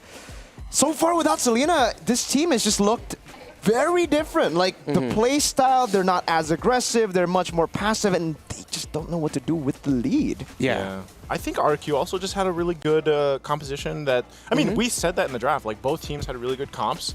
And I think this time RQ just played it really well. I think a lot of teams are going to have to deal with that aggression that we see from RQ in the very first 2 minutes of the game. Yeah, backstage I was actually talking about it with Eterna. Once RQ slipped that early lead that they had, and it was Siggy Boom who finally got to break off, and then it was Aurora controlling the tempo. I kept telling her, like, you really only have 2 conditions for RQ. The Badang and the Moskov. You play around those ultimates, and then Susujin decides who he can pick off away from the heavy spin. And we saw that multiple times happen over and over again for RRQ. They knew their conditions very well. Dyron, you mentioned it, playmaking in his hands, and he gets to find gold for the Kingdom. Let's see who the match MVP is for RRQ in this 3-game series. It's none other than Toy in the gold lane, 2-0-3. I'm sorry, man. The MVP choices have been pretty wacko, honestly. Like, it's gotta be Dyron. It's been so bad. We saw Vannix get the MVP when Kurt got crazy. We gotta change that. But yeah, Toy MVP here. Not to say that he's bad, but man, the game-changing moments came through Dyron. Really, yeah. Like from the series. Yeah, even earlier, Flash. Yeah. Brother Kurt Teasy. The gourd. Yeah, the gourd. Well, we can debate the MVP as much as we want, but he is still at the end of the day the Sony match MVP. And yes, now we've seen Team Flash take down Dianfeng Yao Guai, and we've seen RQ take down Aurora. Now we move on with the rest of Group B. You'll be joined by Lafell, Brigida, and Gideon. That's it for me, Naisu, and Merkel. Thank you so much for joining us. We'll see you in a bit.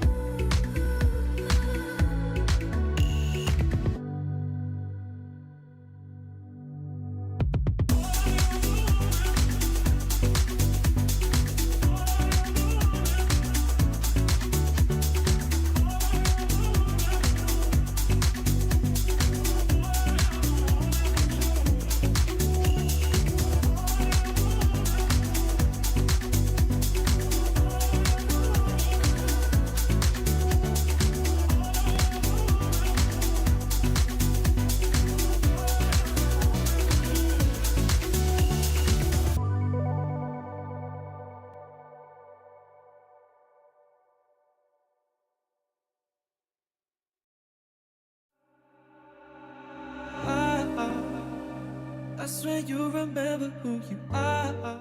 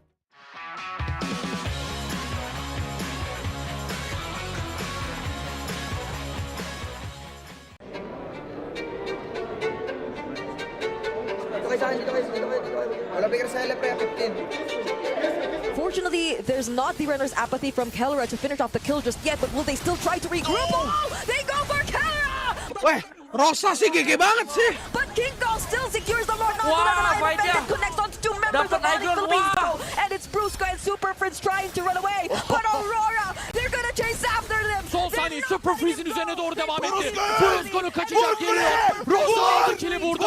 Oh no! Waduh. Hah? NK? But Aurora Gaming made it happen, and Sigiboom did it too on the Ruby. What a game 3 for Aurora Gaming. In a split second, that single decision that mattered the most.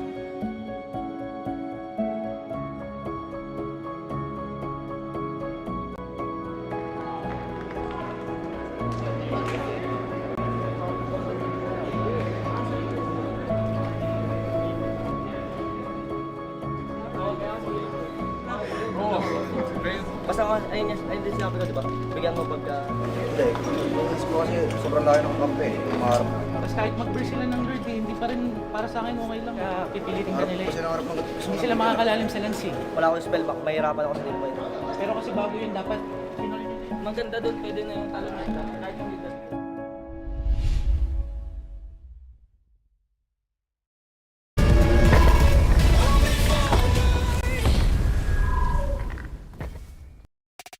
We have 2 more matches for today, and I hope you guys are ready for it. Because I'm not. Welcome to MSC here at the Esports World Cup. I'm more okay with the third match, not so much for the fourth one. My name is Rafael. Alongside with me is Getting Q as well as Brigitte. It's going to be intense matches, and here's the thing. I can't believe the third match is an elimination match. That's true. I can't believe I'm seeing Onyx Philippines here in this lower bracket going up against Area 77 in this do-or-die match. I mean, I know I'm having quite a hard time right now in the third series, but it's okay. We'll balance it out once we head into the fourth. We don't talk about that, but yeah. I don't know why people are stressed. I'm expecting things to go exactly as planned, right? It feels like a lot of the things are kind of like getting back into that, you know, that standardization, you know, the traditional ways of playing it. I'm not talking about match number 4. At least for match number 3, this should be a confidence booster to all the Filipino fans out there. And then there's Area 77, who I think as of now, we shouldn't expect an upset, but that's just me. Because my question is, you said everything's going to plan. Yeah. What's the plan? I have no idea what the plan is, but here's the thing. We got a hot take here because the previous match, that was pretty interesting. So this is the Doctor's Note presented by Al Habib Medical Group. Since RQ just defeated Aurora, does that mean RQ's better than Onyx? Oh. You know the funny thing is, okay, I'm using the viewers' logic against them because you guys know you guys are thinking the same way. Hey, they probably already are subscribed. Make sure, guys. Dr. Sulaiman Al Habib, that's the way. Make sure you cool down these hot takes so far because they're gonna need some medical attention afterwards. What do you feel about that hot take? I checked to see if they're wearing their headsets, and I'm glad that they are because I wanted to warn you of saying that right in front of them, but at least they're wearing their headsets. So. Hey, some people play better when they're like challenged. Just like me, I'm meant to be challenged. Hey, I mean, and we saw RRQ getting a little upset in that game, you know? I mean, Aurora at the very least definitely made a statement towards them, and they're like, no, this does not fly. That's true. The story of teams playing better when they're behind is becoming too real. Oh, it's becoming very real. Now we got to talk about the match that's going to happen just after this. Believe it or not, it is going to be Onyx Philippines going up against Area 77 in a do or die. Loser gets eliminated, the winner survives. And we got plenty to talk about here, but let me just say for Area 77, listening to their story reminds me of the good old days where when you're forming a team, you're just grabbing a bunch of your friends, the ones that, you know, always rank up together, and then forming a team. Because nowadays, like, there's a lot of popular players where you just pick and choose. But for them, they're going old school. It's like, hey, we know each other for a while, let's make a team. Yeah, and I think, I think they had the hardest route. Because coming into this, they didn't even know that they were going to be in this position in the first place. And then, of course, they get the big international welcome facing off of the Soul-Sucking RRQ. And then afterwards, for some reason, they have to face off against world champions Onyx BH. That's true. In a sense, the chemistry should undeniably be there because they've stuck with each other through and through. Even though their former teams have been shuffling players left and right, they decided to stick with their roster, only changing at most their roamer. So that's the only thing they've changed ever since. But I think you can't take away the fact that since they're considered in a way the new ones in this kind of situation or in this tournament, they too have admitted that there are still some jitters here and there, and they've experienced that in their first series. Yeah, this is going to be an interesting matchup between the Philippines and the Philippines. I mean, North America. Considering that basically everyone there are immigrants from the Philippines. But yeah, looking at their lineup here, hearing some of the interviews where even Joy Boy say that they feel very nervous. They feel the stage fright. And I can understand that because you're going up against strong opponents and now going up against Onyx Philippines. I'm worried if that will happen again because they say because of that stage fright, they become more passive and not as aggressive as they're used to. And that's why we needed to see them play hot from the get-go, especially against a team like RRQ, right? Again, their play style just kind of forces them back into a corner. But now you're going to try and out-mechanic some of the best players in the world. We're reigning world champions so far. They're as cool as ice for a reason, and they're looking to kick them out as soon as possible. Talk about easier said than done. That's true. I hope Onyx Philippines, though, after what happened, do not commit those small mistakes again because make big mistakes. No. Oh, sorry, I misunderstood. Sorry, my bad. No, honestly, because as small as it seems, those mistakes that they did in their previous series eventually cost them the game. So it stacks up. It's a compounding interest sort of thing, and I definitely think that right now Onyx BH really needs that confidence boost, right? So if they can go 2-0 against Area 77, that's going to put them in a position where, all right, mentally we are reset. Whatever happened in the previous game, that was just us. We slowed down a little bit. They have to just chill out, right? Don't break just yet. And considering that they have the coaching staff of both Hazen as well as Why Not, we saw even in previous bits of content getting into the show, hey, guys, we have to communicate with each other. We have to be the super fam that everyone knows and loves us for. Yeah, and I'm pretty sure if you talk to their coaching staff as well, they'll just have this mindset of probably not thinking too much of the pressure of being in the lower bracket and taking things one step at a time. And I feel that's very important that they do because if you think too ahead, it's gonna be a little, different since they're already in, most likely if they win, going to be in the 2-1 pool. Yeah. So that means that's just, or they're just going to be one of the options of the 2-0 winners. Later. I mean, I doubt it. I doubt Hey, it. you know what I say? Sometimes being an option ain't a bad thing. Anyways, make sure you guys get the MSC pass because it's still on 20% discount. And hey, you saw an atlas being used just now. If you want the skin, making sure that you guys get the MSC pass, get the coins, and then get yourself some free skins. I had no idea where I was going with the previous one, but I gotta say, Brigida, looking at this matchup, especially considering that Area 77 might be a little bit stressed out going up against Onyx Philippines, I feel like if we really want to make it worse, we ask them to take off their headset, Onyx Philippines, and say the hot take again. Because here's the thing, they won't take it out on us. Look, I mean, they'll take it out on them. To be fair, they already have to deal with Onyx PH like shouting across the room. And they can understand. And they can understand. This is not a like, oh no, I don't know what's going on. They're all bilingual. They understand exactly what's going to be thrown across the room. And that could be motivation. That could definitely dampen out the vibes. But I'm feeling that Area 77, looking at them right now, it's like, okay, they're kind of chill. Let's see whether it ramps up. Okay, I'm waiting. No, okay. We wait faster. Wasn't Area 77 the team who played facing the opposite directions? Right now we gotta look at the game times here because we're about to jump into draft. So we gotta look at the game times in case for everyone to know where everyone is at. Right now, Team Liquid is their overall game time is only just under an hour, and Mythic Seal is 1 hour and 7 minutes. Arc can get pretty good with 30 minutes. I kind of feel like it's going to get updated a little bit later, but so far, Team Liquid is the leader here. Now, let us explain. The winning game time, this is the total time of only the games that they have won. And it's important because as we start moving on from the group stages into the knockouts, teams who have a faster winning game time get to select first. So right now, Team Liquid currently sitting on top. I don't think Mythic Seals have an option of getting like second. An hour is a long time. Yeah, we're yet to find out who are the other 2-0 teams gonna be down the line, but an hour for all the past few matches that you've played. That's pretty interesting. That also brings into perspective how long we play. Yeah. Right? I kind of feel like average with the draft, with waiting for the game to start. Damn, we play a very long time a day. Considering how long we've done this, I'm pretty sure we've lost years of our life. Oh yeah, that's cumulatively, probably at some point. Hey, don't worry. But the draft is now started. We see that Area 77 is going to go on the blue side. Onyx PH going to be opting for the red side. Kimmy, alongside with Jushin, first bans. Yeah, we can definitely see like the development of this Jushin as well, because no matter how much we criticize saying she's not enough of this or that, always seems to prove us wrong.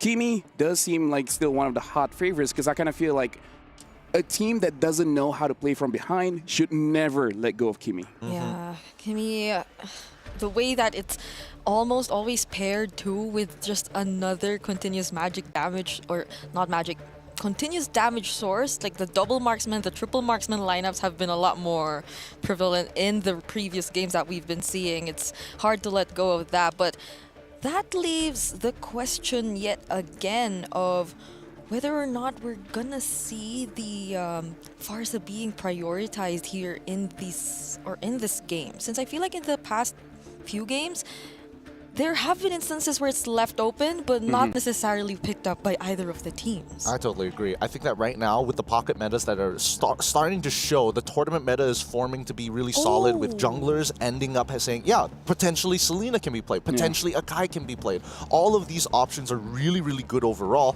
but it all depends on the crux of, hey, we need to answer the first couple of few picks. Do we let Kimi through? Do we let Kalia through? Uranus has been something that's been popping up here and there, but it feels like most of the teams are generally saying, we actually don't really care about the Uranus. And here's the thing, I kind of feel like Farsa is always a good pick. The only thing is that when something is good, your counterpart is going to get stronger as well, where a lot of these assassins are amazing. So I kind of feel like if you're going to get a Farsa, it almost forces your jungler to be able to protect the Farsa whenever needed. So maybe we'll see that utility. So almost showing a little bit too much of your draft as well. Yeah, so maybe not the Yi Sun-shin gets prioritized instead, right, on Q, because it is left open for Area 77. And Onyx PH, such a quick response with the Phobius again. not completely paying attention to the Farsa, but I feel like if they did want to pick it up, they can still go for it for Red 3. Yep. But Area 77 I mean, now. if Area 77 picks up a Farsa here, they could pick up something like the Lancelot and then be like, since you have a Yuzushi in the jungle, good luck of protecting your Farsa. Oh, wait, that's a... Jawhead. Wow. Okay, so now Area 77 bringing up the, class favorites from NA. The Jawhead's interesting in this this particular game, right? Because technically it is a flex pick. Does it do well into the Phoveus and the EXP lane? Maybe for the first couple of levels, but then eventually falls off. I mean, looking at the grand finals, right? Back in NACT, they only won with this Jawhead. And now having this, actually now it looks like they do have a reason to pick up something like the Farsa later on, because their finding is okay-ish. The combo is it's okay-ish. Yeah, ish. But I feel like they probably felt a little more confident picking it up too, since there's no chance of a Badang or a roamer or a hero on Onyx PH side that can cancel out the Jawhead as often, since I feel like that's one of the biggest problems Luis encountered when he played the Jawhead the first time here in MSC. So they see the Kalea and the Phoveus immediately picked up, and now this just probably was the reason why they're encouraged to pick it. But that doesn't take away the fact that the Lancelot still gets through and is in Onyx Philippines' hands right now. It's interesting to see, because now it means that Onyx PH is now changing up the priorities, right? Like Super Prince is like, I will play whatever you need me to play. I don't want to be the main win condition just yet. Make sure that King Kong is going to be on a hero that he can actually perform on. Don't put him on the utilities anymore. We want him to be able to kind of try and escalate the game as much as possible, which is when we see Area 77 making the hard read with the Hilda, right? Again, it's not like you want to see you blindly pick the Hilda. You're hoping for the assassin on the other end. Personally, for me, I kind of feel like for MSC, I feel like all of the players need a little bit more confidence, because what has been shown is that, yes, the hero that you pick has counters towards it, but it comes to a point where if you're good enough, you can play around it, because there's so many Hildas going up against the Lancelots, and yet when we're looking at the win rate, it's not really Hilda favored, right? So I kind of feel like this is what the coaches have to tell to the players, is like, yes, I know utility is safer, but sometimes you just got to trust in yourself. Be like, yes, it counters you, but just play better. Yeah, because I feel like I will never forget that one time wherein the Lancelot with a full damage build, or even not a complete build just yet, was able to take down the Hilda, which was constantly bugging him all by himself. So the damage is clearly broken for a Lancelot. So if Area 77 wants to play this aggressively in the early game, which seems like the case since they have a Jawhead and the Hilda, they have to make it consistent and they have to close the game fast. Yes. Speaking of closing the game fast, right? I'm surprised with the bans that we see from Area 77. I get the Kadita, but they also get rid of the Moskov, right? Which to me is a little strange, considering that there are natural combos that Onyx PH want to actually provide. They want to be able to, have a little bit of burst damage to work alongside this Kalea, but then they go for the Harith instead this time around to increase their damage profile, which begs the question, right? What is the main idea? Do they know for a fact that Area 77 is not going to go for the Farsa this time around, or do they feel like, hey, we've already taken out the big picks, what are you going to do? Honestly, at this point, I want to see a fighter in the gold lane. Like, I feel like in this situation, it works, right? Another Ruby? Yeah. Oh. Because again, like, there's so many ways. I mean, technically a fighter. Kinda a fighter, yeah, the Roger. The Roger and the Sicilians are the and the Kakura. This looks like ego picks, right? I feel like Onyx PH at this point of time, these are all ego picks. We were expecting standard. They're saying no, we don't want to play standard. We think that we can just style on Area 77. No, legit Kalea and having 3 burst options. I really feel like they want to say, if you see anyone, take them down, lower their confidence even more, make them afraid. Speaking of which, this is elimination match, and I'm going to give it over to Gideon as well as Brigida to break this one. Thank you, LaFell. All right, second half of the day has already begun. We've got 2 best of 3s to kick things up, but the very first one is already an elimination match. Onyx PH, no one would have expected them to be in this position. Area 77 facing off against some of the best teams already from the get-go. If there was a time for an upset, it would be now to spark hope in NA. But Filipino fans all are looking at the world champions here at MSC 2025 at the Esports World Cup to come back into form. Now that you mention it, Gideon, what if they actually do that, no? And that'll be so hard on Onyx, because the biggest upsets were taken against them, if that were to be the case. But, I mean, let's see, because I feel like both of these teams, their intentions are pretty clear. Just burst down whoever you see for Onyx PH, Area 77.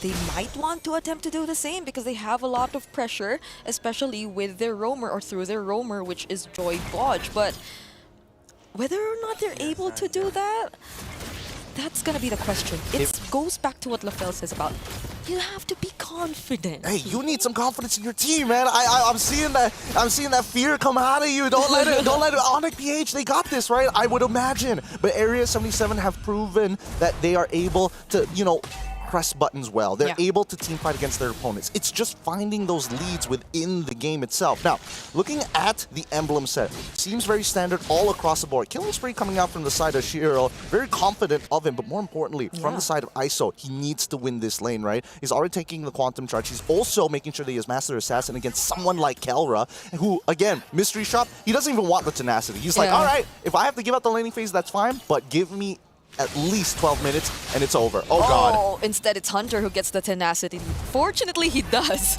because those are instances wherein you definitely need a little bit more tankiness in your hands, considering that it's not just King Kong, also Super Friends.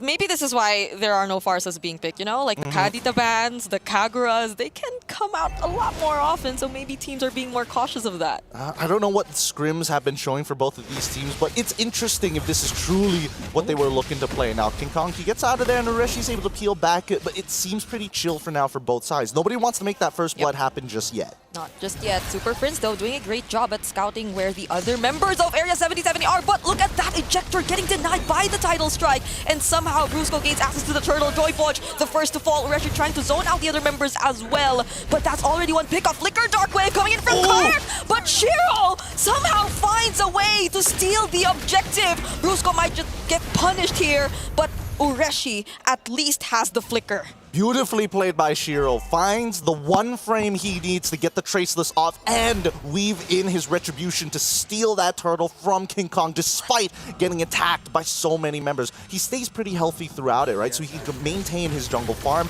And this is what we were looking for, right? The natural way to kind of speed up your jungler, especially when you have someone like Jawhead. Use those Spark Missiles, leash for him, speed him up, clear it fast, and then look for opportunities across the map. Yeah, so this is probably a different way to look at it for Area 77. If they're just literally playing around Shiro, then that doesn't change much of what they want to do of playing aggressively from the very beginning, because even the first objective went into their hands. Oh, but they used the Unstoppable Force and the ejector onto Kirk. Will they have enough damage to take him down? It seems like they do.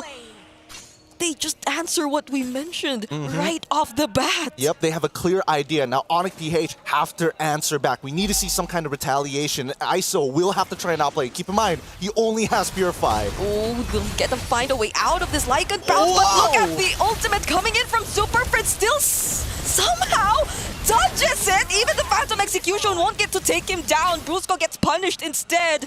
That was a massive outplay coming in from ISO. Beautifully played. The yin-yang overturn coming out from Super Prince wanted to collapse on him, but he quickly purifies it, rolls out of the way, uses the extra movement speed plus Quantum Charge perfectly to dodge the damage. Nicely done from ISO. This is what we've been waiting for Area 77 to show that they can not only push buttons, but more importantly, they can go toe-to-toe with the best. Yeah, those are some plays that you would expect to see from the likes of Kelra too, but ISO, too good at pressing buttons. He just needs to stay this way for the entirety of the game, because he's going to be one of the major factors as well of how the next few team fights are going to pan out. But another thing is Joy Bodge. He's doing such a great job at finding those ejector plays, but it seems like they've tried to go for him first. Yin-yang overturn again, burst him down, but will Shiro once more get this turtle? It seems like it's a no, but will they fight back? Because Onyx PH, they will respect and disengage. Nicely done from Onyx PH. The lead is still within the hands of Area 77, but they now are forced to respect the motions from Area 77. Take out Joy Bodge first. Don't let him escalate the scenario. They've already got a tier 1 on top side, and they got outplayed by ISO. They cannot afford any more disrespect from Area 77. Now, in terms of how Onyx DH is going to be looking to escalate. They've got some really good combos on their side, right? Yin Yang Overturn plus the Tsunami Slam is a great way to kind of make sure they guarantee a kill. And not to mention that a majority of the members from the side of Area 77 aren't running the Purify, right? They're running Flicker. Oh, but Joy Bodge can't just go for any target. Can't just go for Super Prince. There's still the Rasho Umbrella Flea, as they call it, to get away and somehow purify the ejector. So that's the thing. I think Onyx PH, it's great that they picked up this Kagura because it serves as their main source or way to find where Joy Bodge is gonna come from, and the plan to just keep taking him out is clearly working in their favor, especially now that their main damage source is just coming from Shiro. But speaking of, King Kong somehow finds him here up top, but Ureshi's within the area as well, so they'll somehow get to help him unless Brusco tries to do something, but I don't think he will. Not yet, not yet. I don't think they have enough damage with just King Kong alone. Plus, it's a two-pronged attack, right? You're attacking that top side, you see where Shiro is, the mid lane is suddenly missing. Could he be bot, could he be top? It's better for Area 77 to just sacrifice the turret on that bottom side, which is actually really good specifically for Kelra. It unlocks him from the lane, now he's able to double wave off of the mid as well, and participate for the upcoming turtle fight. Now, this turtle fight is going to be interesting, right? I feel like Area 77 shouldn't be the ones initiating on it. I feel like ISO, his first item though, he decides to go for the Halberd. So he has anti-heal, which is, yes, it's good against shields, which is great against Super Prince and as well as Kelra. I'm pretty sure that King Kong is going to go for his traditional bruiser build. I don't know if he wants to go for full damage just yet, considering that his targets are pretty squishy. But here we go. They don't find anyone. Brusco, with the conceal, walks away from the range of the ejector, but the Sanguine Claws catches to Brusco, misses the title strike, and Ureshi disturbing everyone from behind, but this might just be the time for the Salmon Force to show off. Brusco is the first to be taken down, however. Hunter is next. Kelra still dancing in between ISO and Joy Bodge, and look at the damage coming in from King Kong. Phantom Execution also committed. Ureshi using the Flicker, trying to take down Kelra, but he can't do it alone. The experience is starting to show from the side of Onyx DH. They are together. They understand every aspect of the fight. They see the full battlefield because Area 77 ended up splitting their forces into two. Shiro understood, oh man, I can't get on top of Super Prince, but I think he needs to work alongside ISO. Because watch this fight, right? Ureshi knows what he's doing. He's on top of King Kong. Shiro moves away as Hunter gets blasted, but notice that ISO specifically is targeting Kelra, right? Let's say he wasn't targeting Kelra. Let's say he finishes off these kills on the end of Onyx DH like Super Prince. They need to make sure. Right now in the early game, wait, hold on. Yin Yang Overturn committed ejector onto Kirk, but he has the Infernal Pursuits. However, Brusco's the one who gets punished. So they get to defend this mid lane turret for Area 77. Why did Onyx DH so desperately want to push them out? I mean, they were working on the minions, and honestly, they got pretty close to breaking that mid-tier one. I get that if they broke that mid-tier one, it opens up a lot more options, but at what cost? It's basically gone, but they've already sacrificed the initial lead that they took back from the previous turtle fight. And it's interesting to see that it's actually a very, very small gold lead that exists between these two teams, because even in terms of map control, Area 77 is doing a great job. So maybe despite these early item decisions, these pickups, it's more on the macro that they want to play after all, up until that moment wherein they feel that they can really decide to start the fight themselves. Because as you mentioned, I feel like that's not a good decision, especially if there's King Kong who can burst down your crucial heroes like that. Oh yeah, I don't think he's going for Bruiser build this time. I think he's going for raw damage. He's got the Hunter Strike and the War Axe already. He's level 13, 9 minutes into the game. Shiro is keeping up with him, and we saw a couple of 1v1s happen on the top side of the map, but now majority of the ejectors have been spawning on the bottom side. A little unlucky for Area 77 because these fights have not been easy. Oh, interesting. Clock of Destiny purchase from the side of Hunter. He decided to complete the Gleaming Gem. Well, I feel like there's a bit of tankiness there too. If you complete that, but the ejector will be committed onto Kirk. There's the Flicker, but it won't keep him safe. There's the Salmon Force as well coming in from Kelra. Tries to burst down Shiro, but there's the Traceless as well. And that's after they got the Lord for themselves. They still lose a member when maybe they couldn't have not gotten a casualty, and now King Kong might be next because he gets caught by the Lycan Bounce! I thought ISO was going to die there. He got chunked by 50%, but it's not over. Ureshi is able to hold on, and finally the mid-tier 1 collapses. It's a breathing moment for both Onyx and as well as Area 77, but honestly, Shiro's probably smiling. Is like, nice one, ISO. Now I get to be the one who gets an eventual level lead. Yeah, I mean, the Lycan pounds from the Rogers sometimes puts him in a dangerous spot, but during those kinds of situations, it's just a sure way to chase and kill whoever you're trying to take down. And in that moment, it was King Kong who unfortunately found no way to deal with it. But at least for Onyx PH, at least for Kellera, it seems like he just has his eyes set on the turrets. Probably a bit of pushing back the members of Area 77 too through the Zaman Force, but Onyx PH, they have to keep it together a little more, because I feel like it's great that they're playing it aggressively, but Area 77, as you mentioned, even if they don't start things, they have good ways to punish or turn things around. Yep. Now ISO, third item already complete. He's got the Wind Talker, he's got the Sea Halberd, he's also got the Endless Battle. With that being said, yep, he's got more than enough damage to start 1v1ing some of the squishier members. King Kong is doing a good job, but here's the thing. Onyx PH don't scale as well as Area 77. And I feel like right now, unless we see like big mechanical mistakes, you whiff on a kill, you don't use your iframes in time from the side of King Kong, the big punishments from Area 77 are really devastating, because Hunter, he's been eliminated pretty early on in these fights thanks to King Kong. But now, as we are going into the 11th minute, and I think by the 13th minute, Hunter is going to be a huge problem for Onyx. That's Hunter, Shiro, and ISO, who you have to consider in terms of scaling from Area 77. Whereas for Onyx PH, yes, the burst damage is there, but once you commit the combo from Super Friends, you pair it up with whichever setup Brusco decides to go for, and it's unsuccessful, things are not gonna be looking too good for them. They respect that Joy Bodge might just go for the setup, and it might be this time their turn. Phantom Execution committed by King Kong, tries to chase after Shiro. There's the Zaman Force, takes down ISO. A beautiful pickoff coming in from Onyx PH. Super Prince committing the Yin Yang overturn, but they'll settle with that one pickoff that they got. Look at the footsies from both of these teams. Taking space, giving up space. We see the initial movement from Area 77's Conceal to get access to not only push Onyx PH out of their own jungle, but to walk to their wave. And I think that's the problem, right? They could have just waited a little bit longer and the wave would have naturally pushed in their favor. Onyx PH punishing ISO specifically for that. And now it's a 4v5. Unless we see Area 70 really drag this out, I feel like Onyx PH can really take their sweet time with this. Yeah, Shiro and Joy Bodge are both coming from the sides. Brusco probably looking for an angle. There goes the title strike!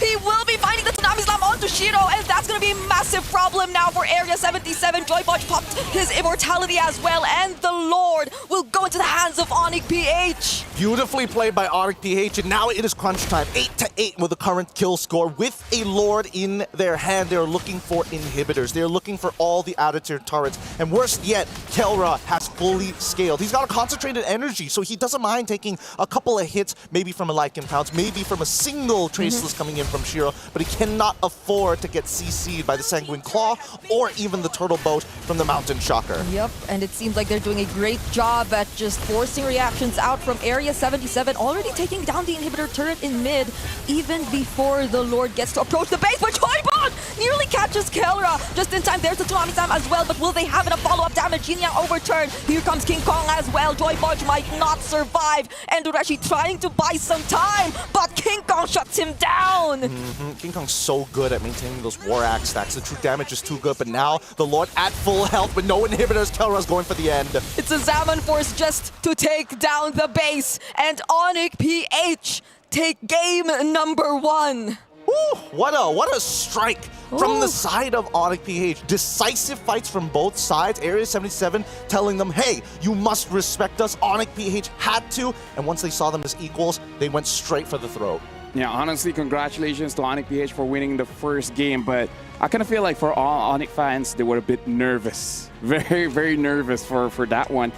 And I kind of feel like now I can see where Area 77, they said that the stage fright comes in, because I kind of feel like there are moments where they could be a little bit more aggressive, you know, trying, you know, risk it just a little bit to make sure that you have some kind of advantage, because I kind of feel like ISO made one good play when he was ganked, but then after that, we don't see a lot of ISO. You have this jawhead, but you're not really forcing fights. And to be fair, I can't even blame him. The damage is just not there yet. You have the Sicilian as well as the Yisun Shin. Yisun Shin has damage, but it's not like second skill Lancelot kind of damage. Right? It ramps up just a little bit. So I kind of feel like Area 77, they're good in the early game, but once you start going to the mid and late game, it does look like they're overthinking it a little bit. Yeah, just a little bit, right? You can tell by these neutral objectives, they really want to come in feeling like they're on equal footing against Onic PH. They don't want to threaten their positions. They don't want to kind of overstep their boundaries because they feel like Onic PH will just topple them because of that slight man advantage. There were moments that Area 77 could have,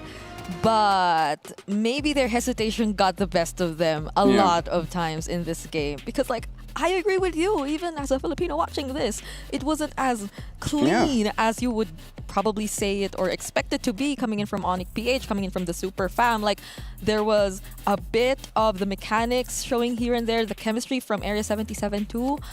So, hopefully they get to work on that because, again, this is still a best of 3 either way. It's much closer than people would think. The thing is, I kind of feel like Area 77, they got to change their mindset just a little bit because even with the drafts, it's kind of like a triple marksman kind of draft, but subbing in that Sicilian. But the difference is that Kimi, even from the early game, already puts a lot of pressure compared to the Sicilian. So I kind of feel like for this one, they're kind of playing not to lose, right? Waiting for Onic to make a mistake. And we saw that quite a few times, right? King Kong goes in, all right, catch him, kill him. That's great. But you can't, like, if you want to become champions, you can't always hope for your opponents to make a mistake. You just have to be ready for it. Yeah, no, I totally agree here. I think that what Area 77 needs to do, especially with a composition like this, you can't really quote-unquote peel backwards, right? Yeah. There's just too many people who kind of extend their leads or stick onto you like glue. Kirk is a really good example, right? He may be 0-3 and 4, but he's in the face of Hunter. He's in the face of Shiro, which forces both ISO or Shiro to kind of make a decision on where they need to be during the fight. I think my big problem is that, unfortunately, Hunter didn't have as much impact as I wanted him to, right? His whole job is to make sure that if Kelra drops down the Zaman Force, hey, you better dash backwards every single time. You cannot fall within my range. It kind of felt like they lost or ran out of options in a way, because they were the ones who kept banning out mid lane heroes too. Because again, I think we talked about it in the draft that Super Friends, he's just saving his hero for second phase. Like, that's probably one of the biggest shifts we've seen in Onic PH and their drafting style. So it kind of backfired to Area 77 as well because, I mean, the Kagura came in very unexpected, but Sicilian couldn't really complement the idea of your draft as much. I gotta say, as we don't see a lot of Kagura, but I really feel like this Kagura was the reason that they won. I kind of feel like Super Friends was the one that made sure that everyone don't overextend, right? Throw the umbrella just to have an idea of where the engage could come from. That gives the confidence for Brusco to just go in and then immediate burst. Because I gotta say, like, his Kagura mechanics were amazing. It's really good. You can see how good it is, especially in a 1v1 scenario against the Sicilian. Sicilian's like, I want you at X amount of distance all the time. And Kagura's like, plus minus every single time. I will never give you that ideal option. But worse yet, whenever we see Area 77 looking to try and go on one target, that's when that yin-yang overturn becomes a really powerful tool. Even if Brusco doesn't use the Tsunami Slide, hey, that umbrella is going to force you to kind of break apart. You can't really stick together too hard. It messes up their formation so much. And to be fair, their Onic PH's lineup, I feel like individually, every single one of them can break Area 77's formation. Like, either the Lancelot when he goes in and looks for the backlines, or Kirk, because again, he mentioned he's just like glue, always sticking to the members of Area 77. And the AoE from the Tidal Strike and the Yin Yang Overturn, just so many things you have to consider if you're Area 77. And I kind of feel like you kind of have this mindset as well that even if you have 3 late game heroes, Kara with one hero, he can outpower any scaling hero in the game. Super Friends, by the way, did the most amount of damage in that one. So that's a very impressive Kagura play. King Kong still having the highest gold per minute, 814. You actually took a lot of damage, and then Brusco set things up for Onic Philippines. So yeah, I kind of feel like Area 77, they got to find that confidence. As difficult as it is, because how can you, like, just trust in yourself, because it's one more game for you to get eliminated. Yeah, it's one more game. They got to throw everything at the wall here. And I think that at least for Hunter, he needs to be on something that's comfortable, which is why they put him on the Sicilian in the first place, or that's what I would assume that they did. But even so, if they're going to play a composition like this, they have to be really surgical with their attacks. And if we're going to trade, we either go even or we go home. So we got to make the best out of the scenario. Yeah, that makes me wonder now if the Jawhead has been the most effective roamer for Area 77. I feel like for Hunter, he's been mostly on the Jushins, Farsas, and those are pretty much either banned or you feel hesitant to pick it up going up against this team of Onyx BH, who, if they keep saving Super Prince for last, can bring out all these Kaguras and all that. Yeah, they could, and I think that Joybodge, this looks like the most comfortable he's ever been, right? I think some of his outplays, especially when you're thinking of like how Brusco and Joybodge want to play the game, are extremely similar. And we've seen them both kind of mess with each other. Flicker forward, Brusco is able to stop him. Brusco tries to make a play, ejector comes immediately. Yeah, and I gotta say, Onyx Philippines still look very strong there, but we gotta remember, even in this tournament, Onyx Philippines can bleed. In fact, we have a video to see later on, like how they're so good. Dude, I have voices in my head that it just talks, and it's just very long. The schizo is going crazy. Yeah, but right now we gotta look at the road to EWC for Area 77.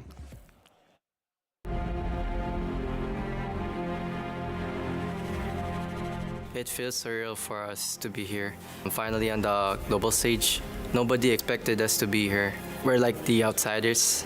So yeah, we're just here to prove ourselves that we deserve to be here. That's huge damage! The feathered airstrike comes down and BTK falls! This time around with Area 77, I think we're looking to see what new impact that NA is willing to bring to the table and whether or not it's going to be worthwhile, especially since their group is not only like it's not the easiest group in the world, but things can really snowball out of control for them. If they get through some of the hardest teams in their group, I think they definitely have a shot at going pretty far. A couple more shots, BTK trying to defend, but that is it. Area 77 defy the odds and take game number 1. I will put it as simply as I want to see Area 77 succeed, because their success could mean revitalization, could mean a renewal of hope for a region that was often overlooked, and I hope they can deliver some absolute surprises.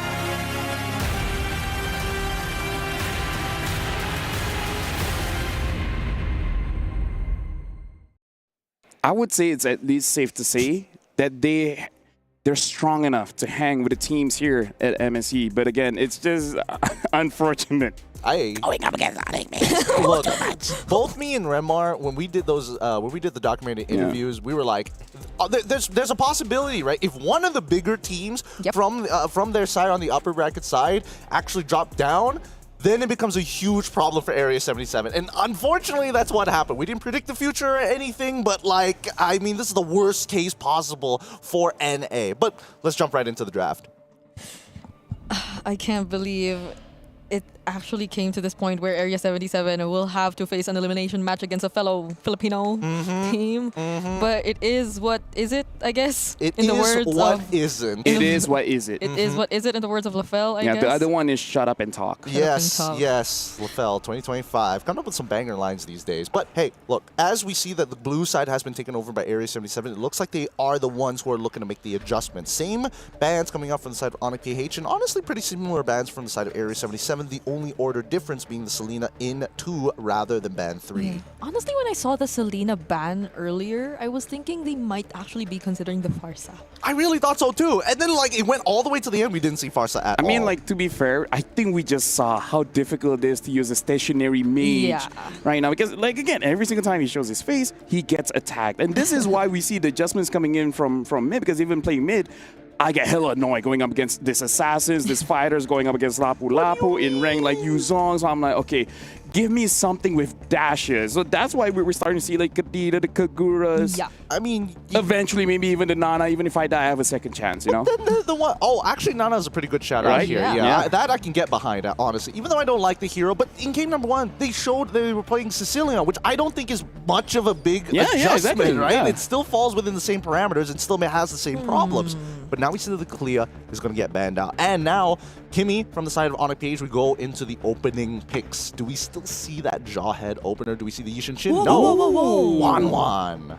Oh. But can get very heavily countered by like Farsa, Irito, Or the Yishin Shin. any assassins. So, you know, but we've seen even with like I said, even if they're counters, you just gotta outplay it. Just yesterday, Team Liquid Philippines felt like they had all the counters in the world against the 1-1, but that's Liquid Philippines. but yes. Yes. Man, it's crazy. Same region, completely different play style. Different expectations altogether. Wait, is that... Yishin Shin as well as Phoveus. Again, it feels like Onyx PH has a system that they want to stick by, right? Take Yishin Farsa. Shin makes a lot of sense. I would like to see the Farsa, but the only problem is that when you see the Yishin Shin on the other side, it's like... Man, I have to really worry about my positioning. I also might even consider taking the Purify instead of the Flicker. Because again, that turtle ball, as soon as it connects with you, you're basically as good as gone. Oh. Jawhead again. So they picked a Jawhead again. Maybe it is going to be a good time. Just more burst. Farsa. Yeah, burst them down. All right. Just gotta be brave. Like, this might be your final match, so might as well. Might as well. I'm all for it. I am all for it. But now the question is, what is the jungle going to play, right? Because I'm assuming the Lancelots are going to get banned out here. I'm also going to assume that the Hayabusa probably would go, but I feel like at the same time, the Fredrin wouldn't do too bad. But that's just me. That's just me, right? Let's see what this final pick is for the side of Onyx PH, because this really affects the second half. The Amon. Hey, you know what? Kyrie could do it. If Kyrie can do it, I can do it. King Kong is like, yo, Kelra, you play a meme Yishin Shin down my goal lane, right? So we're putting Yishin in the gold. I mean, if we saw the rubies and all that, I wouldn't be so surprised anymore. Just now, the Roger even was in the gold lane. But I'm feeling maybe... Kagura round 2? Because you have the mobility, you have inbuilt purifies to deal with the Jawhead. Or they picked the Kadita this time. That's not too bad. Just adding more unique picks. Because the difference is like the knock-up is a guaranteed way to cancel things, or a lot of things. Like the Kagura at most can do the stuns, the burst. But ever since they adjusted the Kadita and made her combos a lot more faster, every time I see her in the Land of Dawn, it's such a massive threat to all the Farsas. So... There's so many ways to deal with the Farsas. Like, as amazing as she is, Munta makes sure to balance it out by making sure that all the other predators can't keep up. Yeah, no, it's really tough. It's really, really tough. But it's about impact in the game, and I think that's why Farsa is so highly prioritized, but also so volatile at the same time. It's just, you hit 2 feathered airstrikes, those 2 shots are more than enough to take out 90% of the problems within the game, assuming that they land in the first place. But now it looks like, I'm not sure. It's kind of like having a hot girlfriend. Huh? It's like, yeah, you got a hot girlfriend, but everyone wants her. The Farsa. Yeah, the Farsa is the hot girlfriend, but then everyone wants her. So then you got to go to the gym, bulk up, you know, and then be able to smash everyone, but not in that way. I think, Yeah, right? sure. It makes sense, right? It makes sense. It's the trophy wife analogy, essentially. Yeah. Right? You're not looking to parade it around, but it's just that's something that everybody desires. That's why Farsa has her face covered. her eyes. Oh, yeah, but if she can't look at other people, she won't know how bad they are. It's bad because in the lore, Alice took her eyes. Oh, no. Yeah, it's not a choice. It's not a choice. Hey, one baddie for another, you know? Okay. Oh, Farsa's story is sad. It's pretty depressing. It's pretty depressing. When are we going to get... At least she's strong. She is really strong, but, well, Alice and not so hot, much. I guess. Wait, now that you mentioned that. What?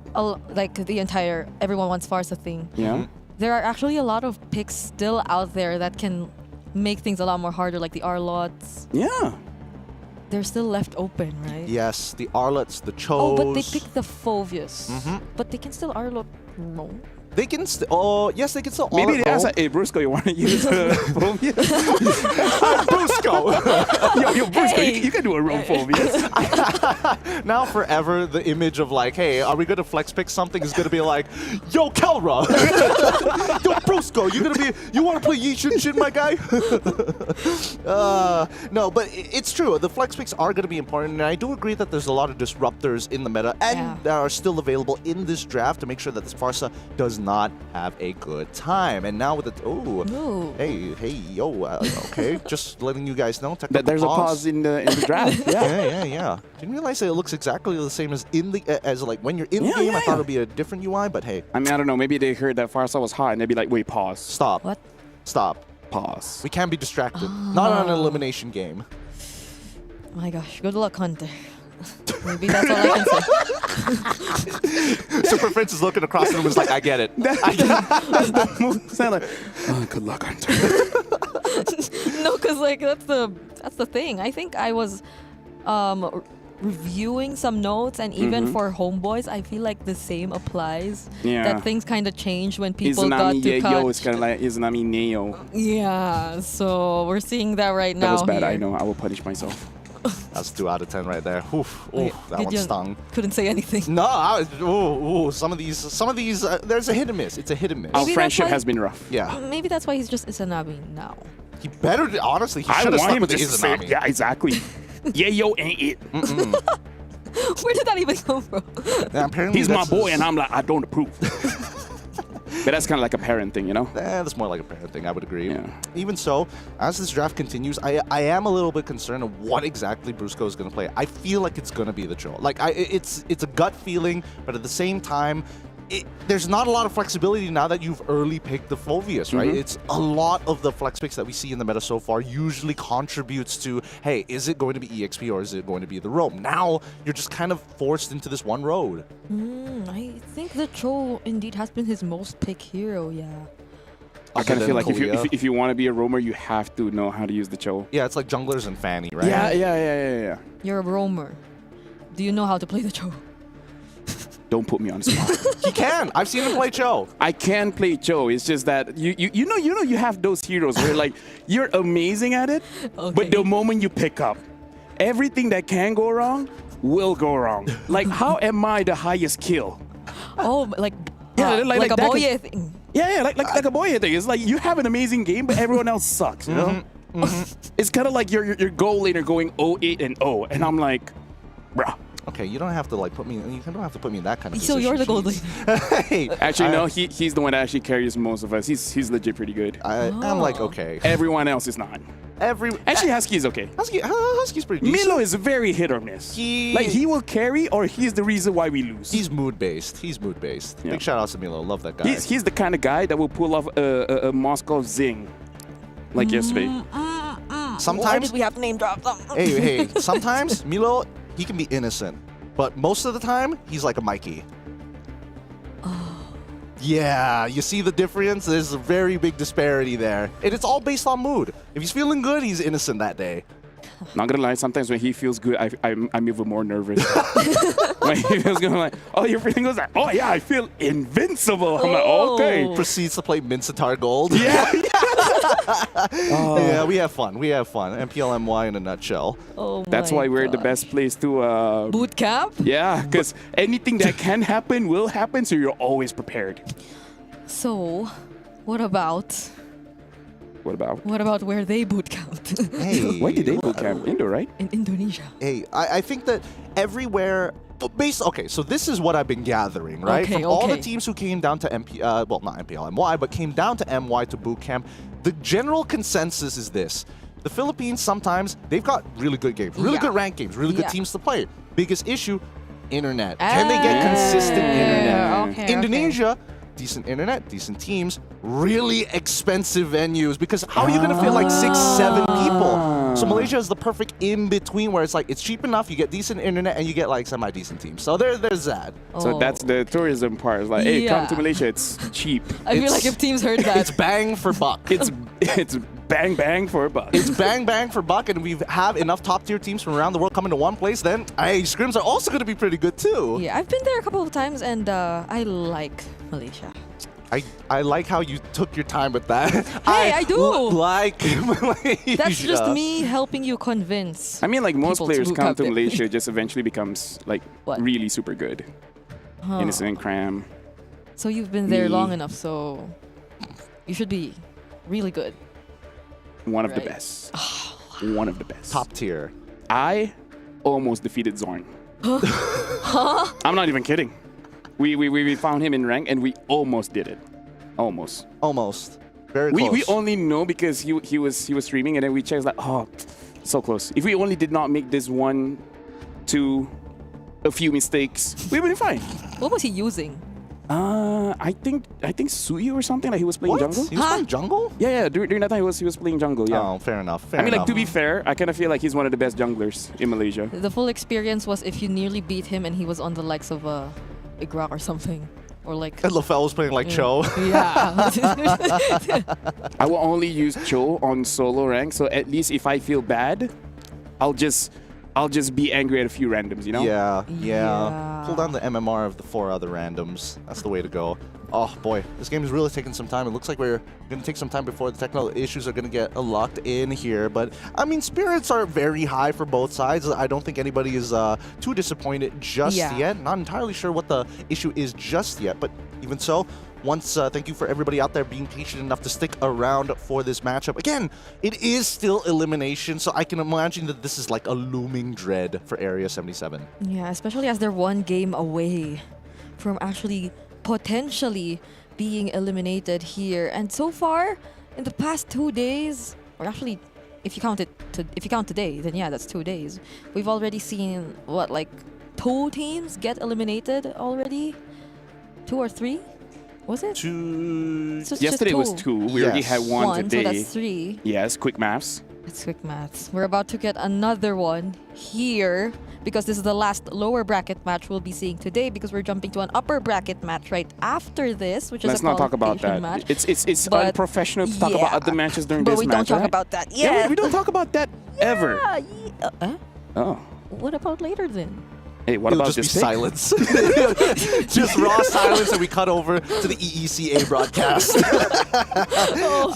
Look, the game is already up, and now we are exactly the same position that we left off from just now, right? This final pick is going to be the Irithel from the side of Onyx PH. Very fast, very quick. Thank you, why not? As we go into the second half, now to the bans. That's respect on the 1-1. I mean, even earlier on, we saw the mechanics already. The potential that you could get from ISO. So you'd really have to find a way to counter it out. Now, will Onyx PH indeed deny the other junglers available there for Shiro? But they banned the Hilda instead of any other jungler. To be fair, Ureshi was playing a pretty decent game. Yeah. From early to mid, it seems like he was at the right places at the right time, on top of the right targets, making sure that King Kong's life was... he was forced to make certain moves because his life total was getting attacked by Ureshi consistently. So I'm all for it, right? Get rid of the Hilda, get rid of the annoying problems. Zetian gets banned out for the side of Area 77. I guess that's the most interesting part. Because, like, the Zetians don't get that much attention anymore. Even though I feel like it was established that the trade back then was the Zetian into the Farsa, just cancelling out the Veteran Airstrike wherever you are, but things have been different. The win rate hasn't been that good for the Zetian, so Area 77, if they want to double down on the mid lane bans again... I mean, like, here's the thing, Brigida. What? That's human nature. People change. You make one mistake. Oh, it's different. And everyone just keeps looking down on you. They'll look at you as unredeemable. Unredeemable? God damn, brother. That hurt. Reality is harsh. Whoa, wait. Oh, well, I mean, yeah, the Angela Irithel. Dude, I'll wait. Go ahead. I mean, it was an expression. Yep, it's a good ban coming in from Area 77, right? They're looking ahead of time. And I think that the Zetian ban also has some logic behind it because a lot of the reason why they were losing fights in game number 1 was because of information, right? Yeah. It was the lack of information for Area 77. And every time they made a move, they got punished. Another thing, Fed Airstrike open, and then Zetian user ult can cancel that as well. Yeah, that too. But they still have Bagata ways, could do that so. too. Oh, Suyo! Suyo Esmeralda. I don't know about this one. Where is... Well, yes, there's damage from the 1-1 Farsa. No, I think that the Suyo may not... I think they're going to comfort picks, right? It has to be comfort picks at this point because Suyo doesn't do well into this particular matchup. Yes, he chunks out the Yishin Shin given the right opportunities, but the Phoveus is going to be difficult to deal with. The Gatot as well. And most important, now that they've got the Farmus, it doesn't feel like Onyx PH can do too many mistakes, right? It's just, oh, I overextend. drop down the ult. In case there's any new players, this was the traditional way to deal with the 1-1, where when she uses the crossbow of Tang, you open up your ult so it doesn't like always refreshes. And the thing is, once you get like 2 or 3 items, your Ghost Bursters will be able to deal enough damage to 1-1 because she's a mid-range hero, so she will inevitably get hit by those Ghost Bursters as well. So very smart pick, showing their experience, showing the amount of years that they put into this game. But now, again, this is potentially Area 77's last game. I'm going to give it over to Gideon as well as Brigida. Thanks, LaFell. Woo! All right, now that the technical pauses are out of the way, it's time we start moving into the game to see what is important between our 2 fighters, our gladiators, fighting for tournament life from NA. It's Area 77 on the blue side, facing off against a super fam, Onyx PH on the red side. Man, these last picks coming in from Super Friends. Such interesting choices all the time. They always make sense. It felt like they had much more room to ban out other heroes too, because since Area 77 already revealed the Farsa, they didn't have to take out the Valentina and whatnot, so it was an easy option for Onyx PH here. But then again, let's see how they play this out. Seems like the plan is to still go in aggressively, potentially get the first blood, and they will. How fortunate is it that they actually get Shiro even? A pretty bad mistake. Honestly, I didn't think it was going to get punished this hard because you see the initial tap the blade surge into the wall. He wanted to go over the wall to get right on top of the Litho Wanderer as it spawned. Had he gotten that, he would have more than enough time to not only take the Litho, but go to his purple buff. But the cooldowns, right? They're still pretty long in the earlier stages of the game. Just a nice chain of CC from Super Friends and Brusco. Yeah, and also interesting, somehow Shiro still able to catch up. Also stole away that gold crab away. They find a way to deal with Brusco as well. So they even out the kill score, and they might actually try to go for King Kong. What? Maybe not the best decision, especially as you're trying to catch up. So that just hands over 2 kills in the early game for King Kong. That has to be... That was quite the mistake. I'm not sure, because he knew what the jungle pathing was. He shows up by Litho Wanderer, knows that he doesn't have his orange buff, therefore it should still be up. Gets into the fight, they do make the initial play on towards Brusco's side, but then why go further than that? Why go make your way towards Beetle's side? And you know that you're low. You literally handed over the information, and now Ureshi gets handed over to Onyx PH as well. Ghostbusters already committed. Joy Bodge, will he still try to attempt to scout, though? I don't think at this point Area 77 should actually try to contest for anything, and just as they still want to farm, Shiro gets denied of that. King Kong's the only one who worked on the objective. There's the Curse of the Crow, however. Super Friends dodging all those feathered airstrikes, still survives, also dodges the falling Star Moon. Area 77 doesn't get to punish them at all. Area 77 need to take a deep breath right now because they're playing a little nervous, right? They're making these desperate moves when honestly it's not a desperate situation within the game. I understand that elimination is on the line here, but if they don't recollect themselves, these mechanical mistakes, Onyx PH will start disrespecting you. We need to see you hold your ground like you did in game number 1. Okay, Joy Bodge. Do they have the damage to deal with him? King Kong catches up Mountain Shocker into Joy Bodge. Will actually get to punish, not even punish, just clearly take him down. Shiro gets chased by Super Friends. AOG committed by Brusco. They're forcing the fight right here. There goes the NetherRealm as well, surviving or allowing them to survive. Things are not looking too good. It's already a 6-1 kill score. Hunter, please, we need you to land these shots. He's trying to be... Oh, wait, no! Ureshi finds a play of his own, but it did come at the cost of his flicker. If he manages to walk it, it'll be great, but no, he's gonna fall as well. You can see this desperation oozing out of Area 77.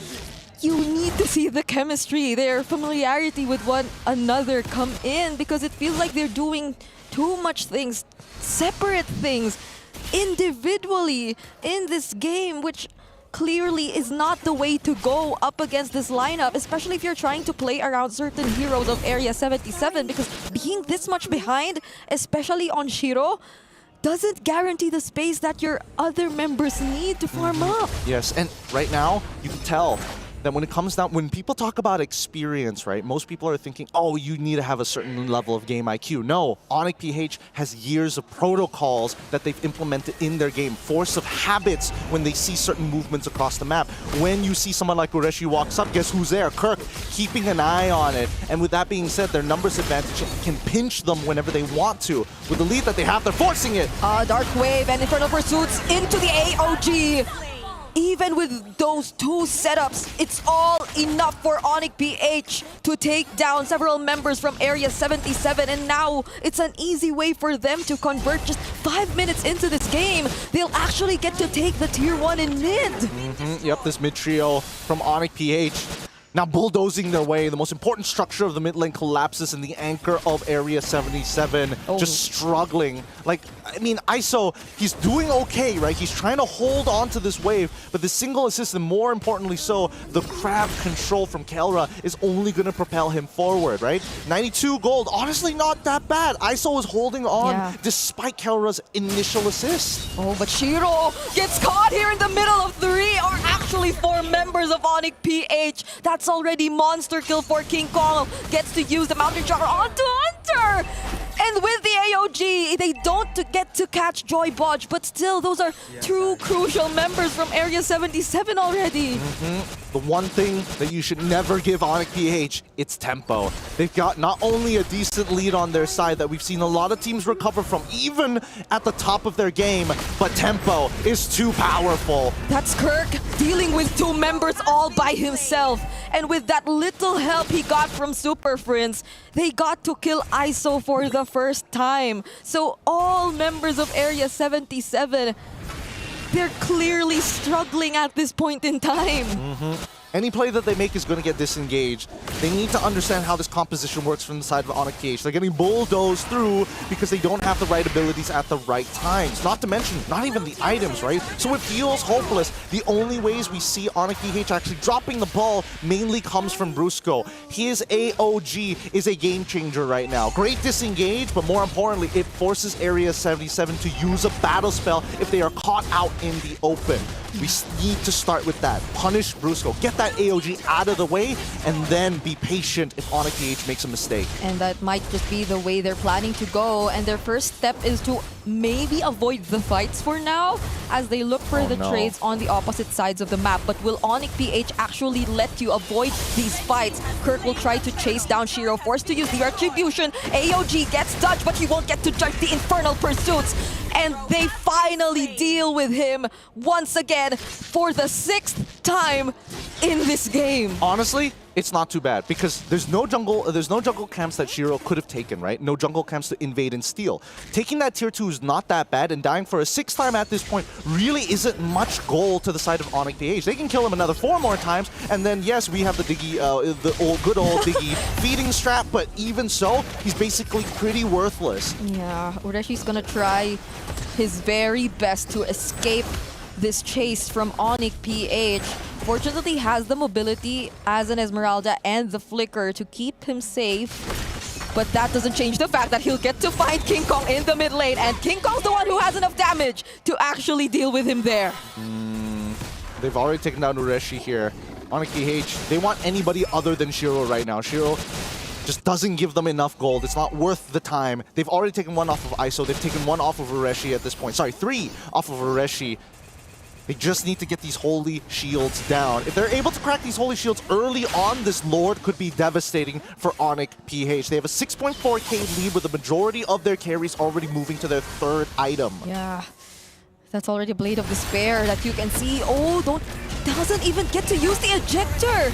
He's just cancelled by the Dark Wave as well. Fettered Airstrike doesn't deal enough damage either towards the members of Onyx PH. So they're not gonna force a fight. Look at King Kong just working on other things across the map. ISO tries to fight against him, but that might not be the right choice. Just look at the damage coming in from this 904 Yi Sun Shin. 3 empowered auto attacks is all he needs to take out ISO. There's really no counterplay to that. For now, Shiro, understanding his role, hey, if there's anything I need to do, it's to push these towers. The holy shielding from the side of Area 77 starts to collapse, and that's perfect for Onyx PH. They're setting up this lore. They don't care. Take the econ turrets on the tier 2s. Yes, they're not buffed up anymore, and they'll take a little bit shorter to break down, but when this lore falls into the hands of Onyx PH, they're going to look to end. Yeah, these are things that Onyx PH just willingly chose to let go of. They just allowed Shiro to take those turrets, to take the orange buff. It's not like they don't have any information whatsoever that he's doing that anyway. And now they assign Kirk to go for the chase. He might just deny Shiro of his path to getting back to his base, but at least for now, Area 77, they definitely have to find a way to defend and deal with this upcoming siege. And now they're calling the squadron back. They're like, whatever, you can take an inhibitor if you want to. You can try, because we're going to close out this game, Shiro. You decide your fate. As we see Onyx PH now knocking on the front door. Oh, he probably tried to buy some time, but look at the Federal Airstrike immediately cancelled by the Dark Wave. There goes the Unstoppable Force and the Ejector onto Kelvin, but the Netherrealm saves him just in time, and even the Crossbow of Tang doesn't feel like it dealt enough damage against Onyx, but it will be enough to at least send them back. All right, they took an inhibitor. They're looking for one more inhibitor. And Shiro, he's already gotten that initial push, but for some reason, they decided to switch Kirk and Brusco, right? With 2 inhibitors now, Brusco is finally back in. He's been holding the AOG this entire time! Oh my god! And there goes the AOG, who actually somehow gets to dodge it, but will he be able to dodge the damage coming from Onyx PH? Might not. And now they gain access to the base. This looks like it's finally it for Onyx PH, but Area 77 still find a way to clear it. Another wave is about to collapse. Topside is going to go through, and it looks like Onyx, they're waiting for a mistake. They can't really necessarily force it. They already technically made a mistake by diving too far, and now they're just waiting for the waves to make sure that this is an inevitable end. Yeah, fortunately they get to dodge those potential setups coming in from Onyx PH, but the death timers aren't that long, so they might have to respect that a bit as well. All members of Area 77 are back in this game, but they seem to want to end it as soon as they can. They find a target there. They look for Joy Bodge. They finally get to take him down. ISO gets to find the stacks, but there's a Winter Crown and another realm. And this might finally be the opportunity for Onyx PH to end things. They don't have the minions, however, but that's a near wipeout for Area 77. ISO will try to find an opening, but that will be denied from them. And this means that Onyx PH will stay in this tournament. And that's a 2-0 victory for Onyx PH, eliminating Area 77. Oh man, game 2, that was a beatdown, LaFell. I mean, I don't know about you. I think that was a very fun game, and both teams get to express themselves, because I kind of feel like at one point they're like, okay, we know what's going to happen, right? So might as well trade a lot of objectives, and to be fair, they got it. They got a lot of turrets in the game, and, you know, overall, yes, they lost, but again, you're going to lose to anyone, might as well be the world champions. I think there's nothing to be disappointed here from the side of Area 77, as well as NA fans out there.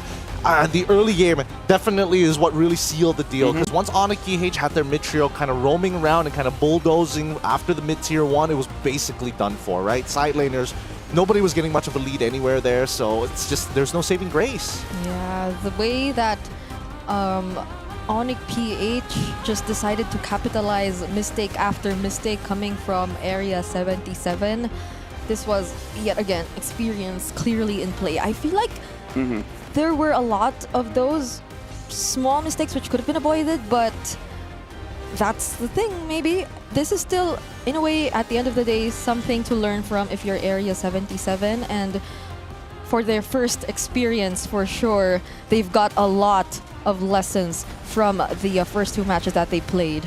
I mean, here's the thing. When it comes to experience, we don't talk about this a lot, but there's an art to be on stage, because we've heard from multiple teams either they're too scared or too hyped. Even for teams that's been here like a few years now, they have this mental crutch where, yes, you got a good game, but that doesn't mean you have to overextend. And now we're going to throw it over to an interview with Kelra and Eterna. Okay. Hello, everyone. Sorry, we were discussing a little bit earlier on because apparently Kelra needs a translator. Yes. I need. Yes, he needs translator. Okay, Kelra. Congratulations for winning this match. Now, I heard that you were sick before getting into this match. Is that true? Yes, is that true? Okay, are you okay?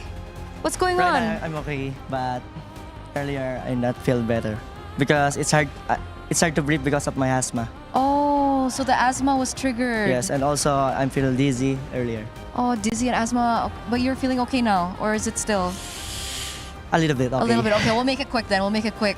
Get well soon, Calra. Hope Thank you. everything is okay because you're sick, you're unwell right now, but it didn't translate into the game. Game number 2, that was a very dominant game to say the least. Congratulations on that. And that's why I was really wondering, and I think a lot of people back at home are very curious too, as to what's been going on with Onyx PH. It's very different to your M6 run. I think you guys went through that very smoothly, but here at MSC, going to the lower bracket, has there been obstacles, challenges maybe that we should know about?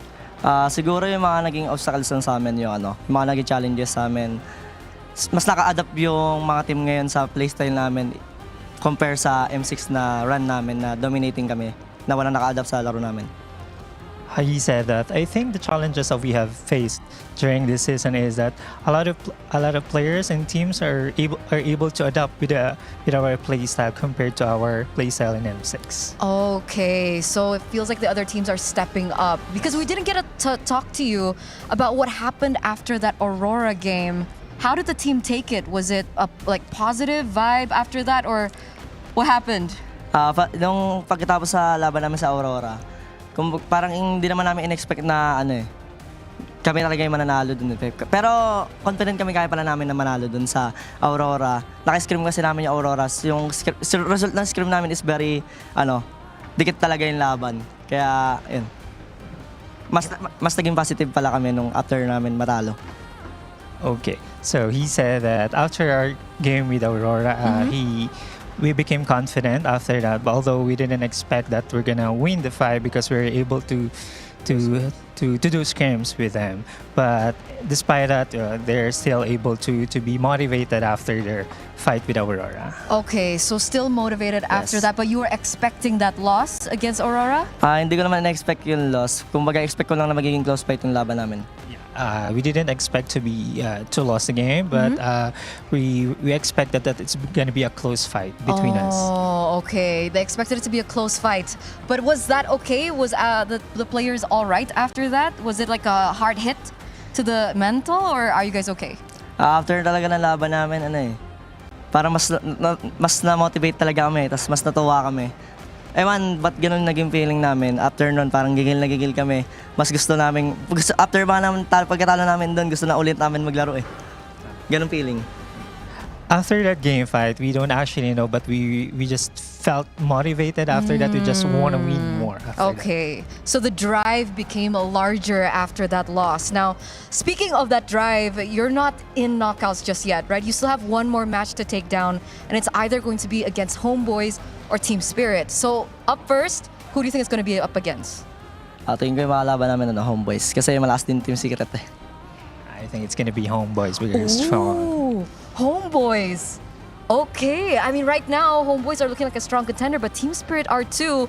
Do you think it's going to be a 2-0 for Homeboys or a 2-1 for Homeboys? 2-1. 2-1 for Homeboys. Any message for Homeboys then? Message ko lang, galingan nyo, gagalingan namin. You better do it, because we're gonna fight, we're gonna do better. Okay, thank you so much, Kelra. The golden standard. We're not gonna take too much of your time because we want you to get well as soon as possible. So with that, we're gonna throw it over back to our casters to break it down. Hey, thank you.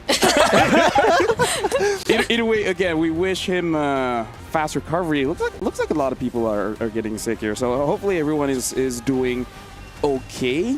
And you know what's interesting about the interviews here is that the person talks very long. Yeah. And then the translation so short. It's like the reverse of me. I take short ones and make it longer. That's this is longer. true. Very, very time efficient. Hey, I think, well, I'm just going to live in my naive little world and just assume that Tagalog is just a lot of words that have very condensed meanings. Well, in a way, it does feel like a much more condensed and summarized version of some of the ideas that are repeated here, similar to the entire. They didn't feel that bad after losing. It was just for some reason, a lot more motivation. It felt to them that they wanted to play right after that happened, which of course doesn't happen because you have a day to rest. But, you know, like maybe that's the super family mindset. I mean, honestly, we can relate. Because when we lose, we're not going to sleep. Oh, yeah. One more game. Until we win, we're not going to sleep. But now we're going to be looking at the MVP of the match. It could go on to anyone. It goes over to Kelra. Yep, Kelra. Sure. 3-0-3 on this It's not like Irithel. there's a Yisun Shin in that game. Hey. That kind of like one-shots people, you know? Hey, Kelra had to struggle. King Kong just got to farm. That's the difference. That's why he's the most valuable player. Or Kelra denied the main hero they wanted to play around. That's also true. Yes. Also making sure that the 1-1 wasn't as effective. I mean, again, having lane dominance has its roles. We're being real kind with this because, man, oh boy, Kelra, it's hard to say that he isn't the gold standard without getting an MVP. Yeah, but anyways, for you guys at home, make sure you guys support the teams. It's only the what?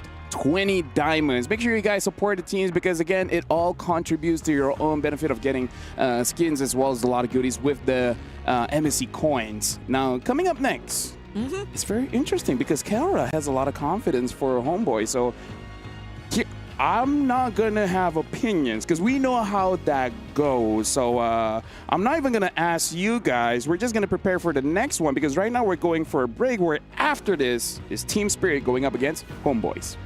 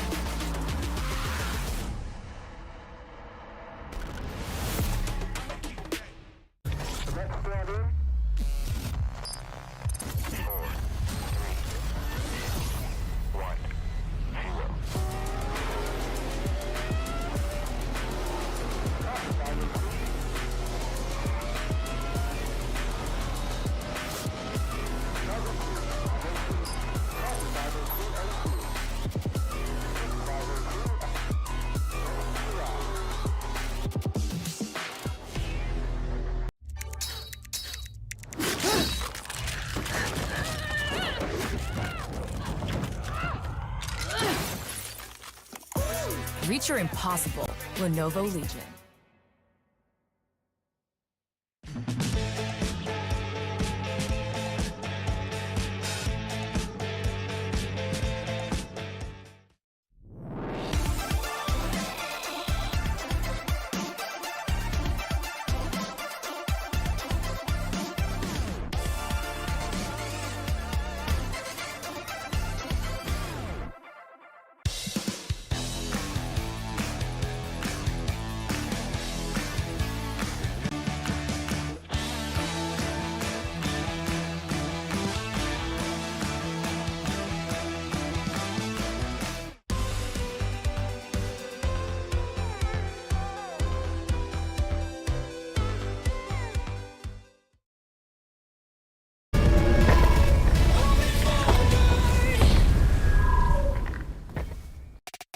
We're finally here at the final match of the day. And this is going to be between Homeboys going up against Team Spirit. In terms of storylines, they've met before, at least in terms of the organization. The players, not so much. Welcome to the MSC here at the Esports World Cup. My name is Rafael. Alongside with me is Brigida as well as Gideon, where we're going to be talking about this match. And it's interesting where Kelra thinks that it's going to be a 2-1, could go over to Homeboys. But if you look at the previous, I would say, performance of both teams, Team Spirit looks more confident, and Homeboys looks a bit shaky. Yeah, I have to agree. I think that Team Spirit is really solid this time round, right? And I'm glad at the very least both of these teams aren't going to be the cause of each other's downfall. They're not going to group each other here. It's it's a no-stakes match. This is just for a playoff advancement. Yeah. The fans can relax a bit, I guess, because like these teams... Just a bit, because loser's going to go up against Onyx, you know. Yeah. Oh, that's another thing, you know? Like, whoever loses this will have to win against Onyx if they want to secure the last or one of the last few spots remaining for knockouts. But yeah, at least they're heading into this match without thinking that it is a do or die or it is the elimination. But I guess it depends on perspective. Yeah, in a way, it's kind of do or die, because if you lose, you're going up against Onyx. So kind of the same thing. Speaking of which, I don't know if the audience can hear it, but here at Team Spirit, they're already voicing out their confidence, their war cries, right? Either ways, definitely Team Spirit looks much more stronger. But again, looking at the opponents that they went up against before, Tiempo Yaguay, does look like they're not really up to date on how to play the matchups in this current meta, where Homeboys, they won, but they really won based on the punish that they did against Team Flash. Now, here's the thing. Will Team Spirit do any kind of mistakes that they'll be able to punish? Because looking at how they've been playing, they've been pretty clean. Well, based on, context cues that I'm solely basing this off of what Kellera is saying and what I've been hearing down the grapevine, it really boils down to scrims, right? Yeah. What is the information are they getting from the scrims itself? Homeboys is one thing, but Team Spirit, I feel like considering the environment that they've been playing in, the Brave draft system that they have to go through, their hero pools have always been big, but now with a lineup that has stuck together for more than 1 year, this team coming in from EECA is a powerhouse for a reason. And it's not only because of their strong fundamentals, but each person is a playmaker in their own right. Yeah, I agree. This is somehow definitely going to be a much more level playing field for Team Spirit if we were to base it from the previous matches that they had. But seemingly, even through the interviews you get from them in the previous match that they had, the confidence, you still get to see it there. Like, you talk, or Aterna talked to Hiko, and I mean, we all know Hiko's the guy. He's all smiles. He's just that very jolly, young player, one of the youngest players that we have here in MSC. But when you ask him about his confidence, I know he says it's okay. But it doesn't seem like it's just okay if you look at his play. Hey, you gotta lie to your opponents. All right? Give them false hope. When you're really confident, just be like, not really. I'm like very nervous. And if you're like super not confident, be like, I'm good. you just gotta lie. You know? I feel like between the matchup of Homeboys and Team Spirit, between Hiko and as well as Mel QT, where Hiko's like, I'm no big deal. And then there's Mel QT who's just like, I'm kind of average overall. Really? He's the average marksman. He is the average marksman. They give off the same energy, which is why coming into this matchup, I really want to see whether or not what we've been seeing from the Homeboys, is it just the wrong read on the meta, or is it the information from the scrims that have been kind of skewing their perspective perspective on the meta as a whole. Yeah, I'm honestly looking forward to see how Homeboys does enter this match, because I don't think relying simply or just on the ability to punish your opponents is gonna be enough, especially in the long run if you really get to stay longer here in MSC, because heading into this tournament, they've gotten a lot of attention. They've only lost to, I believe, SRG in their entire run, and that's definitely something you'd have to look at from MPL-MY, but the way that they won in their first match, I believe for many wasn't that convincing. I mean, like, again, like their story is basically like every single player are basically scraps, right? Sup, Daddy Hood, the owner is there. But yeah, looking at the team, they are very strong, but also one of those teams that they really need confidence in order to play well, because their main shot caller, Ivan, really needs to be in the zone to make sure that everyone is playing their positions well. And now we got to talk about both these matchups, because Hikomania going up against Malaysia, this is not the first time. Heck, before this, even Homeboys went against previously Des Volt. That's also a story in itself. Right now, we're looking at a man on a mission. So far, going up against Vamos, they were able to win. But MSC 2024, Homeboys was able to beat Team Spirit. Now, here's the thing. In terms of the organization, more or less the same, but the players are definitely different. Yeah, the players are definitely different. This is a whole new Homeboys, rebranded, right? Yeah, rebranded, with what people some may call scraps, now turned into potential diamonds. And they could really change this narrative here. Because keep in mind, Team Spirit, it's not like they're unfamiliar. Yes, they do have history with Malaysian teams, but they also decided to boot camp in MY as well. So keep that in mind, that they do probably have a, I wouldn't say upper hand, but at least a good insight onto the MY playstyle. Yeah, I mean, even for the match wherein we saw Onyx PH and Aurora, those players too weren't entirely the same players in Aurora PH, which you get to see go up against each other every single time. But the stories behind the organizations, it's still there. And now that's going to be what Hiko aspires or strives or wants to do in this match, is to even out the score historically between these two organizations, because if they do get to win it this time, then they'll be able to bring it to a 2-2 standing. Like regardless of the changes between Vamos, between Homeboys and Dios Volt and Team Spirit, then that's probably what they're going to be after. Honestly, there's a lot of lane-to-lane matchups that I really want to look at, but I want to start with the gold lane, because Mel Cutie back in MPL Malaysia is known to be like, even though we call him the ordinary marksman, he does try to win his lane. Like, he's very aggressive in the sense that he wants to join the fight even when it's like not super necessary. He just wants to be involved.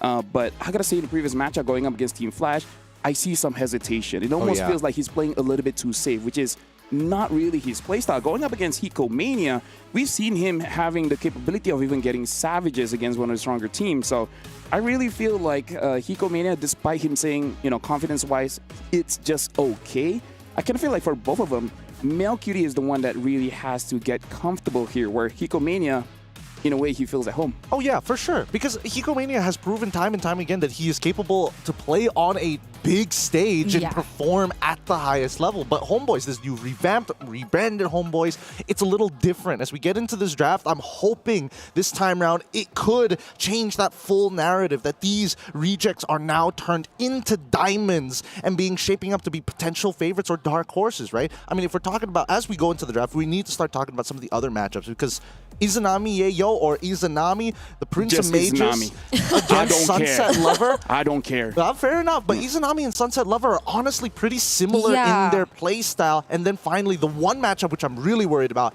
Amal versus One Shot, because One Shot really feels like he's found himself this season. That's true. The mechanics that we've seen from One Shot, they've been terrifying, which leads me to my question of whether it will be the same situation where the Lancelot is gonna be banned, because for the past few games, I think we've seen that teams have just been respecting him, but so far it's still open. Personally, for me, I prefer the Lancelot getting banned or Homeboys pick it up. No bias, but you know, it is what it is. I don't even say it is what is it, you know. But yeah, personally for me, I do prefer it getting banned out, because so far people have been fighting the Lancelot with the Hilda. But I kind of feel like for both junglers, they're experienced enough to be like, this is a nuisance, but I'll get through it eventually. Yeah, no, I agree. I can agree with that. But I feel like Lancelot right now is positioned in the meta a little too well, right? It has a very high skill ceiling, but it's got ridiculous numbers thanks to the items that people have been adding onto it. But let's look at the fun fact, because again, the staple from Team Spirit, Kid Bomba. Apparently his IGN came from a kid who shouted Kid Bomba after his Fanny eliminated an enemy with just one shot. Wait, so one shot, is it one hit or one shot the player? I don't know. It'll be funny, even funnier if one shot the player was the guy getting hit by Kid Bomba and he's like, Kid Bomba! It's like, oh, I like that name. I died, but hey, one shot is a good name. Oh, wait. Are they actually...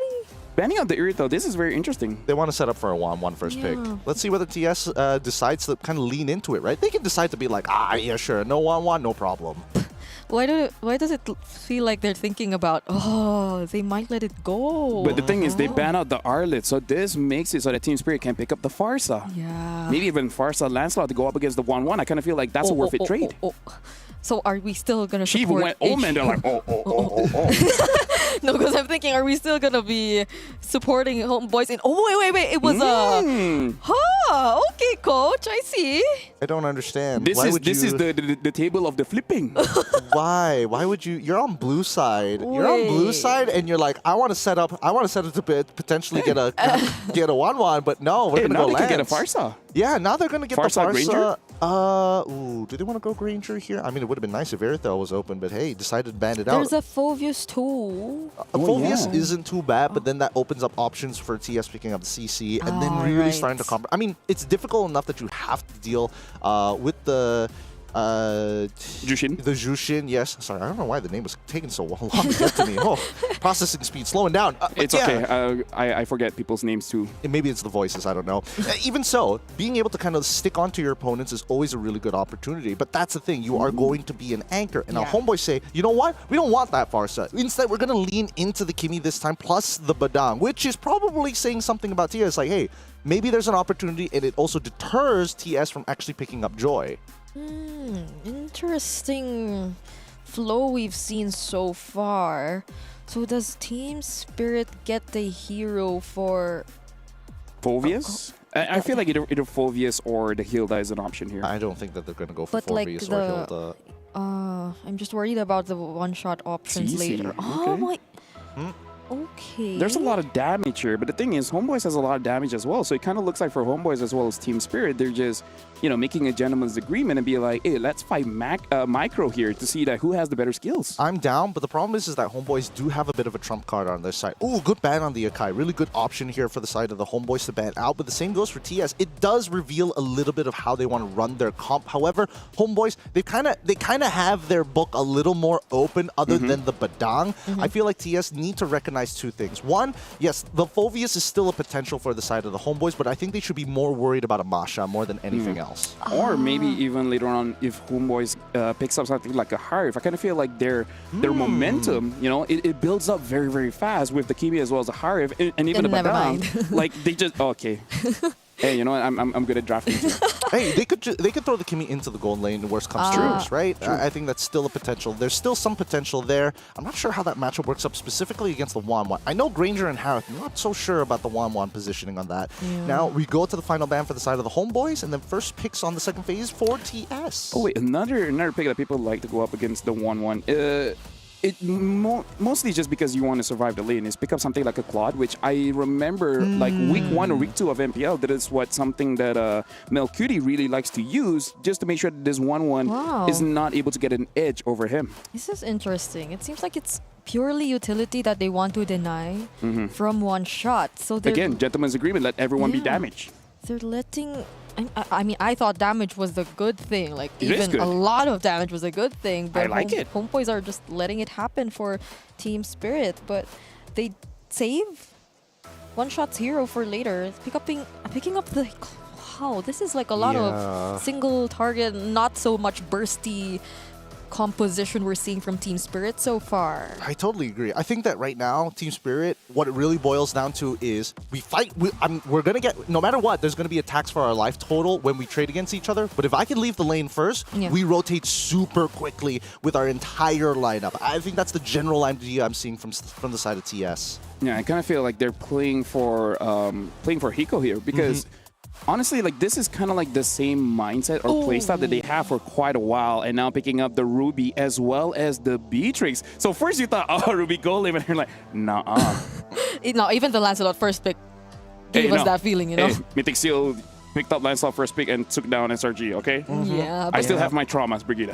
There are still traumas, but now Guinevere comes into play. This is really good That coming was so out. surprising they immediately drop it down. Yeah, no, I have to admit, Team Spirit, I think they've got a better draft here. It's easier to pull off. However, it all boils down to, can you land the CC in the first place, right? So Homeboys have a high ceiling of trying to outplay TS, but at the same time, TS, if anything hits, it's over. Yep, T has a lot of ways to initiate a fight, so I'm going to be throwing it over to you guys, and we'll see how this match really plays out. Oh man, LaFell doesn't even want to give a prediction. I mean, or he doesn't even want to say what comp that he likes doesn't even more. He's like, anything. nah, there's too many curses in play. But hey, what about you guys at home? Who do you think is going to win? This is going to be a really fun matchup. We don't get to see. I mean, the first shifters got a fun little game of their own. The Atlas, they got the Atlas. They got the Atlas, so therefore we deserve to have some fun too. It's time here at the MSC Midseason Cup 2025 live in Riyadh for the EWC 25. Homeboys going to be on blue side, facing off against Team Spirit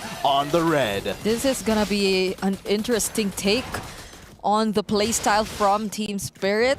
I don't know if you could say it's mostly team fight, because the majority of the heroes we're seeing in their composition are literally single target heroes. I mean, you could say that the Guinevere could like affect more than one hero, and it's great that it has a way to keep itself or immune itself from the other crowd controls that can come in from Homeboys, because that's going to be a problem. I mean, Ivan, Izanami, and actually, more importantly, Vel, right? Those are a lot of layers of crowd control that you have to think about if you're Team Spirit who wants to go in and looks for the setup. So many, right? And I think this game is going to boil down to the performance of the laners on every single lane. Maybe the junglers not so much, but there is a higher onus on One Shot to land his abilities, and Amal needs to be able to use his iframes to get on out of there. Speaking of which, let's look at the emblem setup, because this time around, I'm not seeing Killing Spree. Amal has decided to go for the War Cry.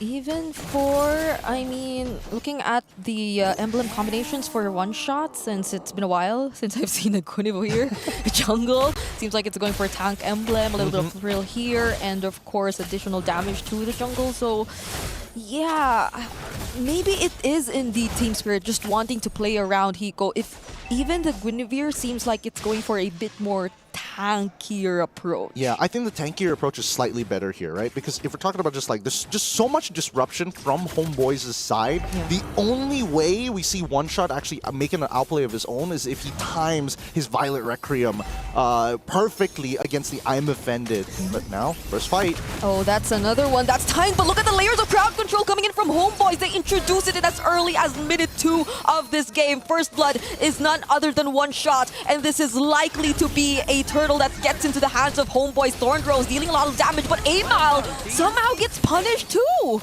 He didn't. Oh, he thought they wanted to go for more. I'm pretty sure Vel was communicating I was going to flicker and try to make a play to get you out of there, but it happened too late, and now the I'm Offended as well. My.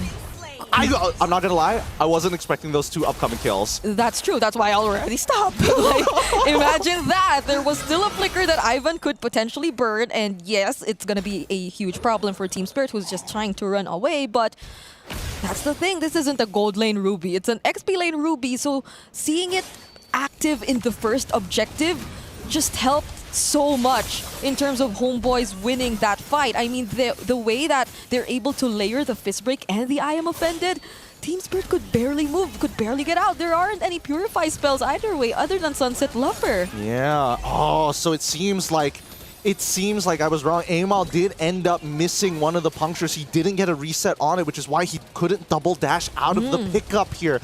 Even so, right, the extensions and the kills that came afterwards, after Amal died, is really great for the Homeboys, because these leads adds up for people like Izanami. He's got that full level lead against Sunset Lover and Vel. He's got full priority, right? He's not really interacting with Kid Bomba. He's saying, hey, I am willing to give you a little bit of gold, because if Izanami gets far enough ahead, you don't have an option, and he still has Purify. So Sawo's thinking, man, I can't even force it. Oh, already using the Traction Pulse though. Got to be cautious of Sawo, because he can potentially look for a setup though.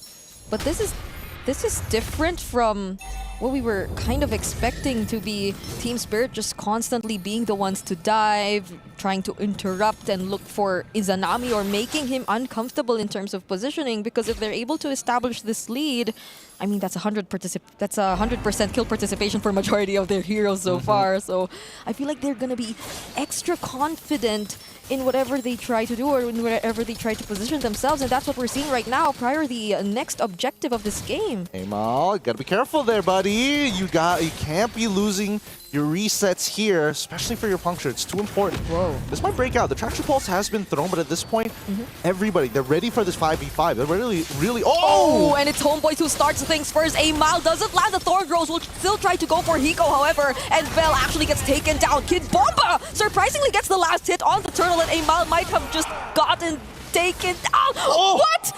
Renner's apathy from Melcutie! It lands to Sawo! That was a headshot coming in from Melcutie, saving at least a bit of the scenario. They give away the turtle, but they end up losing 2 for it. Amal, he's got to be careful. He cannot make these types of mistakes. And honestly, just with the War Axe alone, Hiko was put in a lot of trouble. Had he landed it, that definitely would have been a kill. But now the lane swaps have started to come through, right? Melcutie still wants to be able to participate for this upcoming turtle fight. And surprisingly enough, Vel is willing to sacrifice bot tier 1 for this. Oh, brief stun onto Kid Bomba, enough to burst him down through the follow-up damage of Melcutie, but the curtain call! Such well-timed and well-placed, and now One Shot finds the kill onto Melcutie. There's the way of the dragon as well, landed onto Vel, but look at the sustain and the Phantom execution! Homeboys, they turned things around! How worth it is it? I gotta give it to Kid Bomba. He outplayed the scenario very well, but it's a 2-for-2 trade with a tier 1 down bot side and Hiko catching double waves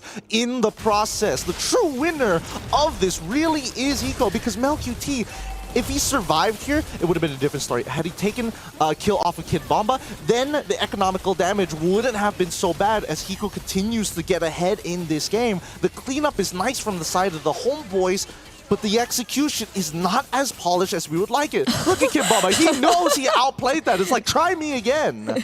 How often do you see the actual winners not being part of the fight? but yeah, Hiko got a lot from that entire team fight, which took Homeboys long enough, but still, if you look at the lead, at least it's still in Team Spirit's hands. But nonetheless, I'm liking the mechanics. I'm liking how coordinated Homeboys actually is starting to look like in this game, regardless of how Team Spirit seems to play it maybe a little too aggressively even. I mean, there were a lot of times Kid Bomba up top was even right under the turret already, but they tried to recreate that play onto One Shot, has a way to immune himself. However, not the angle they're trying to look for as they land the kick on Izanami. And Amal gets taken down even before he gets to use the Phantom execution of the crossbow of Tang! He's actually finding the targets right now. 4 members already taken down from Homeboys. And now you can hear, I can even hear it from here. Team Spirit are very vocal about it. We saw that mistake. You do not get to walk away with that. We need more polish. We need to smell the varnish off of you. Anything less is beneath us.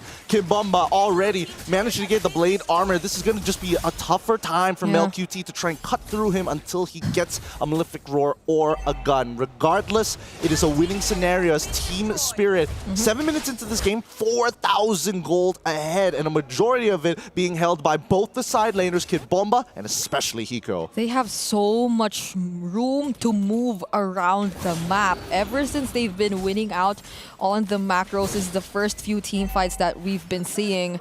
And it's a surprising change of pace for this game. I mean, that was a high-pitched crossbow Tang. It came in a little too surprisingly as well. Oh, Traction Pulse though. Doesn't land onto anyone, but they've created enough space yet again for Team Spirit, who will likely try to just secure this for themselves. Homeboys, even after that great start, even after those multiple chain CCs that we thought could have made things so much difficult for Team Spirit, now they're the ones struggling to find a way back. And look at the curtain call once again, landed beautifully, but the Bennett's Rage, there's enough damage as well. Kid Bomba popping the Vengeance, tries to sustain a little bit more, but Hiko will try to look for the staff. There's a flicker from Vel, but he gets to receive the way of the dragon, and that gives 2 kills, or 1 kill 1-for-1 trade for both of these teams. And Amal, he's coming back into this. He's like, guys, I messed up a couple of times, but now I'm going to make sure that if we get somebody low, I will finish them off. And Kid Bomba, he tanked the damage with the help of that Vengeance, and not to mention his Blade Armor, which is making Izanami's life extremely difficult. But the conversion, right? Team Spirit was 4,000. There's now 6.1k ahead, and they still have the Lord walking down to the bottom side. All the Econ turrets, which is all this tier 2 turrets, are going to collapse. That Holy Shielding will protect them. But I think that Team Spirit now just really taking their time, right? Eating away at the economy of the Homeboys, stealing away their jungle at the same time. Yeah. You gotta be careful if you're Homeboys. There are flickers available for Sao. Spatial migrations even for one shot, and looking like the Holy Shields are already gonna pop before the Lord even gets to approach their inhibitor turret down bottom. Sao might have wanted to try and go for the attempt, but they're gonna play it safe. There's the traction, Pulse gets dodged by the Crimson Beacon, and somehow Homeboys successfully defend for now. All Holy Shielding has been stripped away, and Team Spirit, they understood there's no way we're going to be able to finish this on the first time, right? Even Sawo, he's looking for an angle, but if he doesn't see it, they just have to back off. No reason to throw your lead now, especially now that you've developed a very solid 7K.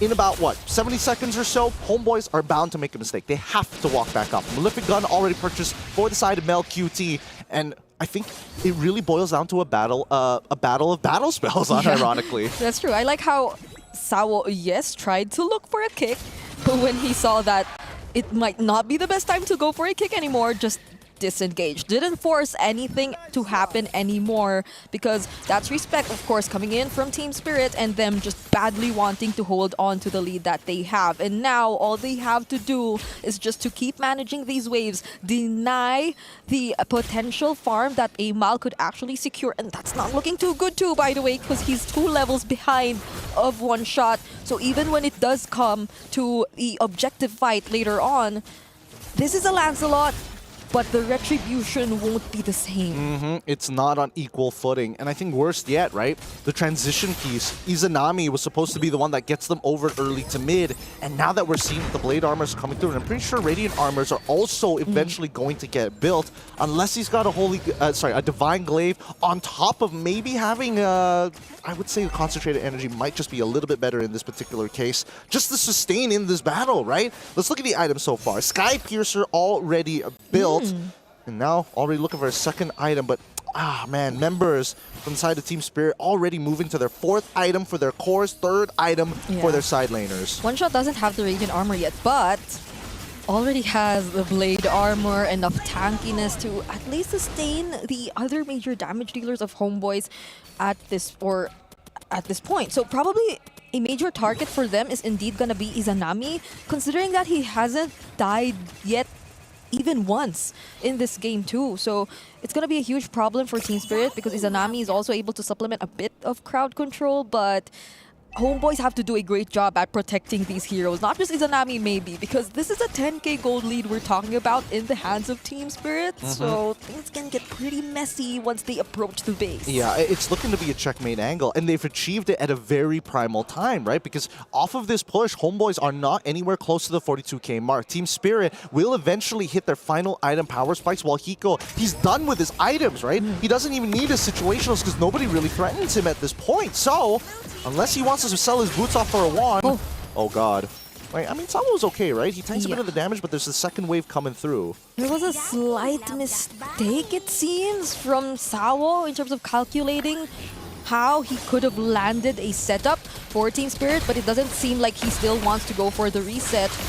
Might attempt to do something if a member from Homeboys overextends a little bit, but at least they'll keep themselves safe. They'll just stay under the turrets for now, and even Sao won't risk it anymore. So again, a successful defense, I'd say, for Homeboys. Very successful indeed. I mean, their composition has the better wave clear, right? Team Spirit are the ones, the way that they siege is by threatening you with their position, by actually catching you prior to the siege or while you are underneath your turrets. And I think that right now, with Sawo losing that flicker, it's a...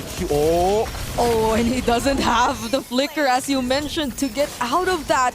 Spatial migration doesn't land onto anyone. There's the conceal coming in from Homeboys. Might just catch multiple members from Team Spirit, and there you go! But the crossbow of 10 lands onto the members of Homeboys. Can Hiko find find a way to take down more than just one member. Vel being chased here by Kid Bomba, and one shot tanky enough to deal with the other members, but Hiko comes in, and with his help, they finally get the kill. Hiko Mania, he got his name for a reason. A really good engagement coming in from Ivan. Even Vel trying to make sure that this play was going to work out, setting it up for his boy as a secondary engagement tool, but Hiko already had the weakness points already triggered. He had that crossbow of Tang, and even Sawo, he's telling the rest of his team, he's like, hey, I got caught off first, good recovery. This time I'm gonna make it count. Give me 17 more seconds. That just brings it to the 10K mark though.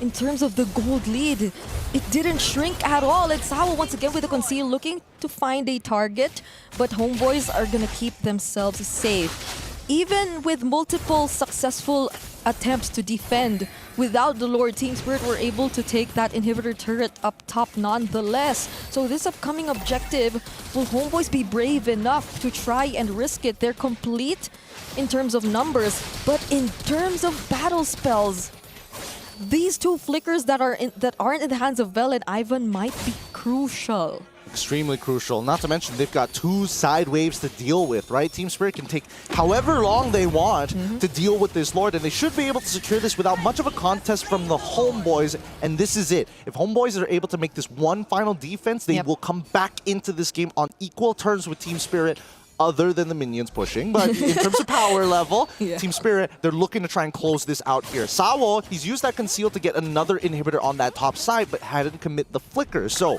we need to see that big choke play from Sawo. That's what we're expecting here, unless One Shot is going to be the one who initiates. Yeah, because for the past few Lord Sieges, the attempt from Sawo hasn't been that successful. He's always forced to recall, reset, and so Team Spirit are left with 4 members, and of course you'd expect the setups, the engagers to come in from Sawo and of course One Shot, but I feel like for now One Shot is more of the secondary layer of crowd control for Team Spirit so that they don't put themselves too much in a dangerous position. But Sawo, will he get to find it this time? Izanami Yeo still has the Purify, so might not be the best target, but he's already down, half HP! One Shot gets to find a different target, it's Vel instead, and sets up for the perfect crossbow of Tang, coming in from Hiko Mania, and that will just hand over the win to Team Spirit! Too many mistakes being made in the earlier stages of the game, and Team Spirit, great converges, great punishes against the Homeboys. This is what I'm talking about. Team Spirit are so solid. I kind of feel like this is the perfect time to have that rank mentality of that when you lose, blame your jungler. Because I gotta say, Amal on this landslide, he did make a lot of mistakes, and I kind of feel like it's very evident. Like you said, like missed punctures, and then just questioning like, what are you doing there in the first place? And I kind of feel like he wasn't ready to face up against this CC coming in from Kid Bomba, because there were quite a few times where Kid Bomba was able to actually catch him with the curtain call, and it made it so that, hey, you want to dash? Hey, guess what? You don't get to do that. So in this sense, CC is just a better Mincetar in that kind of sense, where you just can't move around and you just have to take the damage. So maybe it's jitters in game number 1, but I really feel like the mid trio, well, I would say Izanami, Ivan, as well as Vel, they tried their very best. But if your jungler can't really contribute that much, it's not going to be looking good. Yeah, but that's not the only thing that I thought was really weird, right? They got Vel to kind of move out of his lane, and he sacrificed like, what, 2-3 waves even just to try and force a play with Mel QT's side, all of which, again, I understand the idea behind it, but if the execution doesn't net you that profit, it is you are on the losing end. The gold swing falls into the favor of Team Spirit very quickly, and we saw by mid-game, both Kid Bomba and Hiko both developed a 1.2k lead. That's not something you want with this type of comp. Yeah, honestly, Homeboys seemed like they wanted to force too many fights together, which wasn't a bad thing because I feel like their lineup needs to be together for it to work.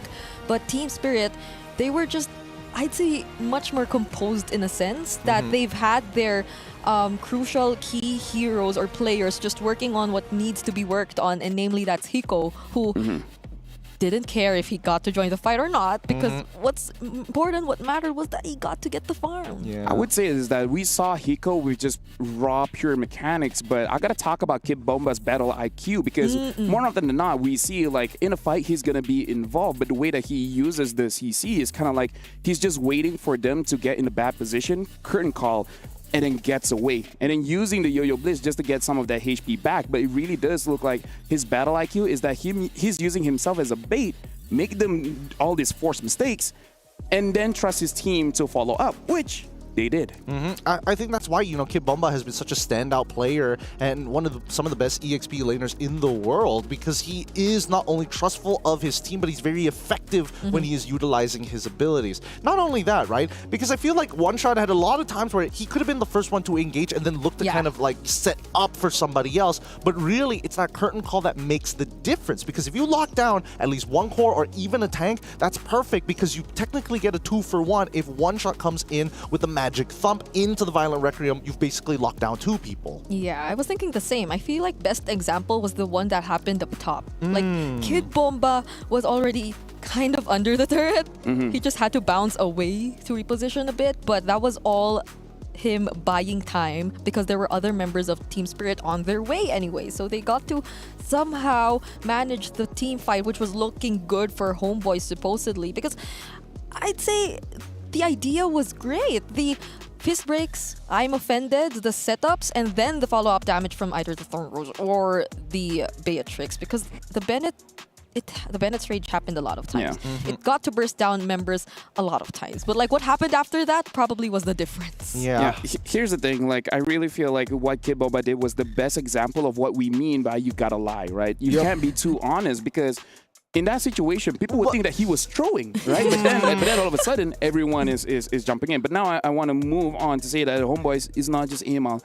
There's a lot of mistakes in terms of their abilities as well. Because I even remember in mid where when he throws the Bennett's Rage into the wave, not even into wave, into nothing. I would understand if they're the minions are there. At least you get value there. You clear minions very fast for you to go to do something else somewhere else. So yeah, I kind of feel like Homeboys, they need to calm down and utilize their skills properly, because at this point, it looks like they're throwing. To a degree, right? It's just there's the lack of polish, which is why I was saying that for Team Spirit, they need to smell the varnish to give you respect. If not, they're going to just get away with everything, right? Convert on all of your smaller objectives, all of your green caps, all of your buffs. And that's what we saw in this game, that every scenario that we see TS win against the Homeboys, the gold swing is a little too significant than what I would be comfortable with, and Homeboys were more than happy to give it away. So coming into game number 2, and one more thing, another thing that I found really weird, despite TS being the more composed team, they were literally very vocal, shouting in the game, while Homeboys... that was them? Yeah, that was them. Yeah. Homeboys were the ones who were silent, but they were the ones who didn't seem as composed. So that was Team Spirit all along. Well, I mean, we did see a replay once of Kid Bomba shouting. I mean, when is he isn't? That's true. It's on brand. Yeah. That's Kid Bomba for you, I guess. But this is also Hiko for you, the rich guy and the carry for that game, who was relatively quiet for a 1-1 from the start. But that didn't matter. Like, the moment he was able to find his footing, join the fights, that's another thing. Like, everyone else made it so easy for him to stack the crossbow of Tang. He didn't have to go out of his way too much to stack the crossbow of Tang. I mean, like, to be fair, it is based on his skill, because even I was surprised by how quickly he flew up. But either way, like, we can definitely see, like, at least for Team Spirit, in terms of their micro, it's amazing. The decision-making, as well as how they perform in the team fights, it's really good. For Homeboys, they really got to make sure that they are back in their own form, back in MPL Malaysia, because they look much more confident in that one, where when they're being aggressive, it's aggressive for a reason, because you can actually get something out of it. For this one, it really does look like you're being aggressive, but at the same time, you're hoping to get lucky, which I kind of feel like is not the right approach. Yeah, I mean, as much as I want to believe that they're... because you don't know. As much as I want to believe that they're hoping that they get lucky in a lot of these scenarios, I like the proactiveness coming up from the Homeboys, right? I think that the jitters really are getting to them, and it becomes very evident when you look at these plays like fairly closely. Once they kind of got their composure together, it's a little too late. When you've given a 10k lead over to your opponents can make mistakes like this, like, oh no, it doesn't matter. That's so fast. And then he goes like, I don't care, right? That was something I'd expect Homeboys could have really won. They could have. They could have. Those were two members who got caught in the fist break, but in the blink of an eye, while they were being kited, for some reason, Hiko got the stack. So, you know, like that feeling when you were the ones chasing and then suddenly you're the ones. I would say running this away. more on Hiko. Hiko was damn good. Yeah, Hiko's really, really good. He's one of those gold laners that you got to keep an eye out for, right? But hey, it just means that homeboys need to play a little bit better, right? They need to pump up the standard. They need to be a little bit more consistent and have better execution for this upcoming game. Because again, the ideology for the comps are good from both sides. These teams, I want to say that they're a little more equal, but homeboys have to show up first. I mean, here's the thing. Yes, it's not elimination, but you're going to be facing against Onyx. So it kind of feels like you're just delaying the inevitable. So winning this one will make it big because going to the knockout stage, being top 8, that's huge, right? Even in terms of just the placement you get with the money, right? So I really hope they start locking in because if they don't do it now, I don't know when. Yeah, I think they gotta get used to like locking in and just winning it out in just be better. series, being better. Because like once you get to the knockouts too, yeah, that means a lot. But it gets scarier there. Isn't it single elimination? It is single eliminations. Hey, singles are scary. Yeah, they are. They are. And it helps that also that Team Spirit are playing like they don't want to face off Onyx PH. So they really got to pump. They got to put their foot on the gas here. It's really how badly do you not want to play against the Super Fam? Yeah, but either ways, I kind of feel like in terms of the draft, I feel like it still makes sense. You know, because it does. I feel like here in the MSC, there's no real super bad draft. Sure, there's like one or two, but I feel like every single player, they show you the reason why these heroes are getting picked. And then we can see, like, in terms of Homeboy's draft, it's really about, in a way, like kiting, where you're trying to bait out mistakes with the Ruby as well as the Badang. But again, the way that Hiko played that 1-1 really made it so that it's kind of irrelevant. The moment they want to move forward, you instantly get punished. But to be fair, Hiko was also able to do that kind of damage because they were too far ahead. So again, they just gotta realize, because I feel bad for my boy. Your boy? My boy did well, you know, early to mid. Like he had like 0-0 and 6, but at that point it's like, guys, what am I gonna do? Well, I don't know. I feel like I've been in the scene long enough to witness too many downfalls to kind of care at this point. I know. Look, hey, it's a matter of fact. I've seen a lot of Malaysian we get cynical teams. As we get older. Yeah, we get more and more cynical, which is totally fine. But I think what I appreciate the most from these teams, especially at an international, is when there is that layer of polish, which I think is a big difference compared to all the other MSCs as well as M series that we've seen so far. This time around, the drafts are looking good. We do see the pros and cons of the draft very quickly. It's not like, oh, this is an interesting draft, I hope it works in this way, and nothing happens. Yeah, no, I agree. They really got to polish this as well as be a little bit hungry. Hungry. You didn't guess the joke. Oh, so I'm assuming it's no, it's a joke. Don't worry, it's about joke. This is Balkan region. Don't worry about it. Sure. Yeah. Look, TS this time. Oh wait, actually, homeboys have decided to go to the red side. Yeah. Interesting. For some reason, why do I feel like the 1-1's not gonna be banned all the time in this series? Because people feel like I can. Oh, they can. They feel like they can. Just trust, you know, but you know. Okay, no. Yeah, no. Homeboys doesn't feel like they should. They're like, we're done with this. Yeah. Okay? Maybe like one of the players like, Coach, we can. And the coach looks like, like, Say that to my face. Say that to my face, boy. Okay. I can imagine Erpang just holding his little notebook, just pulling it down a little bit, just eyes glaring. Say that to my face, boy. Jushin Kadira gets locked in. Wait. Kadira, CC. Homeboys is really making their own drafts here. And now a quick Lancelot pickup. Wait, that's what you like to see, right? I mean, who? The unique drafts, because the first batch had a lot. So what do you mean this is what we want to see? I mean, what do you mean by we? Okay, never mind. It's just me. All right. Oh my goodness. But yeah, kind of feels early. I agree with you with that. I think that the Kadira is a little especially strange. Because they already have a mid laner. That's yes. Well, Unless no, It's not? No. Unless. What are you trying to say? No. He knows what I'm trying to say, unless it's a rumor. I don't. No. I don't know what you're smoking right now, but you got to stop it. All right, get back on the meds here, sir. It's not happening. Fanny is getting locked in, baby. Homeboys, balls to the wall. Hey, talk about changes, right?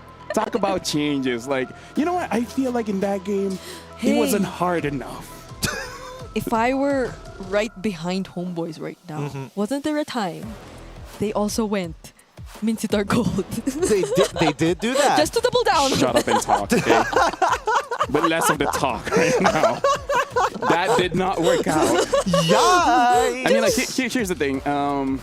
Coach Jesvin, honestly, I respect him a lot. Like, he has these crazy ideas. And like I said previously about the drafts, like, once it's finished, the questions will always be there. But as the game progresses, you can see the logic around it. For now, you don't see it. Hey, trust me, even I don't. But eventually, just wait for this. Okay, let's just wait for the last two. Exactly. If this gets even weirder, wait, what does that say? Oh, it's the Malaysian. Oh, dude, he's got the notebook for the Malaysian Esports Federation. That's cool. Wow. Yeah, I didn't know they had a notebook. I thought he would get a shirt at most. But even so, if this draft gets even weirder, I'm just gonna assume that Jesven, he just misses his girlfriend or something. I don't know, dude. Because I mean, this is we're not seeing traditional tanks. No, it's about like never let your opponents know what's going on. I don't know. The element of surprise. Yeah. I would disagree. Never be honest. Always cheat. Okay, not that one. But like you gotta have this deception. Be a magician. This looks too honest though. What's honest? What, you think this fan is going jungle?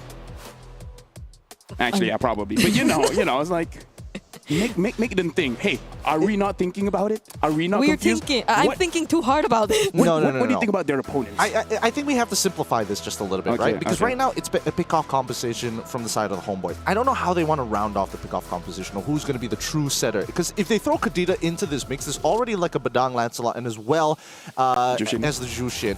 And if Jushin just takes Purify, you basically dodge 90% of the abilities in the first place, right? Iframes from one and a good follow-up coming in from this Badang. I think if TS wants to have any opportunity, and this is why they're thinking about their last ban, right? They've gotten rid of the Gatot, they get rid of the Harris, so now they just need to make sure that Homeboys don't scale to the late game. So worst comes to worst, you pick off, you get a huge snowball. Oh no, 10k lead. But if you can't clear waves, you don't scale that well, they can hold out. Now I'm also thinking about the Mincitar. Because it's actually pretty good. In your head is always that what if. What if or please do. Yeah. Maybe you agree with me now.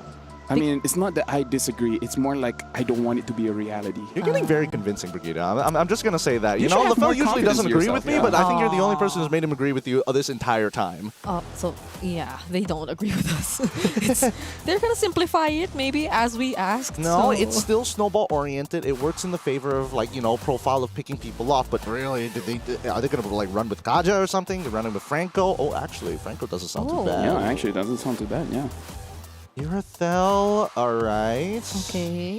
I mean, like, again, that's a lot of counters here. It looks like Team Spirit, they're really going for standard. And then Homeboys is really going for a question mark. Which, again, could work. They're going for a gas sort of like composition. Yeah. Ooh, Cho, so good. Good denial from TS, but now we see the instant response here. It's going to be the Hilda.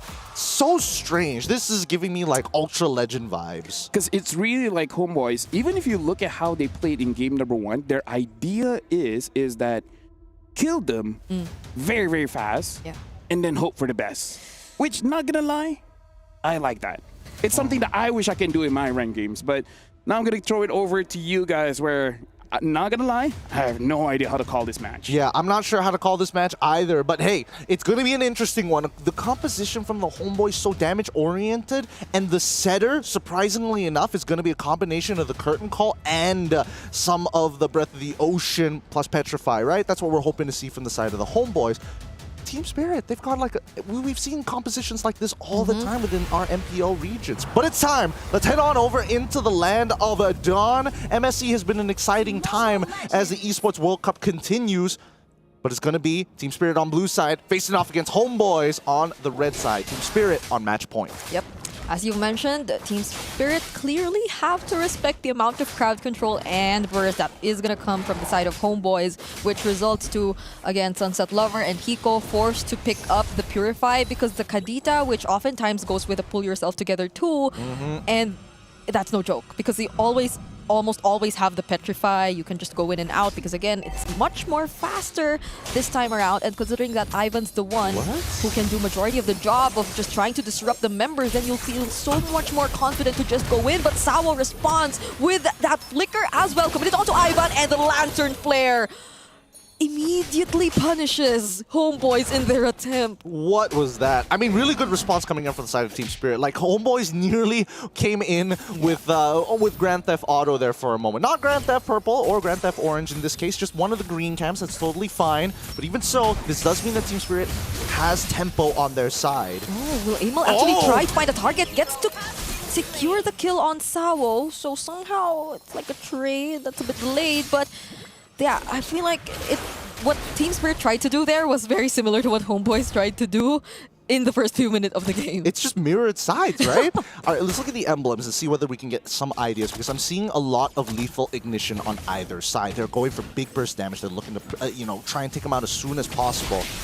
They also have Concussive Blast on this Hilda to try and unlock Izanami as soon as possible. Clear the waves fast, then immediately start hiding. Guerrilla warfare. Yeah, it's clearly burst that Homeboys wants to go for. Oh, like two-man fist break, fist crack by Kid Bomba. But there isn't any follow-up damage, and now Homeboys knows that they don't have those resources. But Sawo finds the last hit on the turtle objective. Amal with the control gets to take down one shot, and he's looking for Kid Bomba next. That's a triple for Amal on the Fanny. Really nicely done. Sunset Lover couldn't peel enough. There's a lot of mobility from Homeboy's side. And I gotta give it to Kid Bomba. He got some right ideas, right? I wish he didn't commit the ultimate onto 2 so early on in his lane. He could have used it a little bit later, but he still tried to slow down Izanami. Like watch this, right? Kid Bomba, he absorbs the damage. He doesn't mind, tries to dodge, but it's too late because the conversion from the side of the Homeboys kind of forced them into the corner, right? Sandwiching them in the river. Oh, but Ivan, though, gets taken back under the turret through the Lantern Flare. This is such an action-packed early game for both of these two teams. We're seeing kills happen here and there. Up top, there's another committed ultimate from Kid Bomba, but he did not expect Izanami to be there. The pull yourself together stacks are coming through, and Amal doubling down, right? Making sure that he's got the Blade of Heptases to double up on that burst damage. You show up, you go for that kill, and they want more. Sawo finds the kick, but with Vel and the Yo-Yo Blitz, he won't get to survive much long. That was such a good shutdown if they've got it against Amal, but I don't think they'll be able to get that as easily. Sunset Lover trying to help One Shot here, still getting the stacks on the Lantern Flare, and One Shot gets the final hit. Yep, all this because there is no information over the mid lane, right? Because we're seeing that both Izanami and Ivan are doing 2 separate things. Izanami trying to hurt Kid Bomba on the top side of the map, while Ivan needs to make sure that he is giving vision over where One Shot is. It is costing them a little bit, but not enough to turn this game around. Amal still has a 3-kill lead so far, while One Shot has already taken a single death, but he is up by 2 kills, so it's not like he's too far away. Yeah, somehow they can still find a way to deal with this. They might want to contest though, but Fel doing a great job scouting the members of Team Spirit, but Hiko decides to join in, doesn't, or already uses the heavy crossbow too, by the way. And you can't just see that damage just yet. Izanami yet again bursting Kid Bomba. A member down from Team Spirit. Down below though, they find Ivan. That 5th time they get to secure the kill, but Amal will be just trying to look for the other target. Secures the retribution on the turtle first before he decides to join the fight down bottom. Tries to go for Hiko. There's the Crimson Beat coming in from Sunset Lover. But that's a shutdown coming in from Team Spirit. Nicely played. Very nicely played from Hiko's side. Unfortunately for Amal, just doesn't have enough damage to completely burst through yet. I'm pretty sure that his lethal ignition had already procced on somebody else, and the same goes for his Heptases. So I think at that point, Amal might have considered backing off there, but he was confident because Hiko is playing an Aerotho who's known to be really squishy. I'm curious to see the item list in just a little bit, but it looks like a fight's about to break out. Yeah, Izanami gets spotted out there, forced to use the ultimate just to escape. But I think that's what Homeboys needs, or what that will Team Spirit needs to do. Just always scout where these members could potentially be. And the reason now, I see the reason why Hiko was able to survive that initial dive. First item, Ha's Claw. He's looking to sustain through the damage for the most part, especially in the early game, because he knows, hey, I got to wait for my timing, right? I'm playing Purify. I'm not playing Sprint. I'm not all damaged just yet. Yep.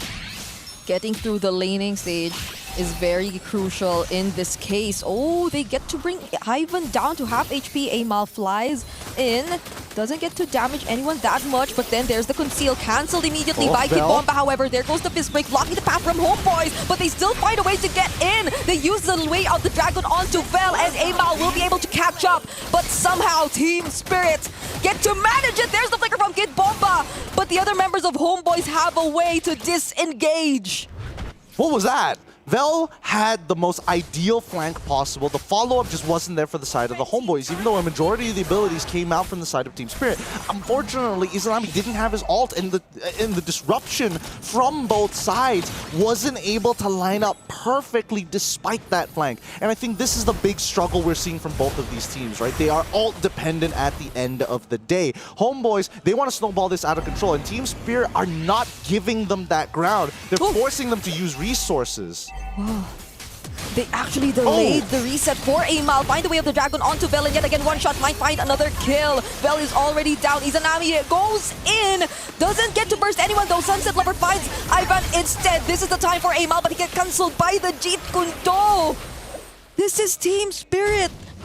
They're literally on a roll. They're on a roll. They're pulling it back. Even though Homeboys started things off pretty exciting. Team Spirit, their fundamentals stay true and they stay strong. They haven't broken under this type of pressure just yet. And honestly, it looks like they're very comfortable with this style of, you know, constant, consistent brawls, instant invades, split map rotations as well to kind of distribute the damage.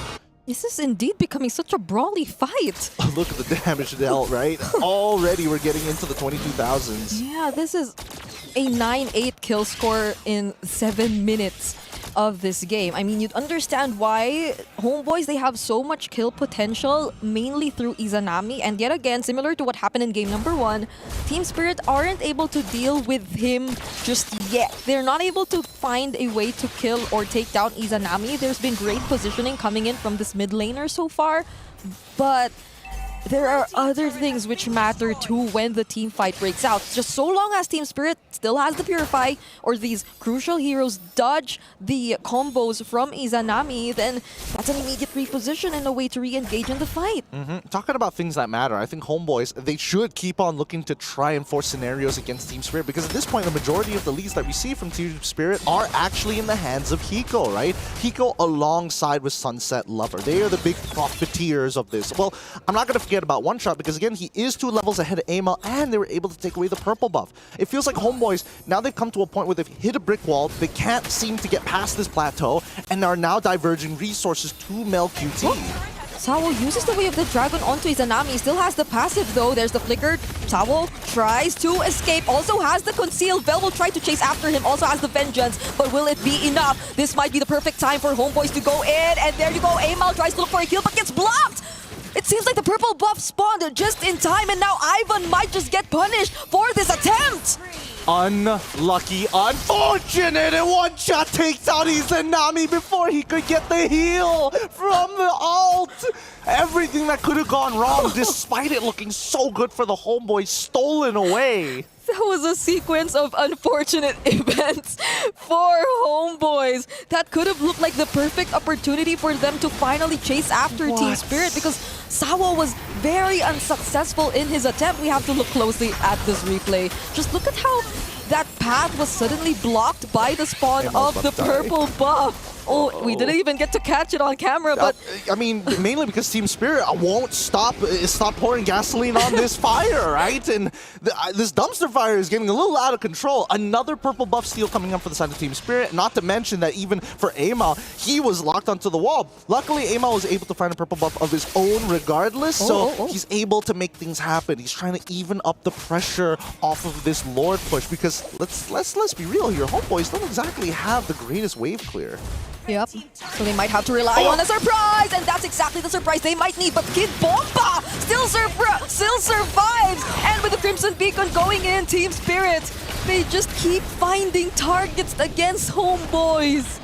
They do. They really do. This Lancelot is so ridiculous. He's got the one-shot's got the items, and really he's living up to that namesake. They're gonna push in. No inhibitor now. Oh, look at the damage. Ivan can't even survive. Phantom Execution to execute him then and there. They're just working on the minion waves, but will Team Spirit actually try to go for it? They just focus down all their resources on the base. They'll still get to cast the rough waves and clear the minion waves.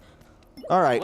At least they defend, right? At least they defend. That's all I can say about it. Winds of Nature being utilized by Hiko. He's been scaling at a steady pace, like a too good of a steady pace, some may say. 4 items already complete. He says no to the Wind Talker, says yes to the GDS, which is a little interesting, right? Because he understands that, hey, not only do I need to survive, I need to make sure that I don't take any residual damage from everybody else. People like Vel, people like Amal, if he's chasing me. Izanami especially. And it's fortunate that Izanami, even at this point, still has that damage you have to respect, enough to even clear out that wave, which Team Spirit could have definitely used to try and put an end to the game. And that's clearly what they're after right now as they try to take out all remaining outer turrets. One shot might just want to look for a target once again down bottom, but Homeboys will have to keep themselves safe. There's still a few more seconds before the next objective spawns, and if you're Team Spirit, you can't afford to make mistakes, but the Sawo actually want to try and go for something. I think it's worthwhile. They've got a 10k lead, and it's clear that Izanami can only one-shot Hiko. And honestly, as long as they find the position of where Izanami is, it's not that big of a deal, right? Because I'm pretty sure Hiko is going to get his Winds of Nature off of cooldown in just a little bit. So that is going to take care of at least 2 of the carries from the side of the Homeboys. Yeah, this is an interesting damage dealt ranking though. Bell is 4th and is the most damage dealt in Homeboys on the CC so far. But Sunset Lover, Hiko, and One Shot, they're definitely up there. Could this be the timing they want to go for, because it's only a few seconds? No, even the Lord has already spawned, so Team Spirit seems like they want to make something happen, but Homeboys, they've split themselves up pretty well, not unless they try to go for Ivan. Oh, gets blocked, however, and on the other side of the map, it's Kid Bomba who they try to burst down. Amal, will he successfully find the target? Gets knocked back, and One Shot on the other side of the map, though. He finds the kill on Izanami. Together with Hiko, they've zoned out majority of the members of Homeboys. Yeah, and that's what a 10k league gets you, you know?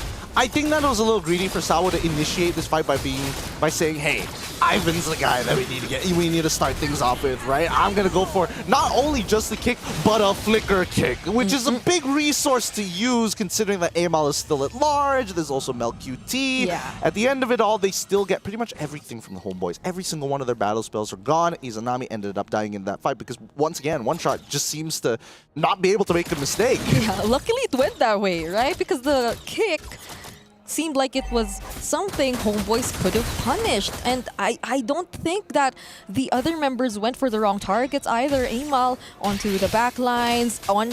Maybe Izanami, though, tried to go for Kid Bomba, so maybe that could have been the one thing that was different. But let's see how they defend this for now, because these are consecutive waves coming in. They decide to go in with the flicker. Kid Bomba sets up for another kill, and it seems like Homeboys are just falling one by one, and so will their base.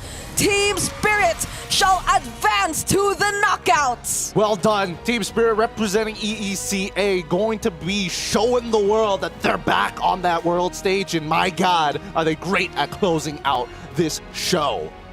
I think Kara, the interview just now, there was a mistranslation. You know, Kara did say that they want to go up against Homeboys, and Hey, there you go. Hey, he was right. Right, maybe it's just mistranslation. Yeah. He said like, oh, I'm facing you against Homeboys. But yeah, that game, it was explosive. It was dynamic, but again, I kind of feel like being on stage, there's an art to it, right? Like, again, you don't want to be too nervous, but at the same time, you don't want to be too hype. And I kind of feel like the too hypeness is everywhere, from the draft, from the game, from the decision making. Because again, I kind of feel like Homeboys, yeah, it's a very good start, but then at the end of the day, there was just a lot of things that we got to question. And part of it is it's just bad luck. What, dude? To be fair, yeah, there were. I have to Yeah. admit that some of the turnaround moments definitely You have to incorporate bad luck, but you got to give it to Team Spirit, Yeah. right? Because they identified straight away that Homeboys is playing an extremely volatile lineup. It's not going to scale very well in the later stages of the game. It only wants to snowball. Therefore, that's why Team Spirit is so down to trade 50-50. Because if they keep trading 50-50 the whole Yeah. game, eventually they will outscale them naturally without having to do too much. And Kid Bomba, I love his build, right? I'm going to go Thunderbelt. We're going to be fighting a lot anyways. I'm going to get a boatload of stacks. Yeah. And that worked out because Izanami just couldn't one-shot him at all. Yeah, that's true. The item priorities played a huge role in this game. Both Hiko, both Kid Bomba, the side lanes. Yeah, and now we gotta throw it over interview with Eterna as well as Kid Bomba.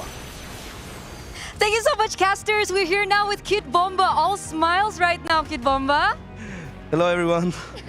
Hello, everyone. So coming into this match, I had a little bit of an interview with Hiko yesterday, and he mentioned that he wants to even the score with Homeboys. What's that about? I don't know. We faced them a lot. In M6 it was Vamos, but then they were Homeboys earlier as well, and we have like, I don't know, it's kind of like a vendetta with the organization, you know? Like Team Spirit versus Homeboys. We always play them in every international. I don't know why. So how does it feel to finally get your revenge here against Homeboys? Feels good to beat them in the same place we lost last year, also 2-0. So yeah. So you're coming back here, and you're going to be able to move forward to the knockout. So congratulations. Did you expect to be able to come this far? We did. We had really good scrim results, so we aren't surprised that we do well. But now the real fight starts, you know, because now we will fight all the good teams in the playoffs. So what's your main concern here coming into the knockouts? What are the teams that maybe you're looking forward to going against, or maybe even wanting to avoid? I guess we don't want to fight Onyx ID in the first round, because in my eyes they're the strongest team here, and Team Liquid as well. So wouldn't want to fight these two in the first round, but you're gonna fight all of them eventually, and we want to play versus them because we always have struggled against Indonesian and Filipino teams in the world stage. So we want to prove that we can beat them. He wants to prove that they can beat the Indonesian and Filipino representatives. All right, thank you, Kid Bomba. Did anything happen in the, the group stages that were a little, what happened there? Like maybe upsets, like what happened to Mythic, Aurora, Onyx PH? Did any of that surprise you? I'm not that surprised that SRG is in the lower bracket, like last year, but they're still a very strong team. I'm not underestimating them. SRG is very strong. What else? I thought Onyx ID would win versus Team Liquid, but they lost, unfortunately. So yeah, that's the only thing that's like upsetting. Okay, Not look. upsetting, but like an upset. Yeah, it's an upset, not upsetting. We gotta make that clear. I heard LaFell laugh really, really loud just then. So, do you think Spirit can pull off the same? Can you guys create upsets here on the world stage? We hope so. We really hope so. The playoffs are gonna start in how many days? Couple days. So we will prepare for them. We will try our best, and yeah, just watch out for us. Watch out for Team Spirit, because I think that's what people are kind of expecting coming through this. I don't think you're a dark horse. I think you've been granted the role of like contender. How does that make you feel? I guess last Riyadh we could have already gotten that title since we got top 4 the year before that, but we finished top 12 that year. But now we got top 12 again, top 4 again, so we proved that we're pretty good, and now we want to prove it again, so let's just see what will happen. I also want to fight Aurora Turkey. Aurora Turkey, why? What's going on with Aurora? Because my friend Tienzi is there. Ah, your friend Tianzi's there. What about SRG? You got Homeboys down. Do you want to complete your revenge arc against SRG? I'd love to face CFU or SRG as well, but I don't know who's going to win that series, so. No predictions? No predictions. No predictions. All right, so coming into the knockouts, is there any message that you want to send to the rest of the team later on? Good luck, everyone. I'm not going to be overconfident yet. Okay, that's fair. That's fair. So once again, congratulations, Kid Bomba. We'll see you in the knockouts, and we are going to throw it over back to our casters. You know what, Gideon, let's congratulate ourselves because now Malaysia is the new Indonesia. SRG is the new RRQ. Because at this point, I feel like it's fair to say it. People don't even dare talk about anyone from Malaysia anymore. Hey, We win one time and now we're like this. When do we suck? when did our fan base suck? I thought we were humble, and then we got that first international. They're like, yeah, we'll show the world how it's like to be on top, how to be humble and be on top. But hey, regardless, it's been a good time. And honestly, I got to shout out to the EECA as a region. Best interviews through and through. Virtus Pro Pluto and I mean Kid Bomba, they always give banger interviews. Yeah, I'm not gonna say anything either. Hey. They've convinced me enough to not say anything. That's a good thing. Shut up and talk. I'll just shut up and talk.